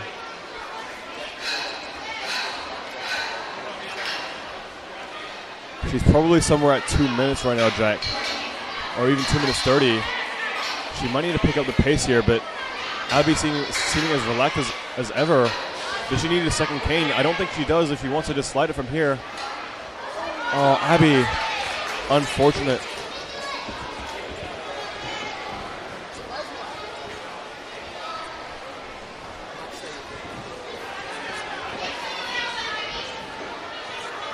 That's certainly a possibility, Jack, and Abby Mortimer stepping up to take on the Stegosaurus / Dragonback. It's an animal, whatever this thing is. It's a beast. But can Abby be a bigger dog than the dog itself? Unfortunately not. We're out of time. That's 3:45. That's not a common obstacle to any of the eastern states, I believe. Honestly, this is the only Stegosaurus in play. However, there is one at Saxon's backyard, I will mention. Abby getting some hugs from the crowd. I believe a little disappointed with her run, but it is what it is. These runs.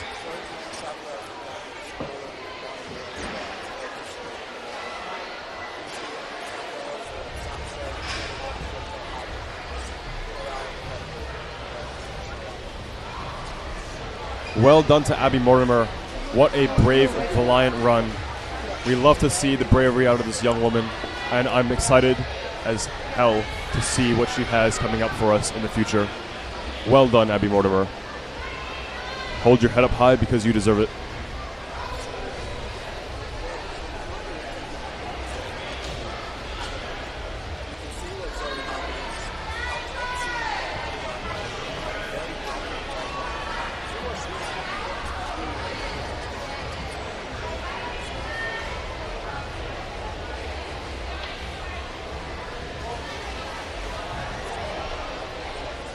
Currently in first place, Matilda Taylor-Johnson with 12 points, finishing in a time of 3 minutes 05.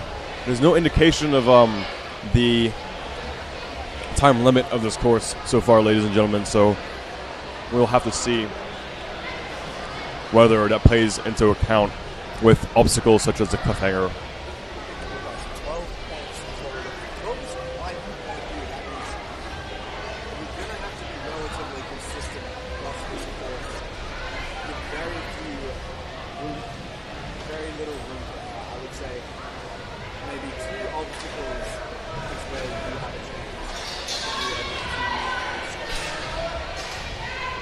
Absolutely, Jack.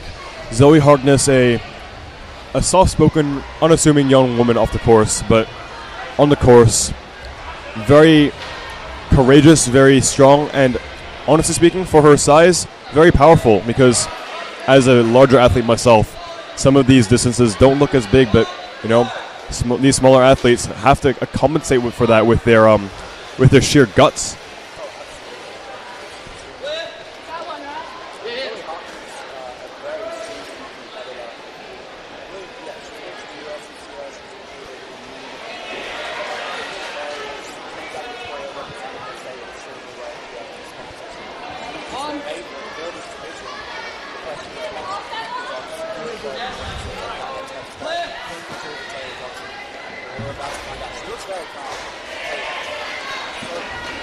The Victorian Ninja family coming out to watch her compete. You can see the Beatles, the Maszewskis, the Singular Schmitzer in the crowd. A little bit of a low swing, but she doesn't seem to be phased. Actually, I don't think she's ever phased, this young woman. And even though that dismount was a little short, she didn't even seem to be panicked at all. Millie Baker out there giving her some chalk. When Millie Baker is your chalk runner, you know you're in good hands.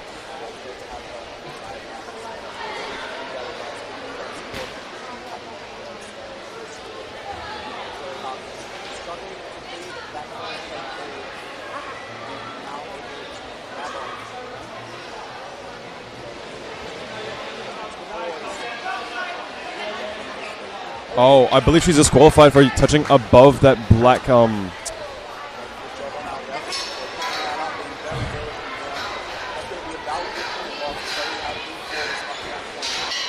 Oh no, Zoe Harkness, maybe a little bit tripped up by that fall earlier.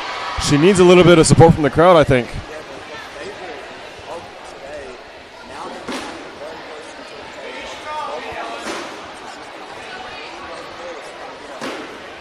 Absolutely, Zoe needs to be perfect from here on out, I believe, to contest or even go for first place. I don't think she's in trouble of being at the bottom yet, but right now the way she's holding those pegs is suboptimal. She's actually on the outside of that peg. I don't know if she can hold it, and Zoe, disappointing performance on those bird boxes.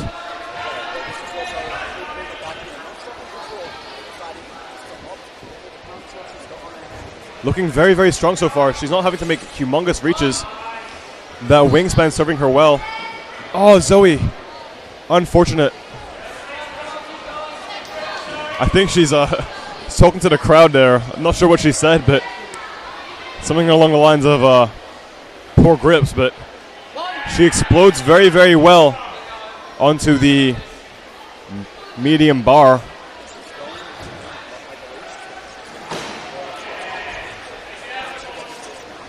A little disappointed. The photographer in the background looking at her with sheer relief. Oh, very close. Careful on the way down, Zoe.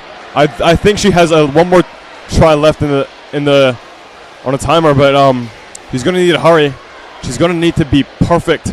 All the Victorian Ninjas on the sideline. Zoe Harkness up the warped wall. Well done.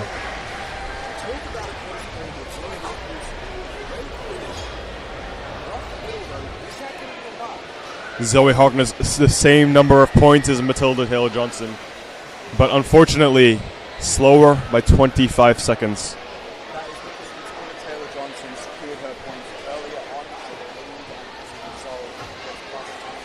Absolutely, and coming to the end of that run, I think Matilda failed the wall and Zoe cleared it, but that took a lot more time, I believe, than had she used all her 3 attempts quickly.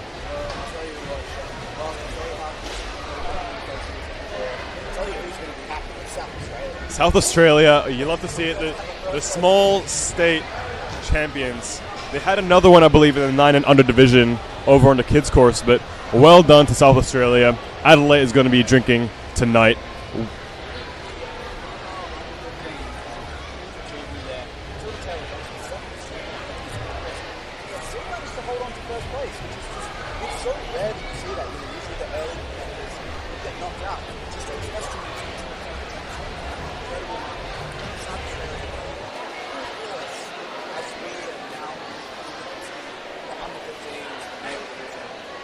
Jared Sutton is going to be extremely happy, but he needs to stay focused because, after all, we will see him compete in the pro division later on today.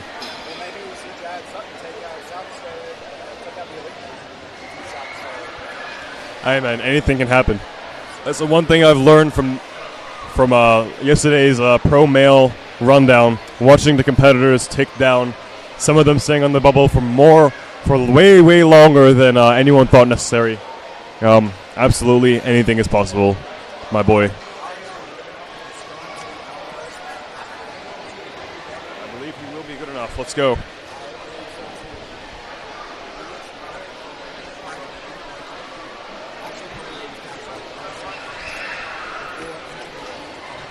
Look at his hand resting on the platform. He's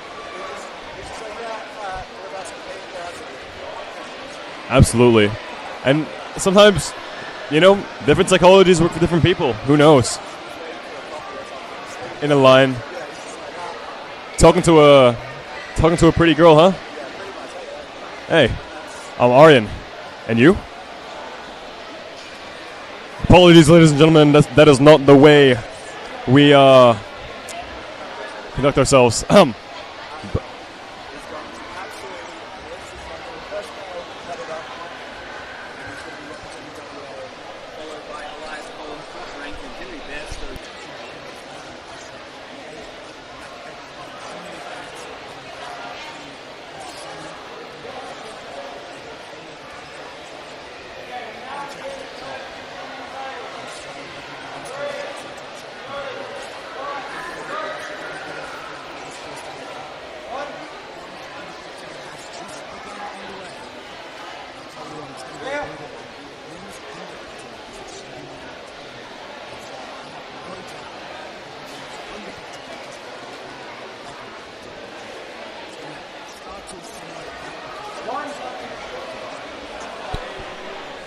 This rolling wheel, no problem for Aryan. Look at him, so casual, so relaxed.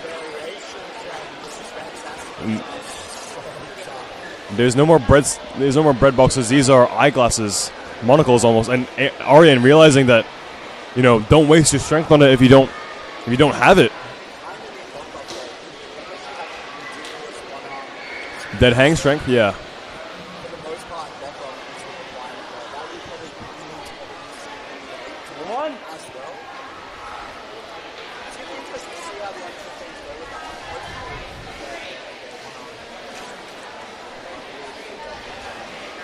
Those monocles, man, I'm telling you, those things will be a place where you see a strength differentiator between the competitors who have prepared and the competitors who have not.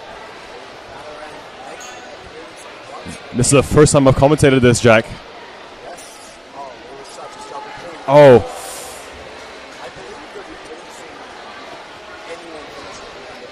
Oh, mate.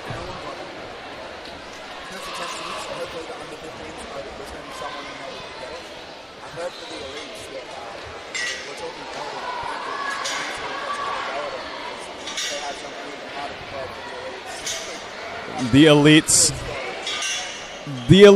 have their work cut out for them, but right now Aryan not seeming to struggle too much. He's been the same level of casual as he has been his entire run. I love to see it. Very much unlike me.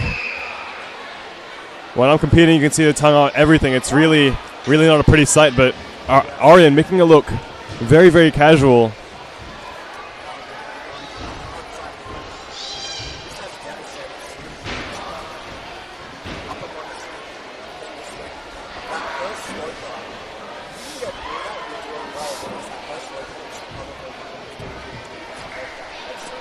And Aryan good enough walking off the course. I believe his time is up.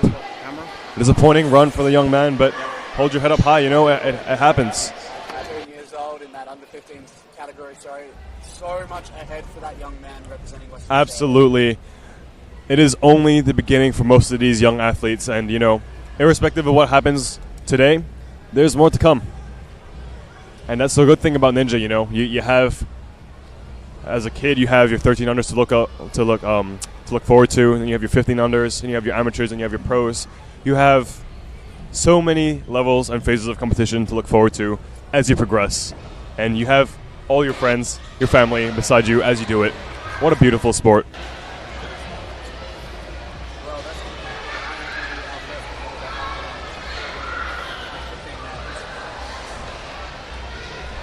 excited to see Riley against someone like that.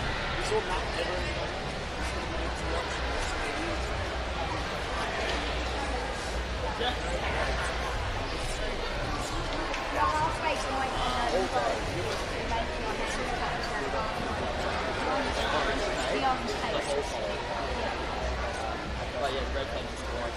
Ollie Clapham, mature young gentleman, very strong. Can't wait to see what he's got. He trains out in Geelong Ninjas with the rest. But right now, we have Elias Collins, I believe. Yes, here we go from Victoria. I'm excited to see what this man has in store for us. Maybe, I hope he could see someone early on finish that batarang, Jack.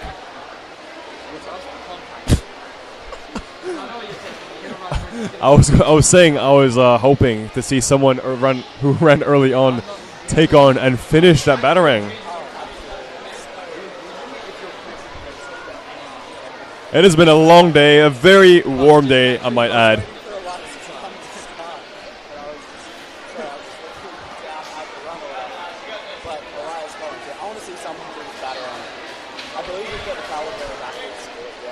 No doubt, Jack, no doubt.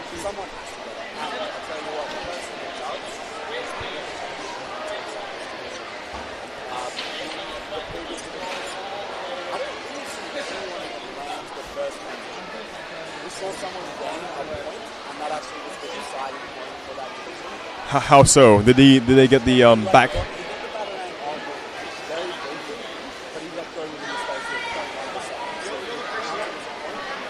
Interesting call, but we will not dispute the results of the yeah, we will not dispute the results over the commentary. My English is failing me, ladies and gentlemen. It's been a long 2 days.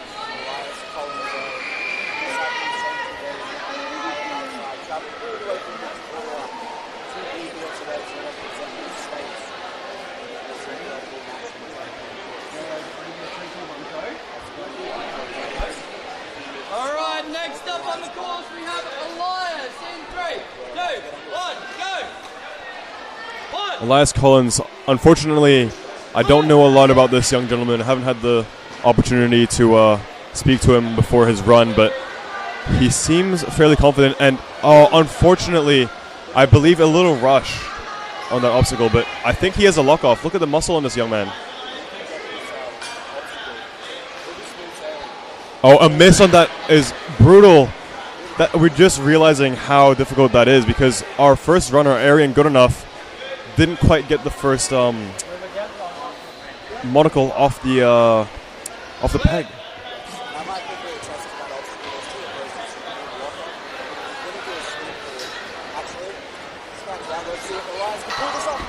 He got close. I won't lie, but I think a slight misstep with his left hand.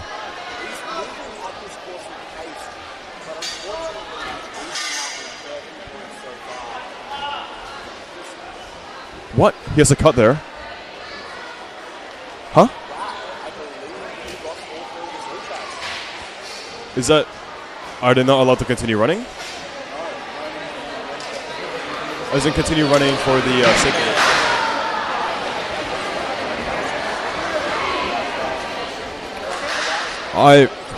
Oh man, Elias.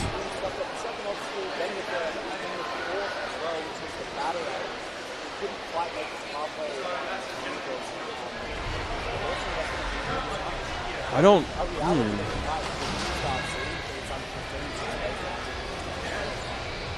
That is very harsh. I don't think I've seen a run conclude as early as the fifth obstacle in a long time.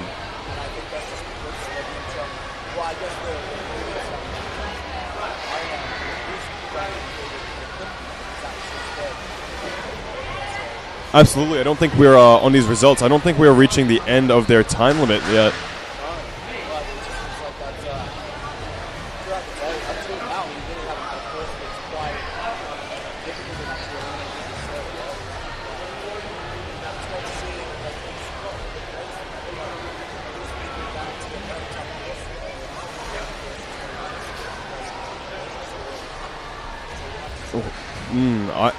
I find that interesting. We might even, as you said, we might actually run the risk of having no finishers. I believe that course even would challenge the likes of Riley Hume and Sonny Axnick coming towards the end of the run order.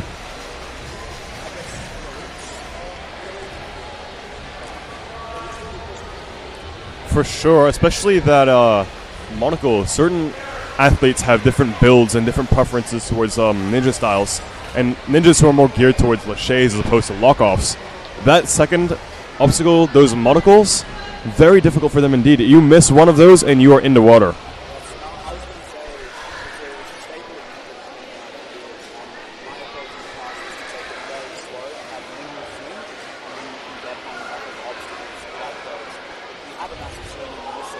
The velocity of your backswing will kill you. It will chew you up. It will spit you out. It will show no mercy.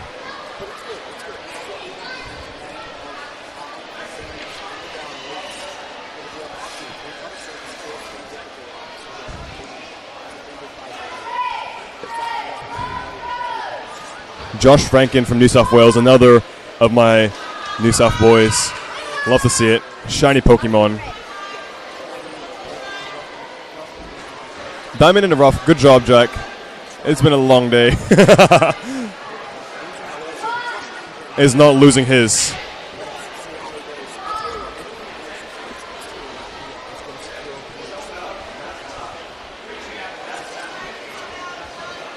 Well done. Josh going single arm straight and using the bottom of that hold to his advantage. If he can make it on the first go, on the first pass, he's so strong. This young man, oh my goodness, so close, so unfortunate, but I believe he has secured 1 point from that. This obstacle is about not hitting yourself, I believe, and running fast through it, and not screwing up on this ring.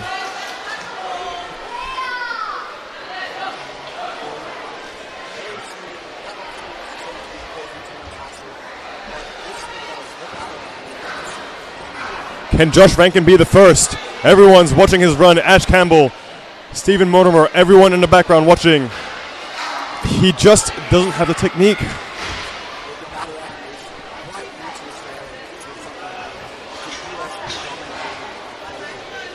Obstacle.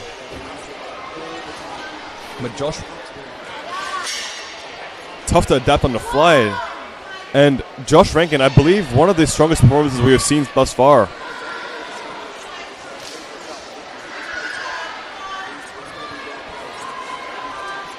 I worry, though, Jack, that he's very strong straight arm, but I'm not sure how good his lockoffs are, Jack. His lockoffs are what is going to be important for this part of the peg cross, but he's moving with very good control and very good pace. He's using one side of that peg, and he's got enough. Can he go for the dismount from here? He's struggling to hold on. Josh Rankin, everyone wants to see it happen. Oh my goodness, Josh Rankin, what an excellent run thus far from this young man. He needs to go fast though to escape the likes of Riley Hume and Sonny Axnick later today. And Josh Rankin of New South Wales is through to the sixth obstacle.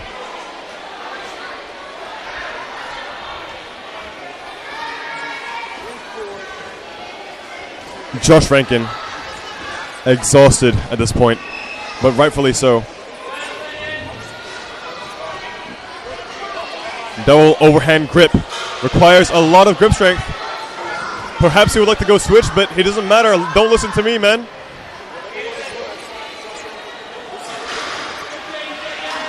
He's got the strength. Oh, Josh Rankin, I believe, making it past the red tape. So he's definitely in first, and he's made it up the warped wall on his first go. What an impressive run from this otherwise unknown young man. People from today should remember this name, Josh Rankin. Well done. I believe that could honestly be enough to podium.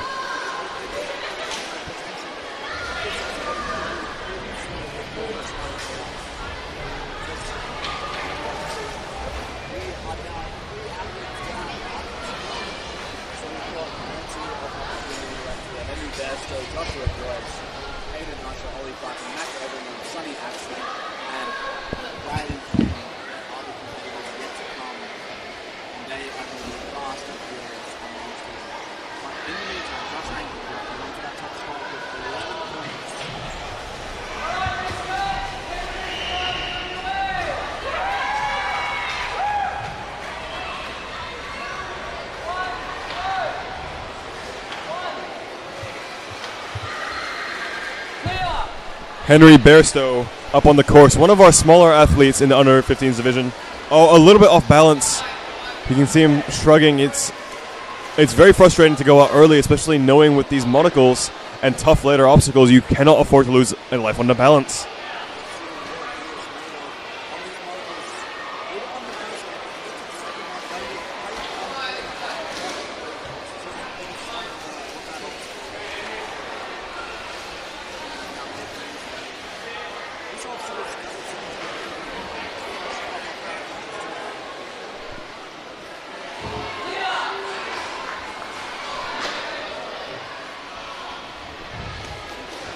Jackie's on to the Batarang.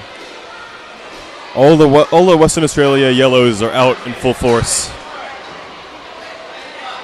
Do you think he's got a shot to make it? Oh, misses, just clangs against the side. He had a massive kit, but maybe almost too big. Henry Bairstow, what a legend.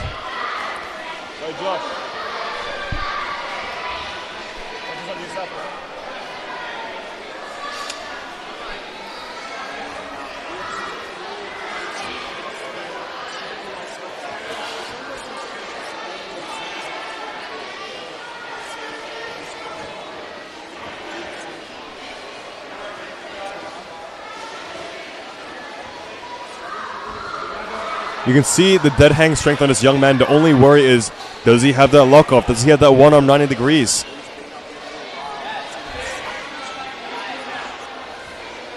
Henry Bairstow struggling. He's gritting his teeth. His legs are flying everywhere, and unfortunately not able to get that up to this cliffhanger now, I believe.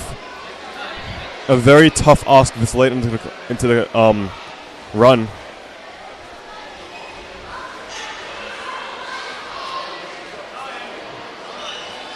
Looking so strong right now.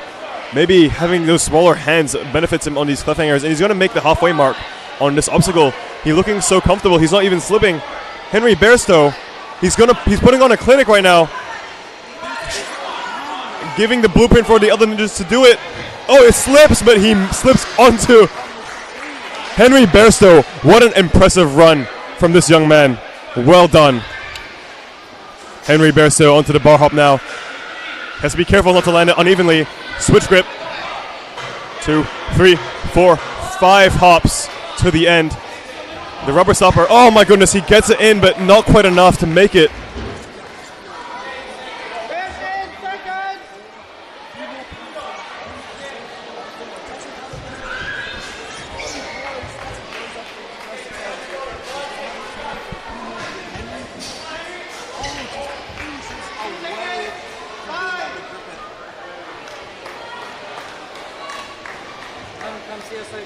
Unfortunately, timing out there. Well done to this young man, Henry Bairstow. A name to remember. That cliffhanger strength is legendary.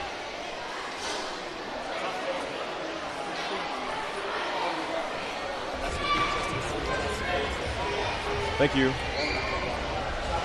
Henry Bairstow in second, but Josh Rankin, my New South Wales man, still holding on to first place. Well done, New South. We represent the light blues. Let's go. Colors of the sky, because we belong there.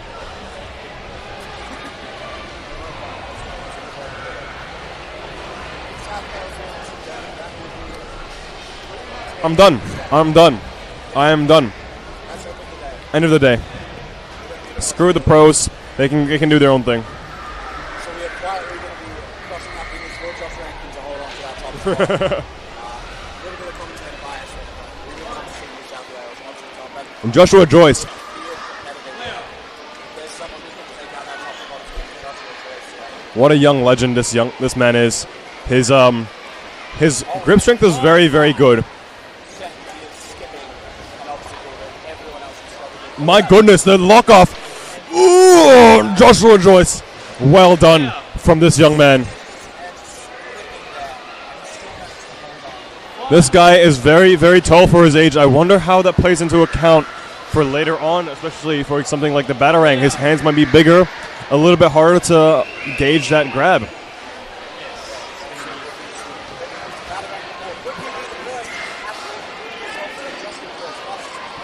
Oh, almost skips it.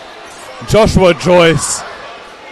He is a talented athlete, but not quite able to make that batarang. Going onto the ring. Peg sword.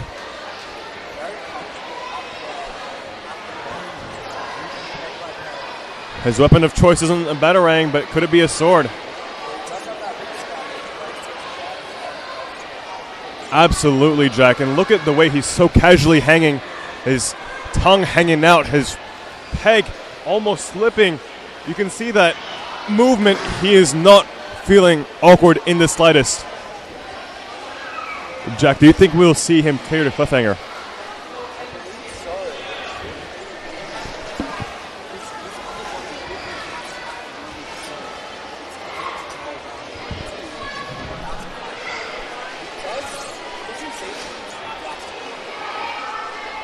Joshua Joyce asking some questions from the official.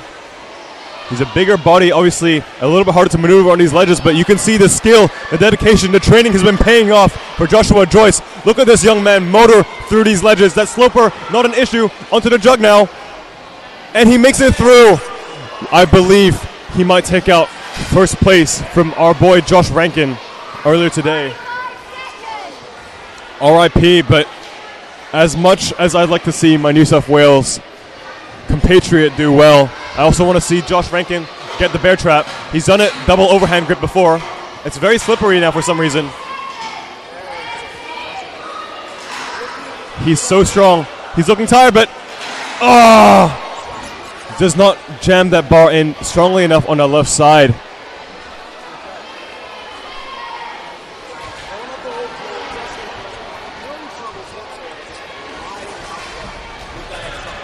That extra height helping.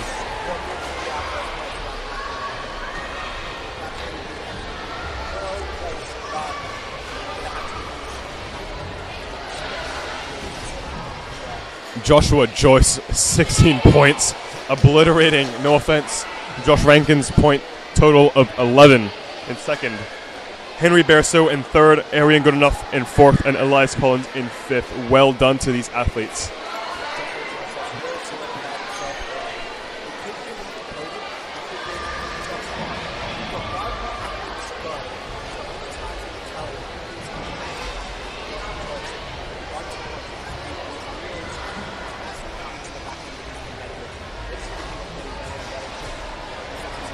Jack, it has been an absolute pleasure to commentate this with you. Watching these athletes give it their best, some of them unfortunately falling earlier than they'd like, but you know, we are witnessing the future of this sport unfold before our very eyes, man. And that is an honor in and of itself. Up next, we have Hayden Usher, one of my good friends.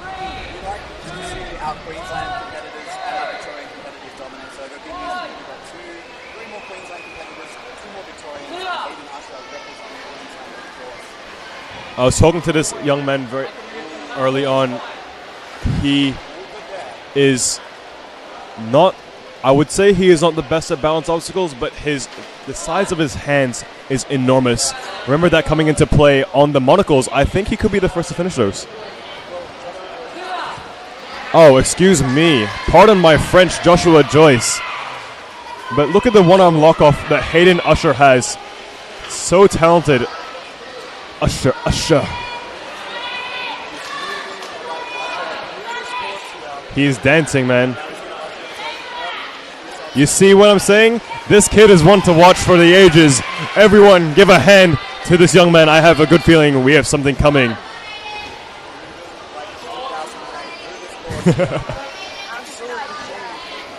Hayden Usher. His dad being like his Will.i.am on the sidelines, offering him some chalk. Hayden Usher onto the batarang. Can he make the first move? No one has made it so far.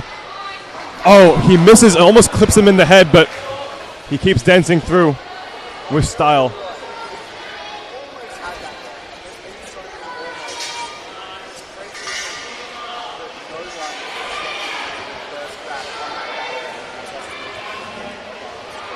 Hayden Usher showing why he's one of the best. Look at the confidence, look at the focus, look at the strain in his eyes. That is a little bit of a mistake, though. I don't know whether he'll be able to reach it from there. He's going to need to switch his hands. Hayden Usher making it interesting. He's got to go one more time. Everyone's getting behind him, and he's got it! Everyone getting behind him. The maroon and the white. Everyone wants to see him do well. What a genius. Hayden Usher. Everyone exploding. I am exploding right now watching this young man compete. His big hands, I don't know whether they're good for the cliffhangers, but he's about to reach the easier section. Hayden Usher about to go to the sloper. His hands are slipping. Oh my goodness. Hayden Usher is going to do it. Well done. Currently tying with Joshua Joyce, but a much more rapid pace. Hayden Usher, he's got to go for it. Oh, Hayden. Painful, but he's got to go for the warped wall right now. He wants to make it in a faster time than Joshua Joyce, and he's done it. Everyone is exploding for him. Everyone wants to see it. Well done, Hayden Usher. Flexing, doing a little dance, living up to his last name. I am so proud of this young man, and he's come in first place. Same point total as Joshua Joyce, but edging him out by 22 seconds. What a performance, Hayden Usher. I am so proud of this young man. Queensland's eating good tonight.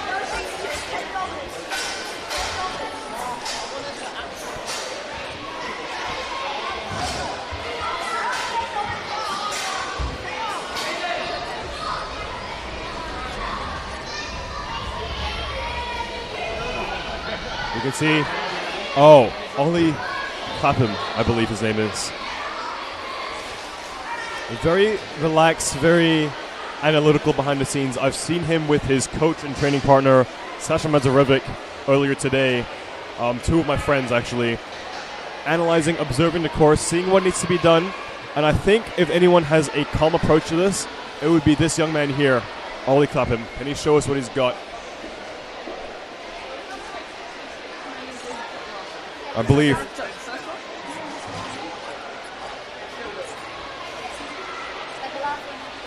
Throwing a shaka.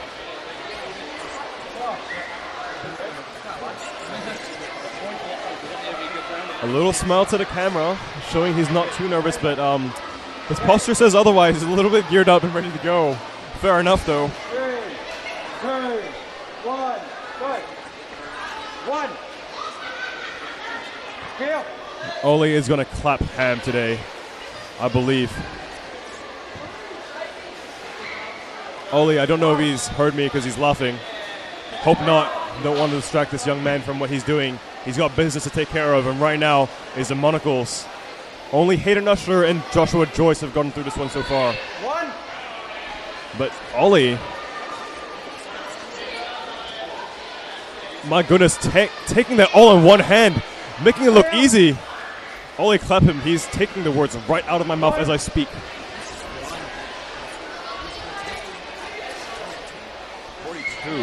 Of Hayden Usher.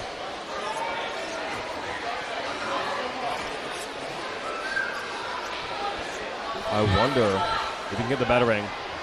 Oh! He almost had it too! Just a mislip. I believe a miscalculation with his hands. Jack, you don't like to see it. I want to see someone get that batarang before the end of today.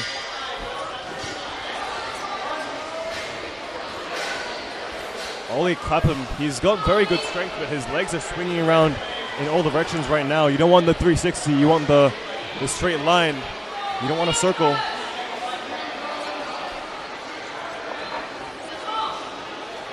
You can see the crowd watching his every move. Elias Collins, one of his Victorian compatriots in the age group earlier.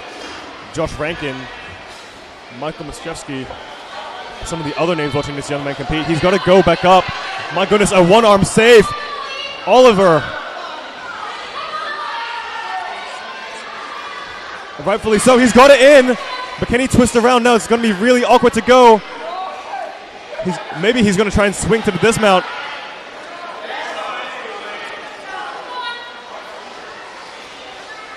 Ollie Clapham, a line effort from this young man.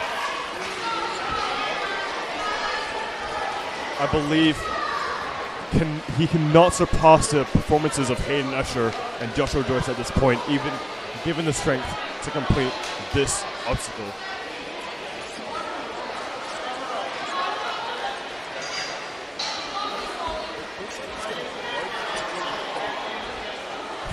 He was laughing. He was having a good time. He's a crowd. He's an entertainer.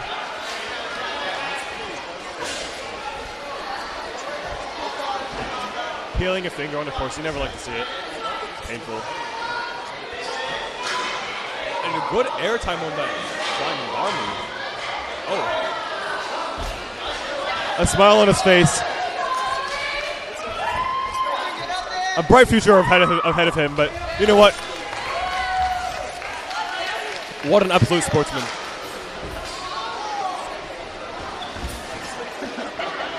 He's having a great time, high-fiving Michael Moszewski, Sasha Manzarevic, Riley Hume on the sidelines.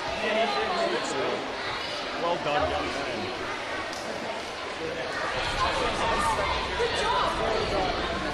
man. Love his mentality. Love the smile on his face.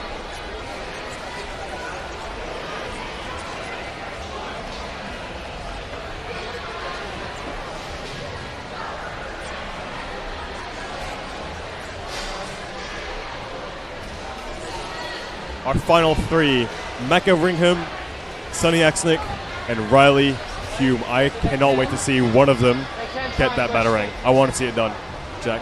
I genuinely think it can happen. Pencil.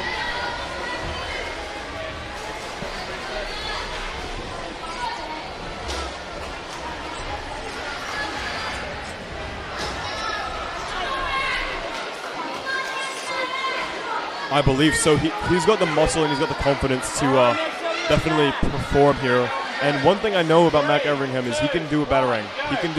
He's done some insane things like a batarang into the gap of a yo-yo.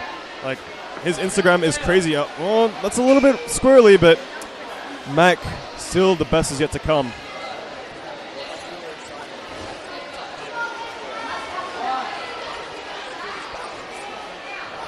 A little bit squirrely, but he gets through. He's so comfortable with a lock off. Oh my god. Oh no, nope. Hold on a second, Mac.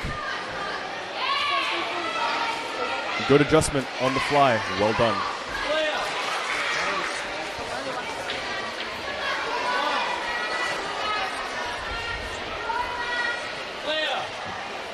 He's racing. Man, he's got a mission right now.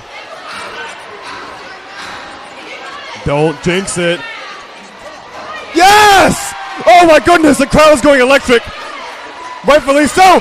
He's got it! Mac Everingham, the first one all day to get the batarang. What a legend this man is. Everyone is screaming.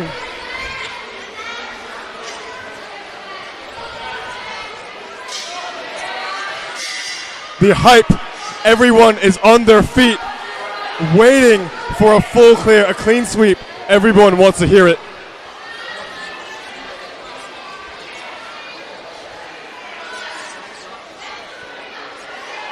The energy of this crowd, can he absorb it and use it to his full potential?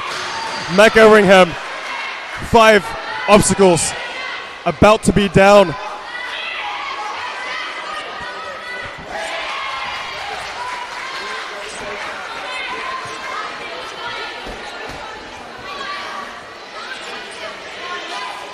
I'm sweating, Jack. My heart is racing.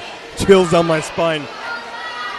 This kid is going to show us all up. Give him a few years, Mac Everingham is going to be something big. I can feel it.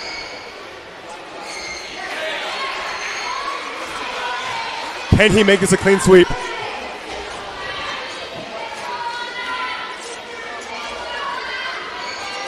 Looking a little bit gassed. He's going for it. He's got to go. That's easy. But this is the hard one, the bear trap. He's going to go up. Oh! Mac falling, taking a hard fall. No clean sweep for him, but he's going up the work wall anyways. What an excellent showing. Mac Everingham of Queensland represent.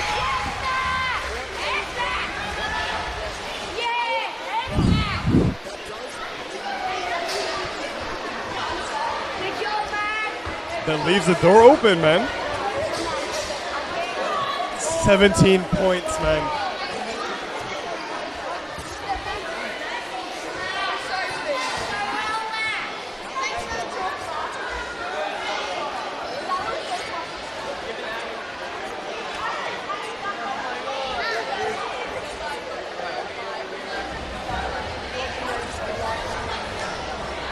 Not necessarily, unless they get that bear trap at the end that he missed.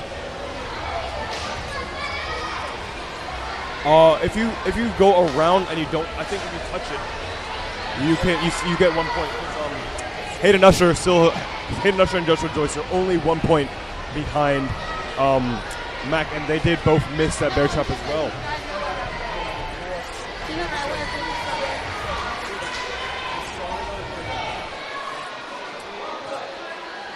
Sonny Axnick, such a talent from Queensland as well. Trains, I believe, at Urban Extreme with his friend Mac that we just saw earlier.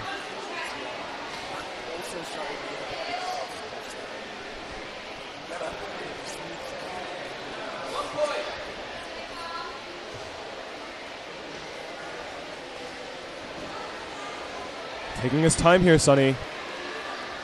Sometimes you need to do that.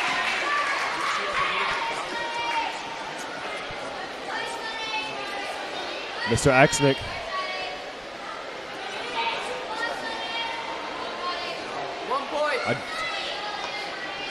The thing is with Sonny Axnick is I believe he's much more comfortable going a straight arm approach as opposed to a lock off. So I wonder how that will impact his performance later on, especially on the cliffhangers. Oh my goodness, Sonny! Oh.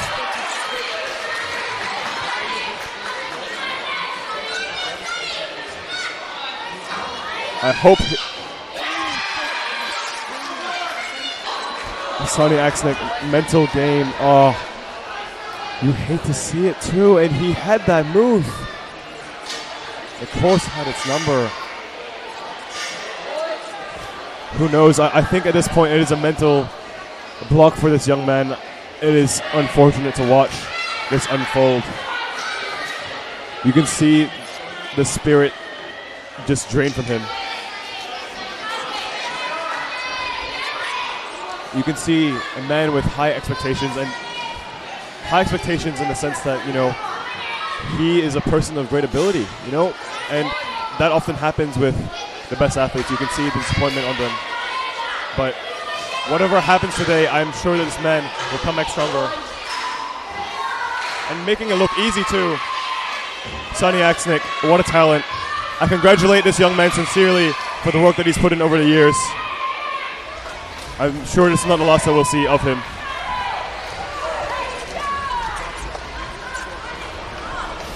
Yes, Sonny! You did it, Sonny! You got there.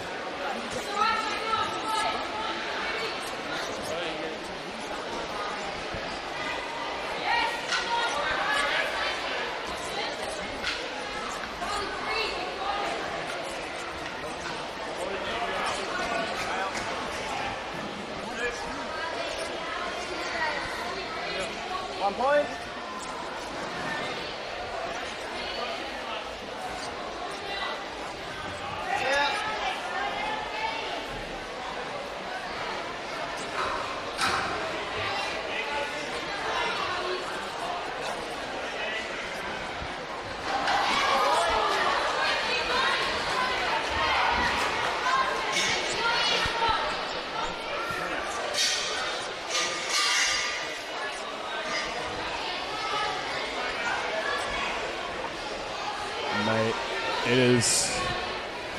I've seen what the fails on runs do to these young athletes, and it's very heartbreaking to watch. It's not everyone definitely has that sort of happy-go-lucky attitude as we saw with Ollie Clapham earlier today. You know, everyone trains seriously. Everyone takes his sport to heart, and you never want to see someone go down before their time is up. But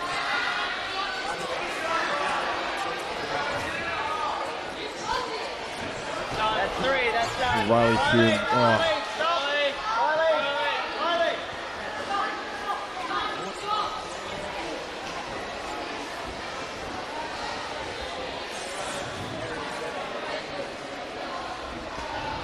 Currently, our leaderboard looks as follows.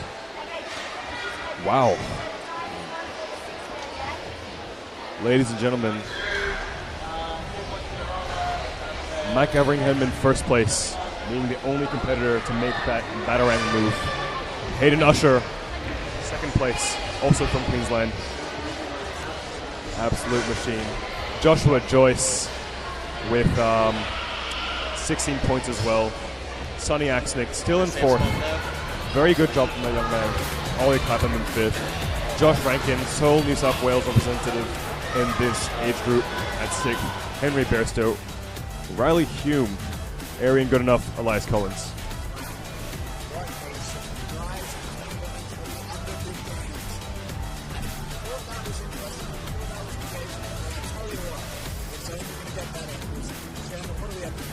We have the pro male ninjas, pro female, excuse my sexism. But with that in mind, the pros, the best of the best, the hardest of the courses and the obstacles today.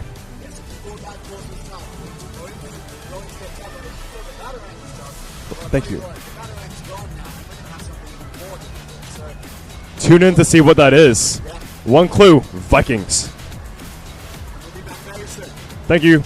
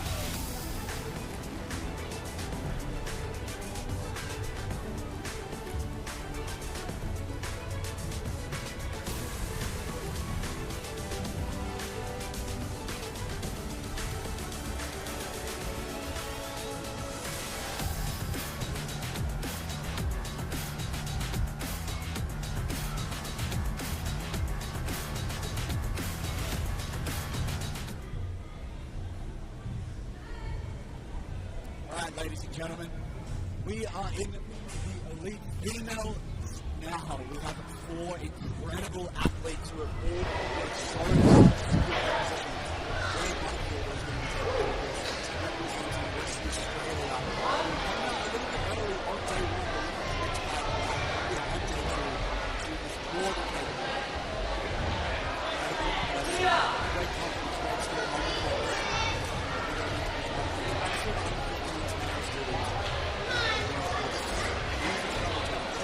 Struggle Town it is. Hopefully she can make it out of Struggle Town. And that is not Lisa Parks, ladies and gentlemen.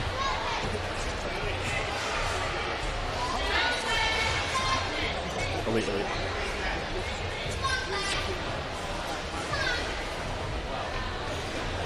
Oh, Claire. Oh, no. She could have swung on that and released. Oh, Claire. My heart goes out to her, but...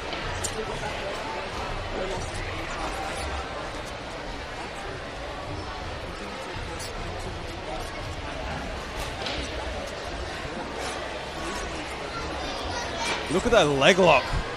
Pinching with the thighs, very, very strong. She doesn't seem to be slipping at all. I don't know how she's not doing it. It is a hot day, ladies and gentlemen. The sweat isn't affecting her. The intensity on this young woman's face, incredible.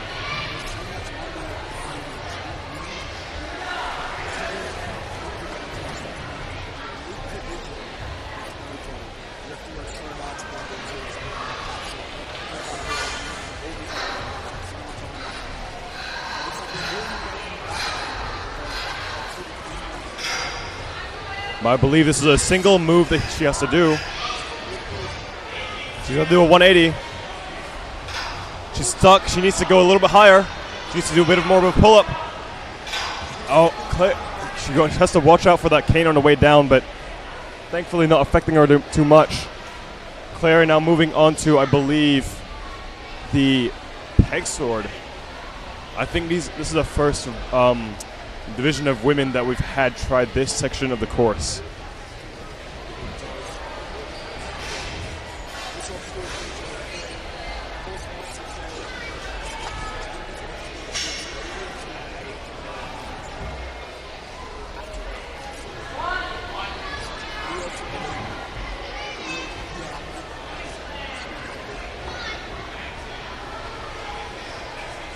Claire Butterfield moving and motoring her way through that peg sword.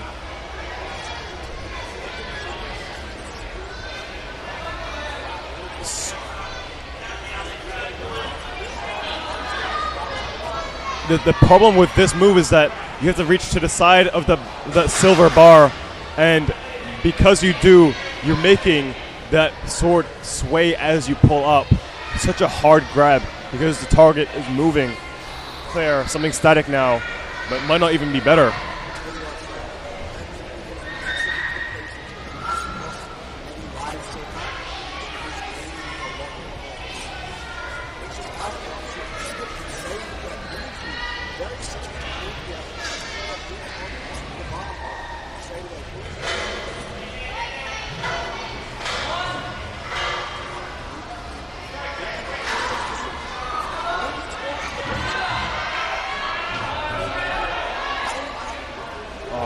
But the time cuts there. That is rough, Giant. That she wasn't slow in the slightest. I am very surprised.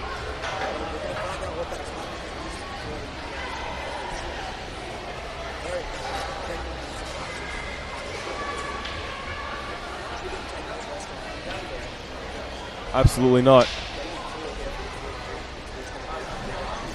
I cannot wait to see these next three athletes, though.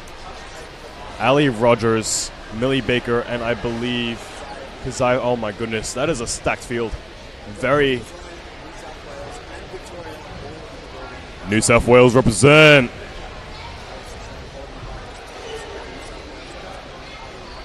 Friend of mine, Millie Baker, I'm also a big fan of hers. I won't even say friend, she's just too good for that. Celebrity status, give her a few years, but this Right now, we have Ali Rogers, one of the best. This girl has grit, she has dedication, and she has that it factor. I'm telling you, man, some of these young athletes, they come out with force.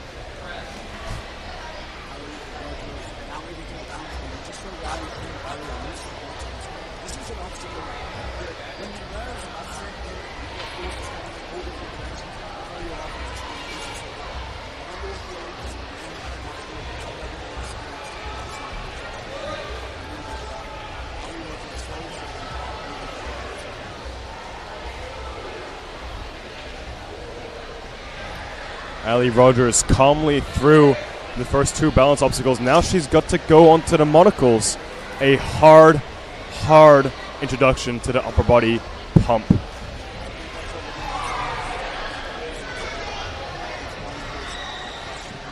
I train with Ali. She's not normally one for the 90-degree lock-off. She's either in a high lock-off or a dead hang. She's using her hips, but she needs to, I think, make one more move and swing from there. She doesn't seem to have the power to hold on for the entire way, but she's joining it, but she's made the 1 point. That is important. That is such an important checkpoint. Luke Schmitzer handing her the chalk.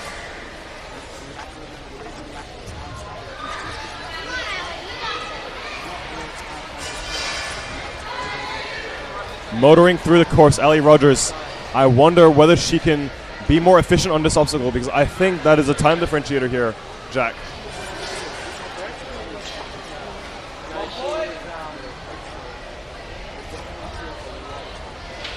And it's the ones that can make it through the cleanest that will reap the most rewards, I think.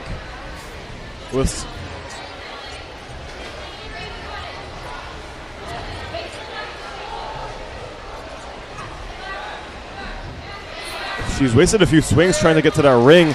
I wonder whether it would have been better to pull that that plank towards her earlier on. Ali Rogers looking as calm as ever, but she needs to get going onto this cane. I kind of worry for her a little bit. Does she have enough chalk to make it through this cane? Ali Rogers, she's got the 1 point. Can she make it 2? Double or nothing. Well done. The crowd exploding. But her time, I do not think, is very fast. Our photographer taking some action shots of Ali always looks very focused in her photos. Whenever she competes, she is very serious. She takes the sport very seriously, coaches a lot of kids, but this is now her time to shine, her time to execute for herself.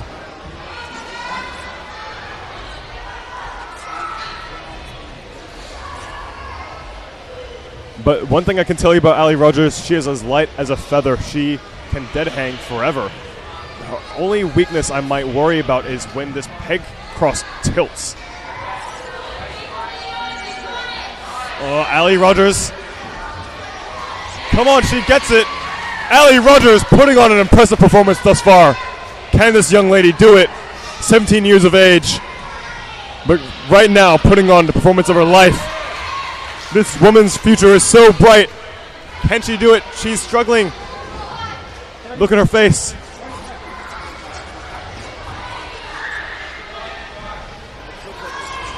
She's so strong, but oh my goodness, not enough to do it. She's going to have to race straight up to the bar hop. She doesn't have a lot of time left. She's got to go.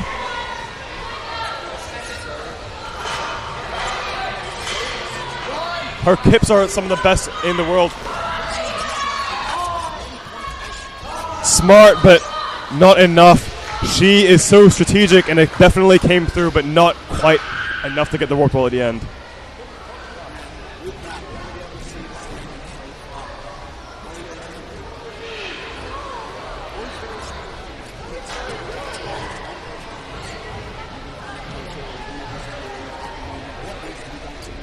Ali Rogers just edging out Claire Butterfield with an extra point. But the time limit is 4 minutes. 4 minutes, which means you pretty much have to do 2 obstacles per minute without any rest. In other words, you gotta go.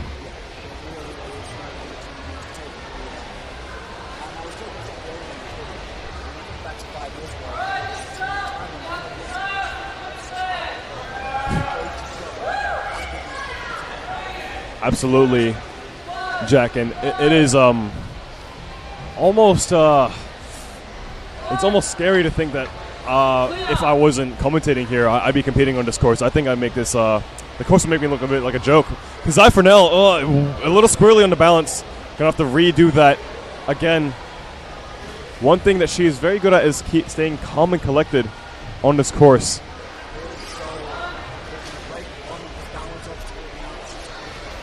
Her face is always extremely serene, as though she's taking a walk in the park. This monocle, this magnifying glass, does she have the vision? Kazaya, very strong rock climber, but I don't know whether she has enough chalk on those wooden handles. Might be worth it just to go for the 1 point. And she gets it, but will she keep going? I wonder what the strategy is here yet. Never mind. None of the girls so far have made that. So Millie Baker, our final runner in this division, can make it.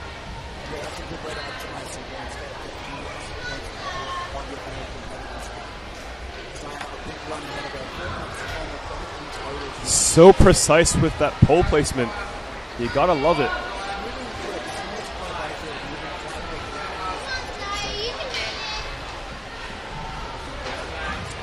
What a spectacular move. And you can see the zoom up of the face. I love that angle. It really shows the intensity of the athletes competing and how much they put into the sport. Arms, legs, core, they're all one part of a whole. But the face, it shows everything. Come on, Kazaya Furnell. Go for it. She's a little high on those canes. I wonder whether she'll slip, but I hope not. Past the 1 point mark. Kazaya Furnell, her hand's slipping a little bit, but the Queensland crowd is getting behind her. Everyone loves to see it. Everyone wants to see Kazaya Furnell pull off something incredible here. A rock climber, great grip strength, great pull strength.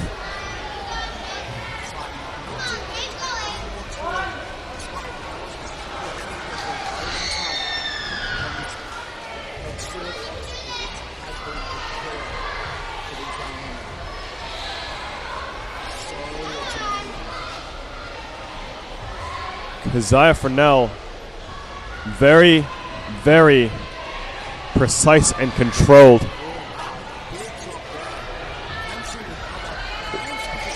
Oh, it's the peg rolling out of her grip.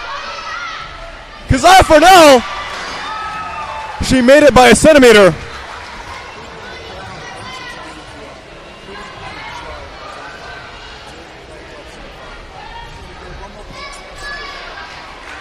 Well done, young lady, the maroon and white. Oh my goodness.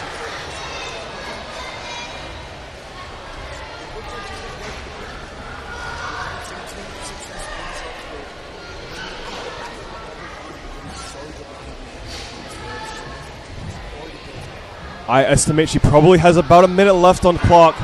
If she can make it to the halfway point, that would be worth it, but no. She's just going to have to go straight for the bar hop. Don't waste any more time, young lady. You gotta go, go, go.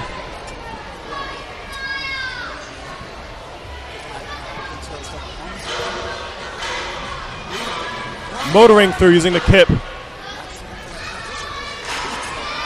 Pulling back and going for the move. There she goes, Kazaya Furnell.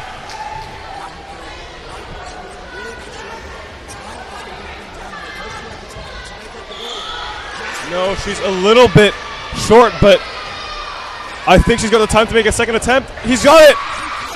She goes up.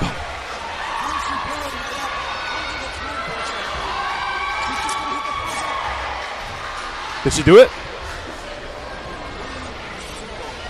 Yo, did you hit the buzzer? Okay, well, I think she does. She has, and she's moved into first place with that run. 13 points, right ahead of Allie Rogers and Claire Butterfield.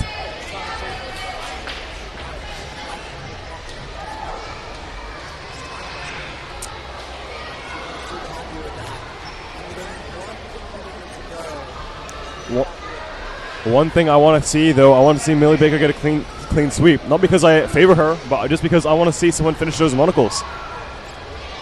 I want to feel that feeling of hype again when Mac Everingham did that batarang with ease, making the other competitors, firing up the hearts of the other competitors. It was legendary to watch. You could hear that all the way from Sydney.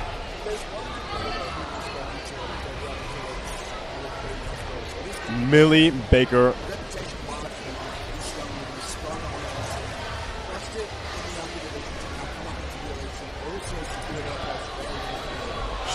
She has risen so maturely to the pressure, Jack. She's an incredible athlete to watch.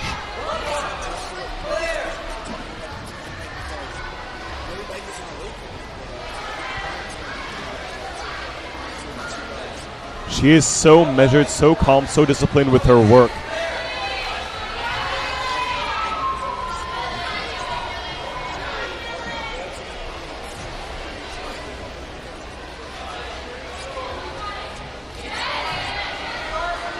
Look at the way she's moving right now. It's almost as though she's floating.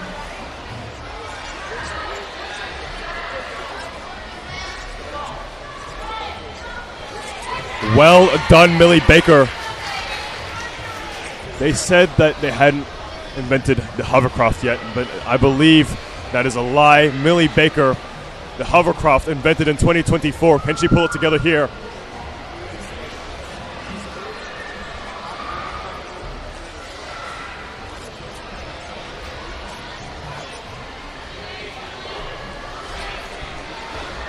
I have absolute faith in Millie Baker.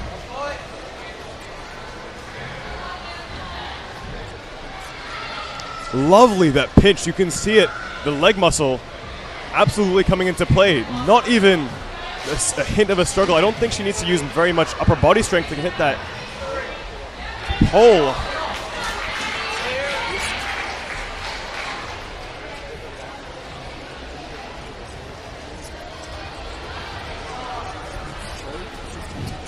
I worry about the canes, though. I don't want her to make a mistake on the canes that she could avoid. This obstacle is unforgiving, man.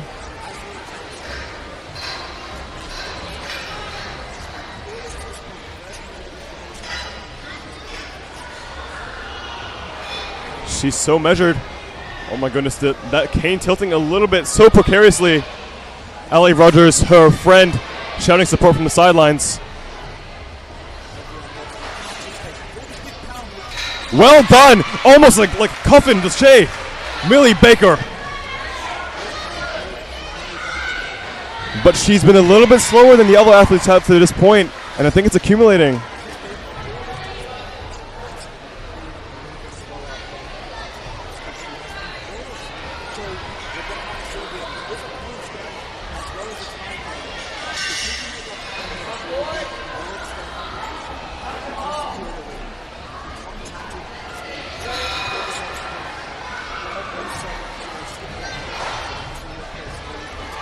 I want to see Millie do it, man. I want to see Millie do not just the cliffhanger. I want to see her do the bar hop. I want to see her do it all perfectly just because I know she can. Millie Baker, she's going to have to go for an explosive move, and she does it. Well done, young lady. There is a reason that she has a reputation larger than life. Millie Baker, straight onto the cliffhangers. Not even a rest. Oh, Millie Baker, not enough in the tank, but she's still got to go for the bar hop.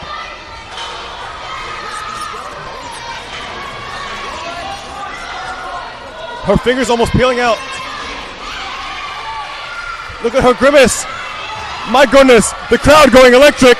Millie Baker in first place with the 1 left to go. Everyone is screaming her name. Well done, Millie Baker. Well done, young lady.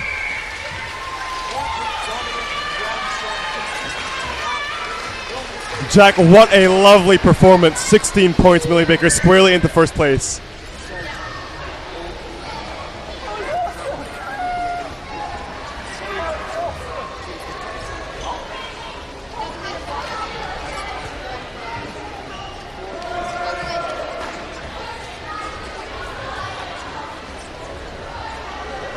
This girl deserves all the accolades she gets, man. And what a machine. Millie Baker, the Hovercraft 2024, patent pending.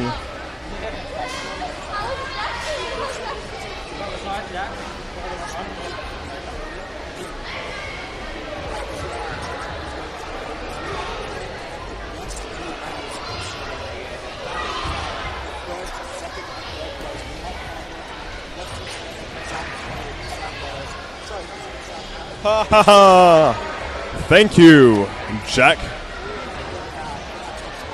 Well, I will represent the New South Wales athletes from the comfort of my chair. The order which you will see them: Jared Sutton, Ash Campbell, Sam Shepard, Cody Thomas, Luke Schmitzer, Tex Gallagher, Daniel Waterman, Michael Maszewski, Reese Lenweir, and Sean Petter. A scary lineup. You would not want to meet these guys in a back alleyway at 9 p.m. at night. I tell you that much, Jack.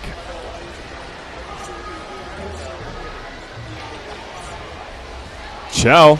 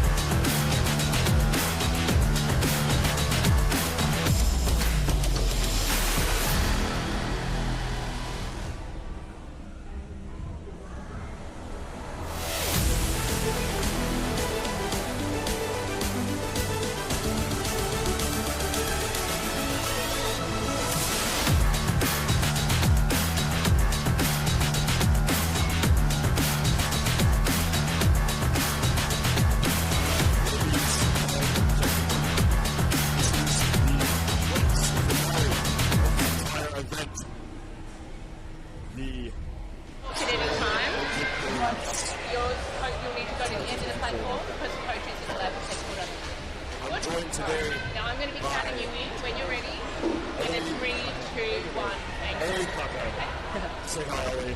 Hey guys. Hey guys. Ollie Clapham, I don't know if you remember one of our under-15 competitors. I'll run It's behind really well Paul in placed front of you. And right now, elite whole males, the rest of them are final 20 members, the top 10 in the country. Here we go. First runner, we got Jared Sutton. Nope, that is Toby T. Oh, Making his way across the islands obstacle. Now he's onto this rotating wheel. Very difficult task. He's tripped up a few of the buildings before. Ollie, having tried this, how do you feel about this? yeah, I thought it would be much easier, but the small movements really make it hard. So if you lean a bit too far forwards, it can mess with you. Absolutely. Toby very clearly through the first one. And now a critical difference and distinguishing factor with these new markers is that they don't have that bottom up to stop the engine sliding down as opposed to the pro-female division. Making it a much harder. Toby T very, very quickly onto the pose using his leg to his advantage. Very graceful. Right now, Ollie, the balance. Having seen this, how do you feel about that? It looks very intimidating. I'm not quite sure what they have to do, but I know that I couldn't do it.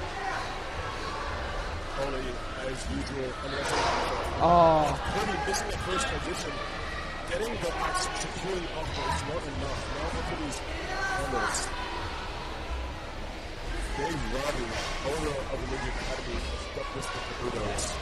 yeah, this looks very difficult to get it jammed in, and if it starts moving like it is now, it would be very difficult to lock it in nice and tight.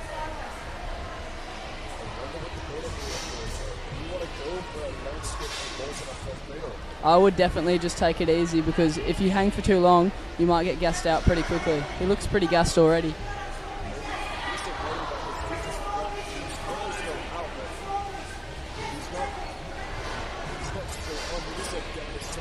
Oh, there he goes.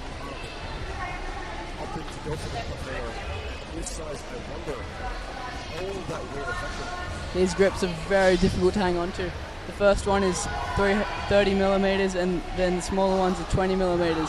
I tried these earlier, and they're very difficult to hang on to after doing an entire course.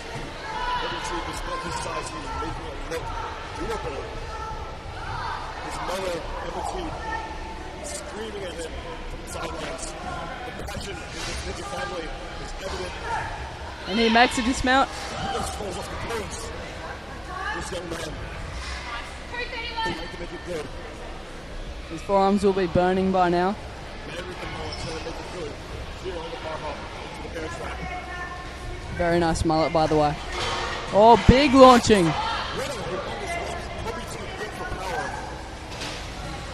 Locking in. Up into the bear trap straight away. Doesn't even struggle. Swinging down. Pushes off the box and gets a nice dismount. Up the big wall. He's made it up.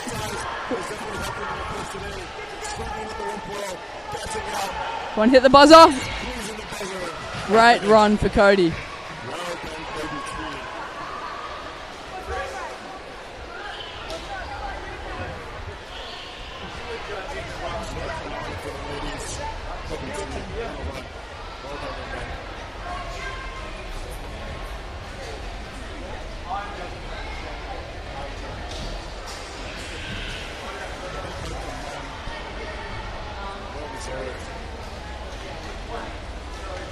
He's going to be very sore tonight. That course looked dreadful. His forearms will be burning. Ollie, that was the first one. I wonder what the better will be for the next time. I can't wait to see. Up next is Jared Sutton from South Australia. This man is so beloved by the South Australian community. The head coach from SA Base Camp, who named in the gym. Everybody wants to see this man run. He's an enormous crowd in the stands. Nearly all of the gym is over watching him. This will be a very good run. The blue and the red. South Australian Ninja Games shirt on his back. Jared Sutton, so beloved by so many. Put together on the course where it matters the most. This half axle, this broken axle is very difficult to balance on. So he's got to make it to the end, get a clean dismount without his hands. Very good.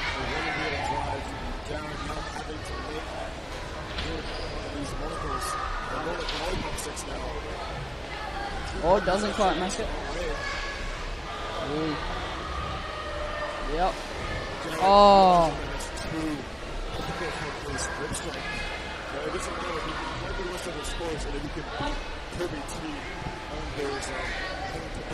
Using his feet very well. He makes a dismount.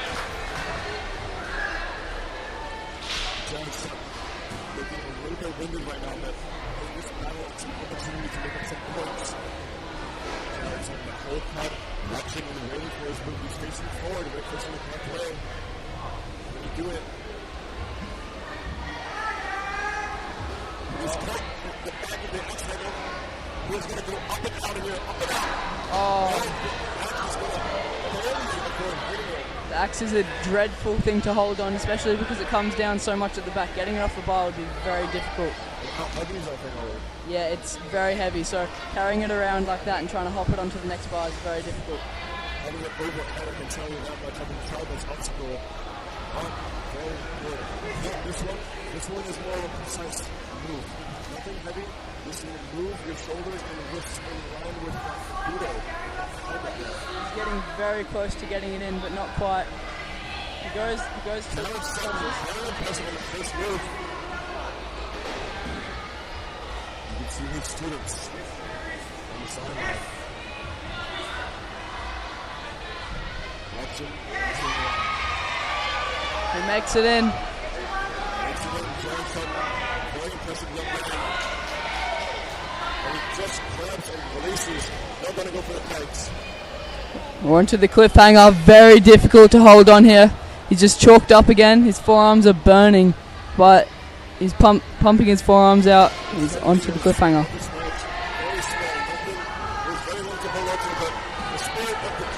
Oh, 3 fingers.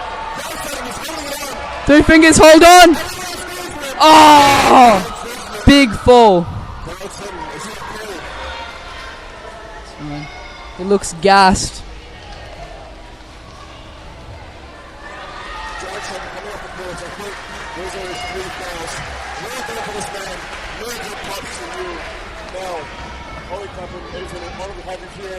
Say your goodbyes. Goodbye, everyone. Thank you for listening. Now we're swapping with this one. This one did Steve Sawyer, fellow competitor in the amateur division. Yes. Amateur division, and fellow official in the AMG League. It'll be great to have you here, giving us some insider knowledge for the commentary. Up next, Ash Campbell. I picked to win it all. This man is the epitome of power, the epitome of strength. Such a friendly broke off the place, but on the course. He's a weapon. Look at his face.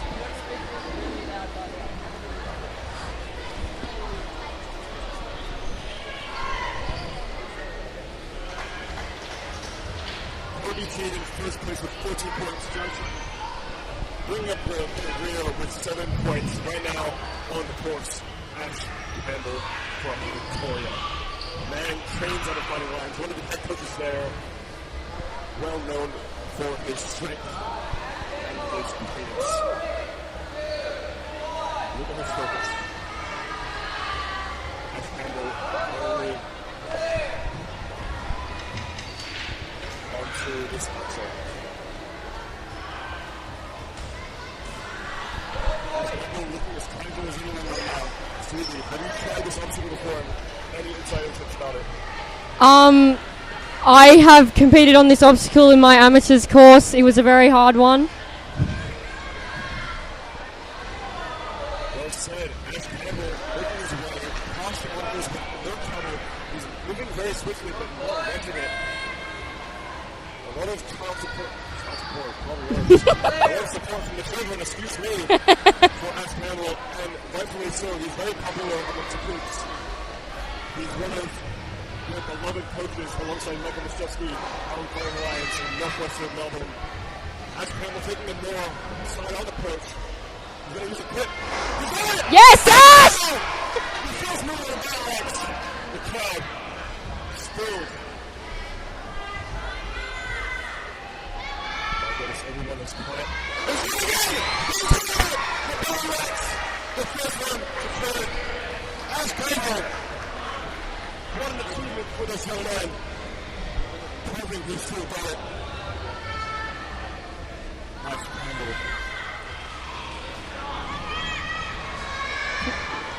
So casual.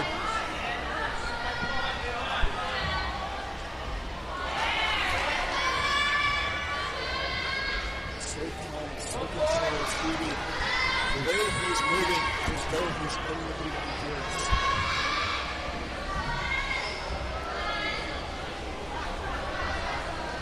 Ash Campbell. Flipping it to one hand on the side and forward.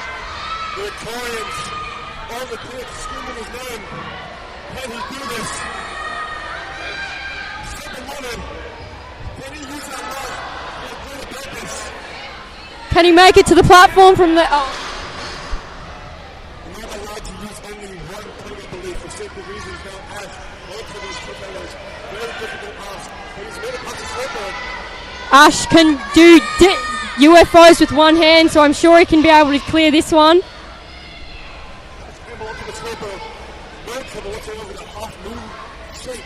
Not providing him any issues so far. He's going to swing to this one. And he's got it! One thus far, except for the peg swirl. Ash Campbell. Having a nearly flawless run. Ash Campbell double fair, one grip. He is so slow. He's so powerful. And he's going to go for it straight away. Oh! Gotta go for the record immediately. Beat the wall, Ash. My goodness. He has 2 more attempts. He can do it. Oh, come on, Ash. Let's go, Ash. Yes, he does it. Ah!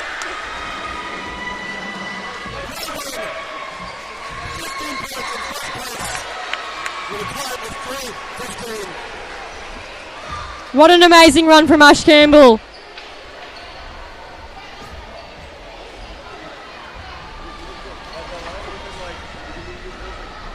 Mix it up if you want to. No, he can do UFOs with one hand. Okay, I'll make shit up.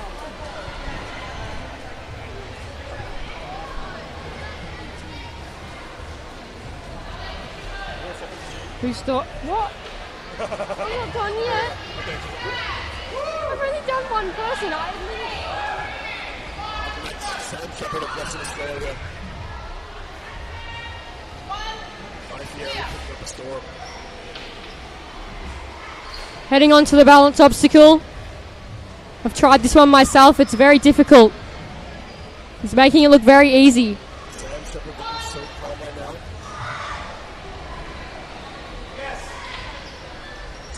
And he's done it.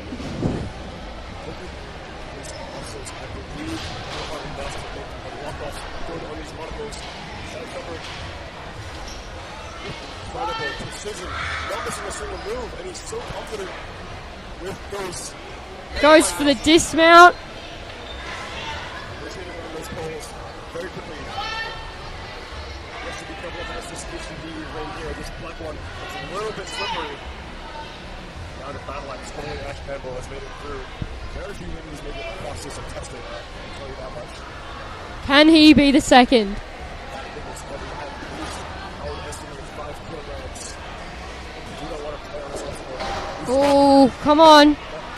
Yes, there he... Sam Shepard, representing Western Australia. Coming through very slowly. There you go. Sam Shepard. Proving it can be done. Proving can be done. I wonder whether that has opened the door for the other ninjas to make it through. With more and more ninjas making it through that improves the confidence. That demystifies that obstacle. Sam Shepard now onto his kudos.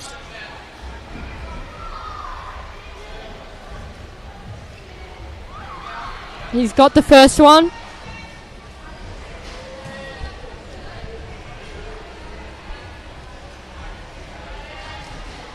Sam Shepard onto the ring and the touch point. Now it's a pass Ash Bambo, which you can not only get the head cross, but also the cliffhanger and Baja after it. Good move thus far. Looking very strong. Very efficient on the course so far.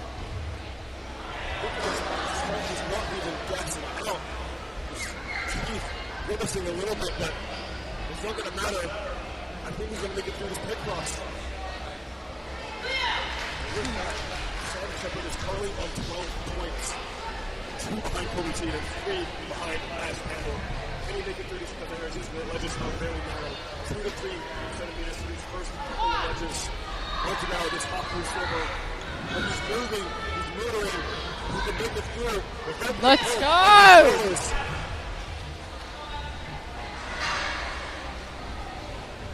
Sam Shepard moving into second place ahead of Kobe T. He's dancing across this. Let's go. Come on. He's made 1 point. He's running to Baja.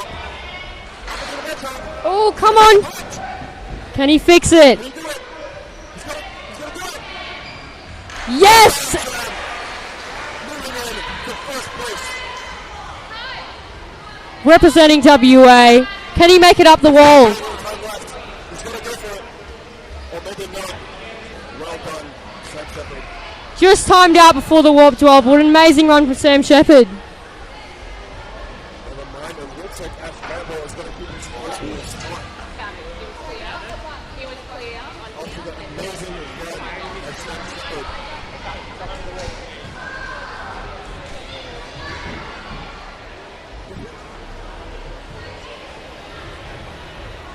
Has Daniel gone? Daniel Waterman hasn't gone yet. Stevie Searle's favorite ninja, I might like to add. Oh, Sam Shepard and Ash Bambo are tied. First place official I've seen this competition so far. Wow, this might get interesting, ladies and gentlemen. If no one else wants to win the day, perhaps they have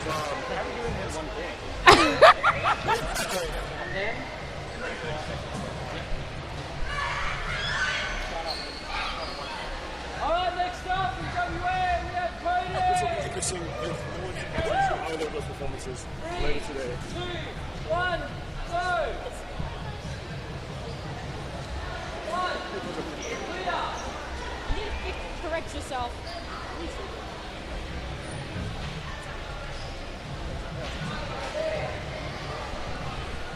Making the balance obstacle look easy. He's got past the halfway point. One thing I have to say about Cody Thomas is his record strength is immaculate. One of the strongest in WA. He's going to make this look like a joke. Look at the way he's just shoving it out of his way, get out of the way. Bending his knees to activate the core and going for the dismount off the second last one. It's good observation, Stevie. Cody Thomas quickly onto this maneuver. Not much of an issue with this obstacle, so for all these athletes, it's just about number 3 mistake. And in the background, Colonel Center, Doug Wilson, his support crew, as always. Cody Thomas, who's going to make this look interesting. This guy's explosive strength is very much well on the top in Australia. Can he do it? Can he do what Sam Shepard and Ash Campbell have done for him? Yes, he can. Cody Thomas. Making it past the halfway point. Not dropping any points thus far. Not again. Muscling it. Going for the backwards way. He's completed the dismount. Cody Thomas, an explosive athlete. And this Belga forges the way through the corridors. Requires so much precision, so much stability, and so much wrist control. Making them look easy, going at first attempt. Onto the crucifix now.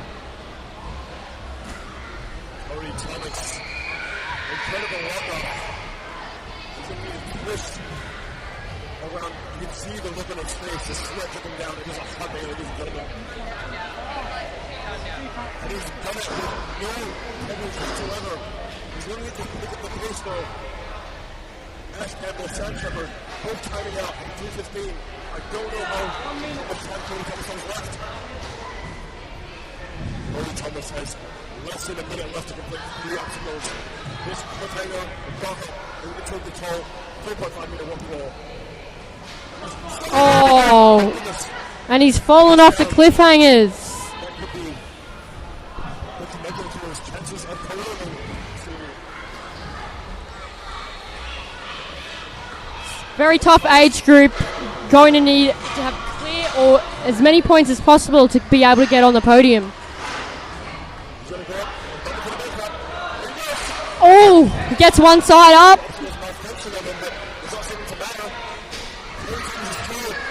Can he get the wall?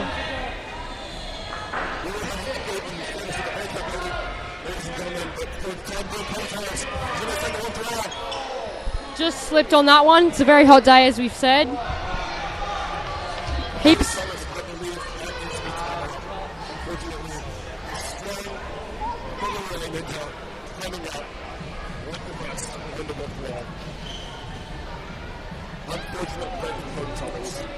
Amazing effort from that one.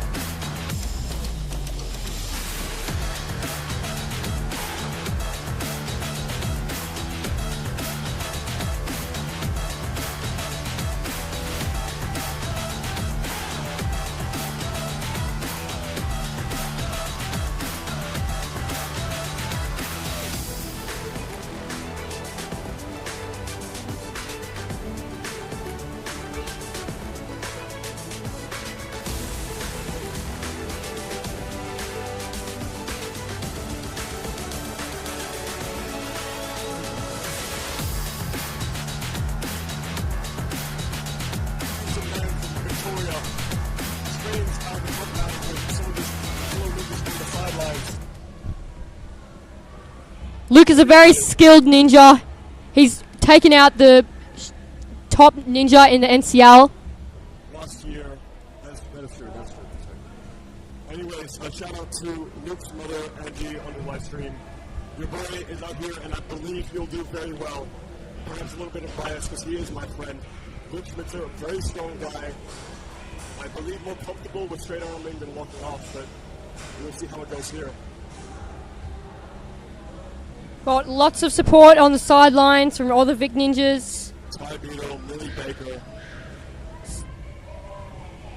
Sasha Mazarevic, Fraser Smith, Zoe Harkness, his entire squad wants to watch him complete this course. Luke Schmitzer is very good under pressure, that's what I want to say. Looking very composed. This should be no biggie for him. Luke onto the battle axe. This has generated a lot of hype over the last few runs. Can he do it? Yes. Oh, barely. The Ninja Academy wants to see someone do a full clear. Oh. Luke Schmitzer making a mistake that could prove fatal should he want to get into the top spot. Hopefully he can do those. These helmets, extremely precise grabs. Stevie, very difficult obstacle. Yes. Well said. Wow, Luke Schmitzer only lost a second of his pegs. That's not what you want to do. Like really, he's getting it back. And he's got him. I wonder with his wingspan, he is 6'2". He might want to go for the final one, and he's almost in. An extra swing.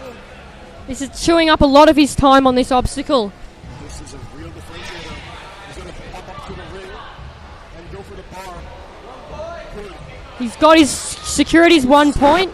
Worried that just like that would come out on him, but thankfully no attached to it right now. His entire crew on the sidelines. No one saying a single word. We want to let this man concentrate on his course. Oh. A rough end for Luke Schmitzer. Going on to these cliff ledges and not Luke Schmitzer. An unfortunate end to his run. I believe he's only got one more lap left to go. Good clip. Just sending it for the rest of the course. I know that Luke loves the slogan "Send It," so let's see what he can do. He sends it, but he sends the ball flying across the course towards the right side. And Just missing out on the whooped wall. Luke Schmitzer, a good run, buddy. We love to see what you have in store for the future. Well done. Finally, we will the first standings. We have just run six athletes. Johnson, unfortunately, running right out in last place. Luke Schmitzer, right in front of him, 11 points. Kobe T in fourth. Podium right now. Thomas with 14. Ashton with 15. And Sam Shepard, let me clarify that. Sam Shepard with 16 points. Pardon me, rounding it out. And right now, I believe we only have the Western Australian Ninjas and Michael Mastevsky left to win. Stevie, excuse me.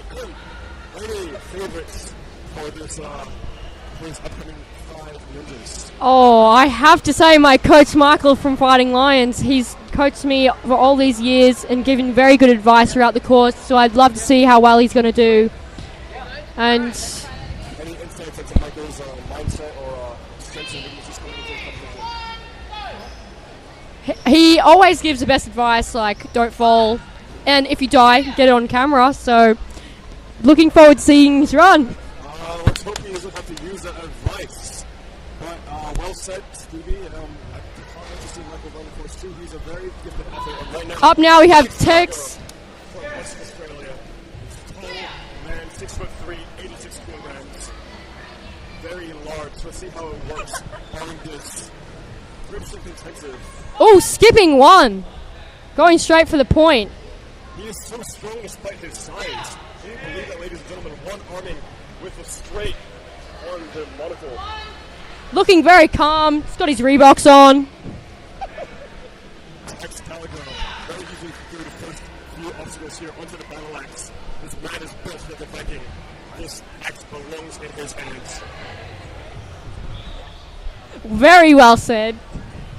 Thank you, Stevie. Excalibur. Starting with axe. Oh. Here. Bending the bar. This man is a threat to society. Come on, Excalibur. Move the axe. He tries. He misses the first time. Oh, and he gets it! Young man. Perfect run so far. I believe one of only 4 have gone through the battle axe cleanly. But I hope his weight will not come into play with this with these kabutas, because the larger you are, the more that handle gets wedged in. And you can see it right there, it's getting stuck on him. Oh, and he's... So right there, that might be even a good thing. That was a great move from Tex. Tex Gallagher, very strong athlete.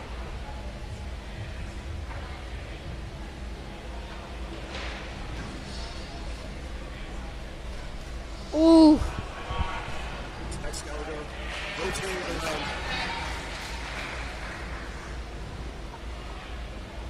Making it look easy. Swapping that last one in. He seems to be very efficient, very fast, but his time to this point can be slower than that of Sam Shepard. As you know, Sam Shepard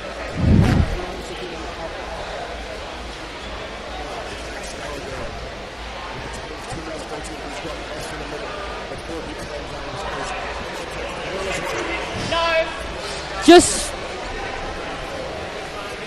Let's see what he can do on the last couple of obstacles.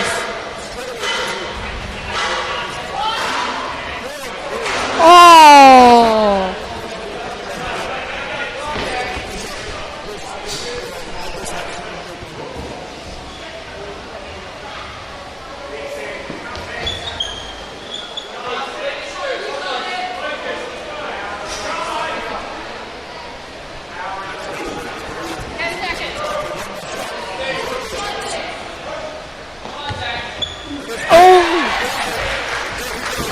Height proving as an advantage.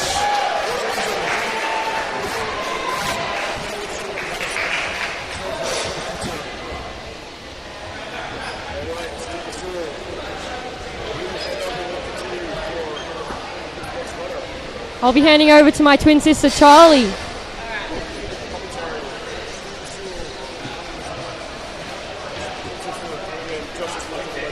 Hello, hello. Daniel Waterman. Send it.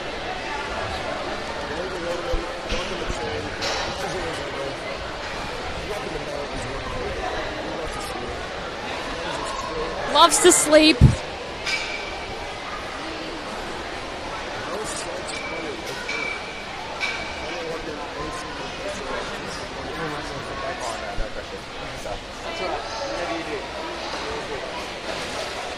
Next up from WA, we've got Dan.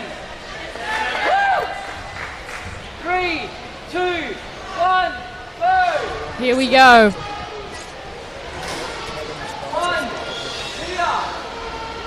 Just a walk in the park. Waterman. 1.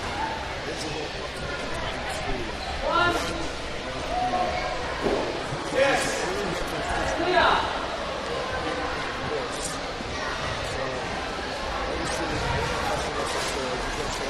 One. Clear.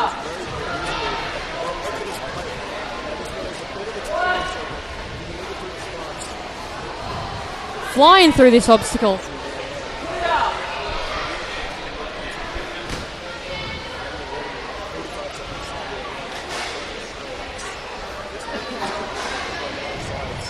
Looking calm. Can he do it?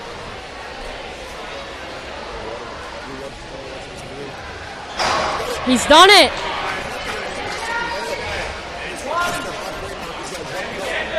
Pumping through. He's done it.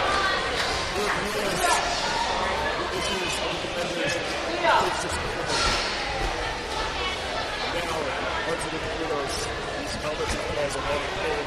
Strike from the previous losers. And that's how they want to. Skipping one. He's straight to the end. Excellent move. Very smart move.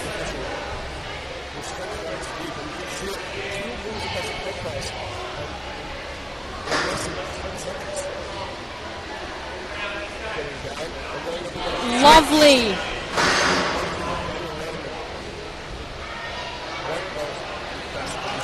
Come on, mate. Doing a little spin for us. And he's off.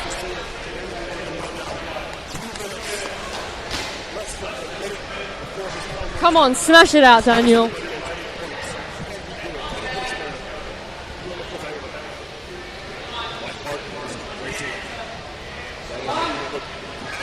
He's got the point.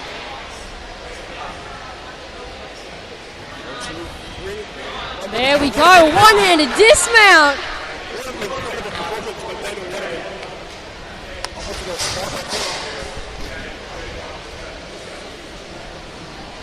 Just checking his time, you can see the shock on his face. He's pumping through. He's got the point, can he do it? And he does it! Let's go on the wall! On the edge of our seats, and he's done it! He's done it! On the buzzer!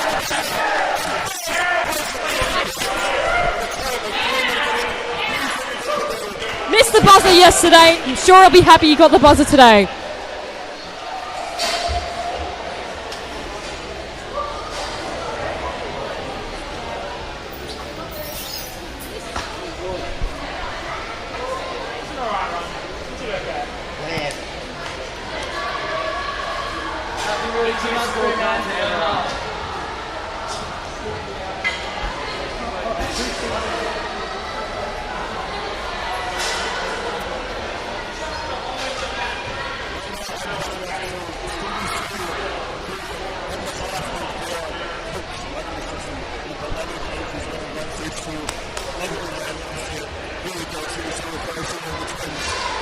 Twins commentating live. Here we go.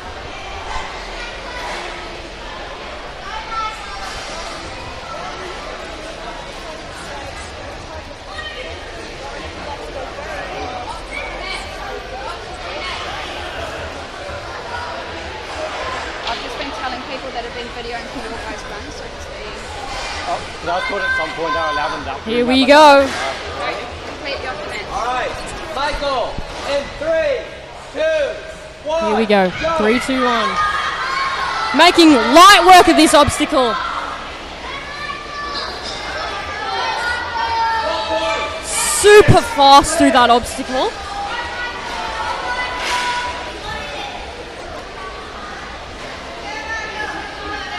Skipping one!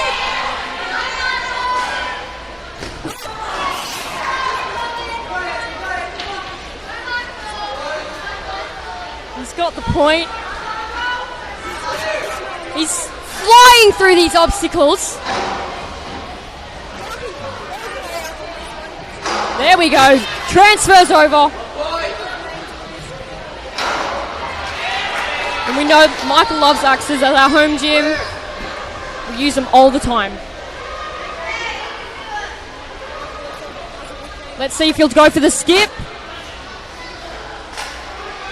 He doesn't.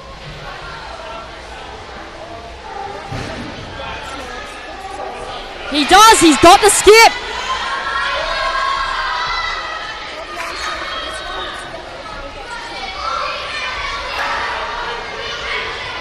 Here we go. We've got the lock-off strength. Let's see it. Very smart move. Means he can lower it down.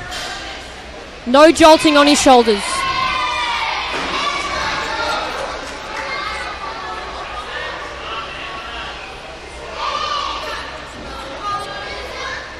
And he gets it.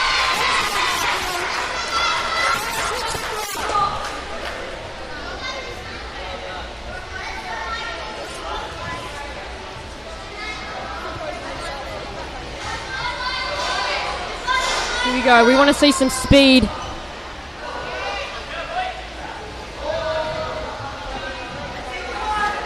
That's alright, he just slipped off. Alright, we're on the second last obstacle.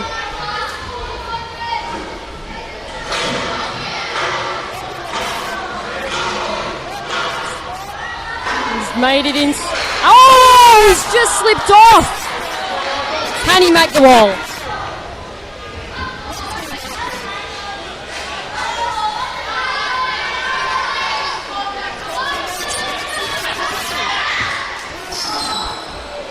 Come on, Michael.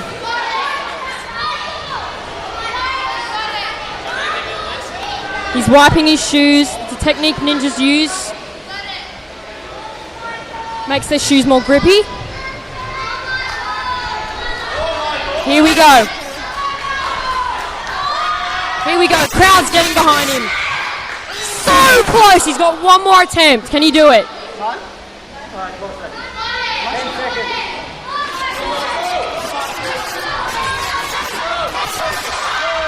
Beat the wall, they're chanting. He's just missed it. Amazing run from Michael Mashevsky.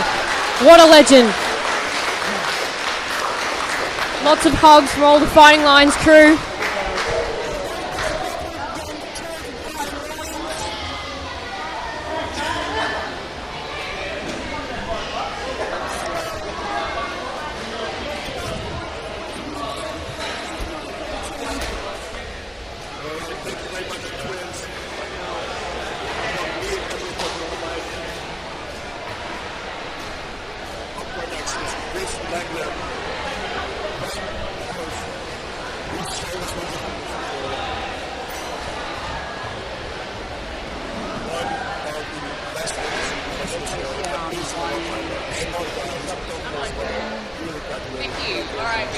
Wow, that's very cool. We have on the course 3, going in 3, 2, 1, go. Okay, he's about to start. 1,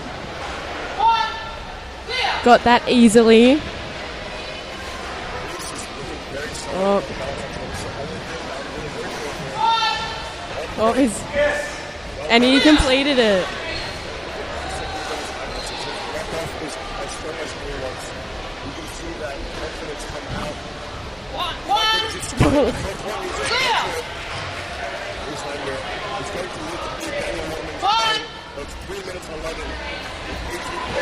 He's looking really efficient at the moment, though.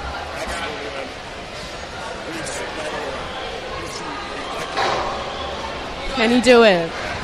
And he does it! Come on.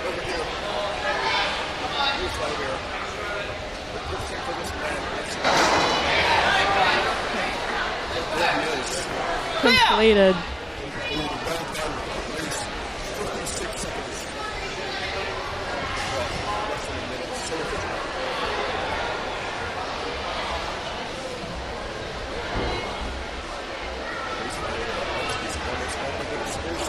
Making this one look really easy.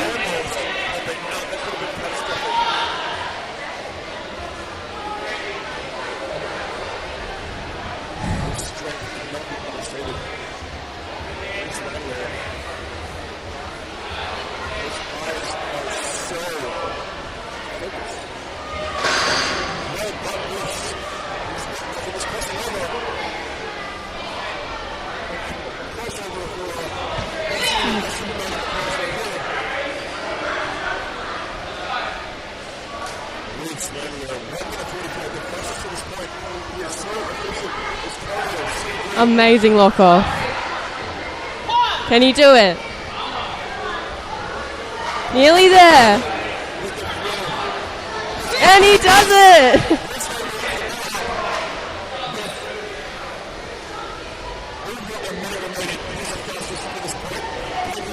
Hold on.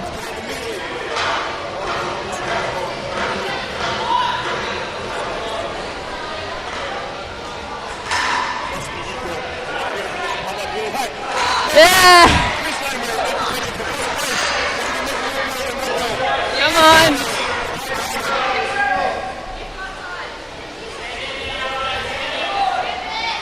Can he make it up the wall? Oh, so close.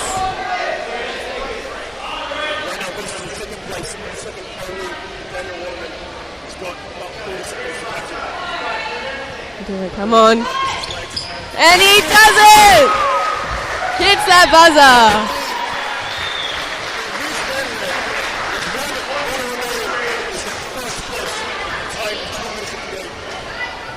That was amazing. One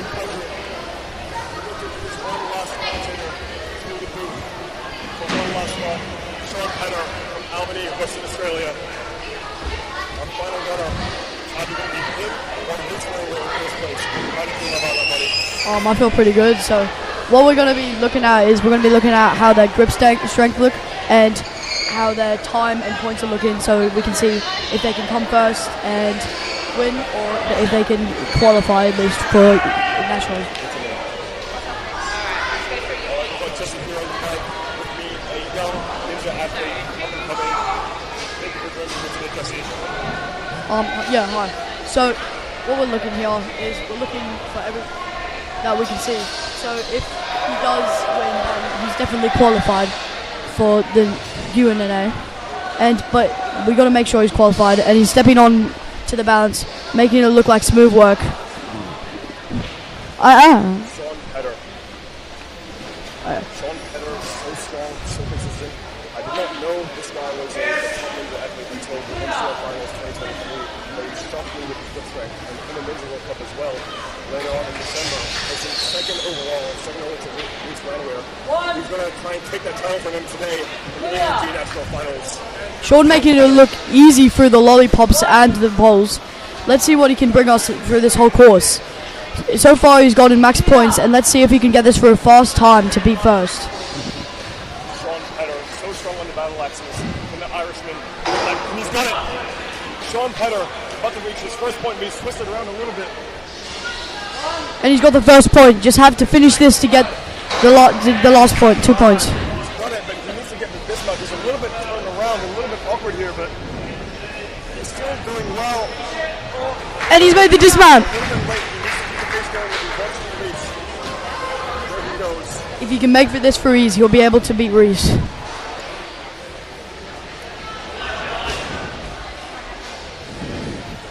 Sean finding a bit of a struggle when he's trying to fit them through. Our final runner is a run to remember. A run for the ages right here. He's on a single arm. He's swinging around a little bit. So calm, Sean Petter. And this is what we like to see. He beat the Kudos in the Ninja World Cup 2023. Only 1 or 2 athletes to do so. He's done it again over here. Onto the peg cross. Will he be able to beat the peg cross? His eyes straight, no stress at all, Jesse. It's incredible to watch. If he finishes this, then he's so far on the way on to coming first, but still got to get a pretty good time. Still got a cliffhanger in the bottom of this. Right now, he is in, I believe, these Landwehr's time that are a little bit, but he can make it up, he can make up a red roll, he can run and run. The thing about the cliffhangers is they're very short, so if you fall, then he loses all the points, but he might be able to get the thing. A little bit. The crowd, oh my goodness. And Sean is falling. I believe that means we have our winner.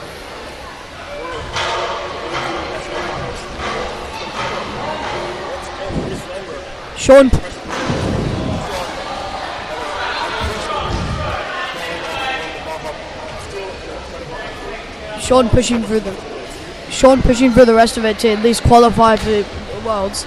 Let's see if Sean got the energy to finish the wall. Sean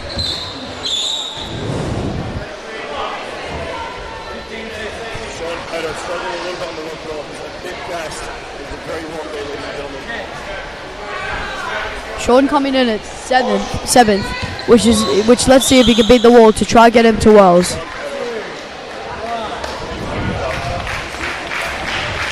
Good job, Sean. Well done to Sean Penner and all the other athletes coming out here today.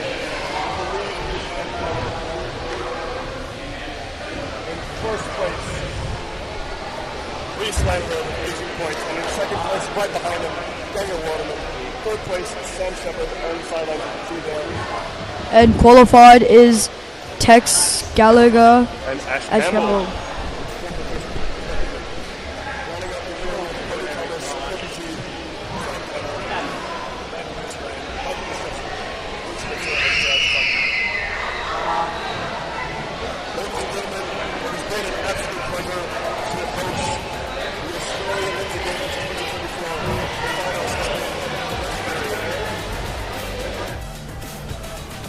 We will be back shortly for the awards presentation.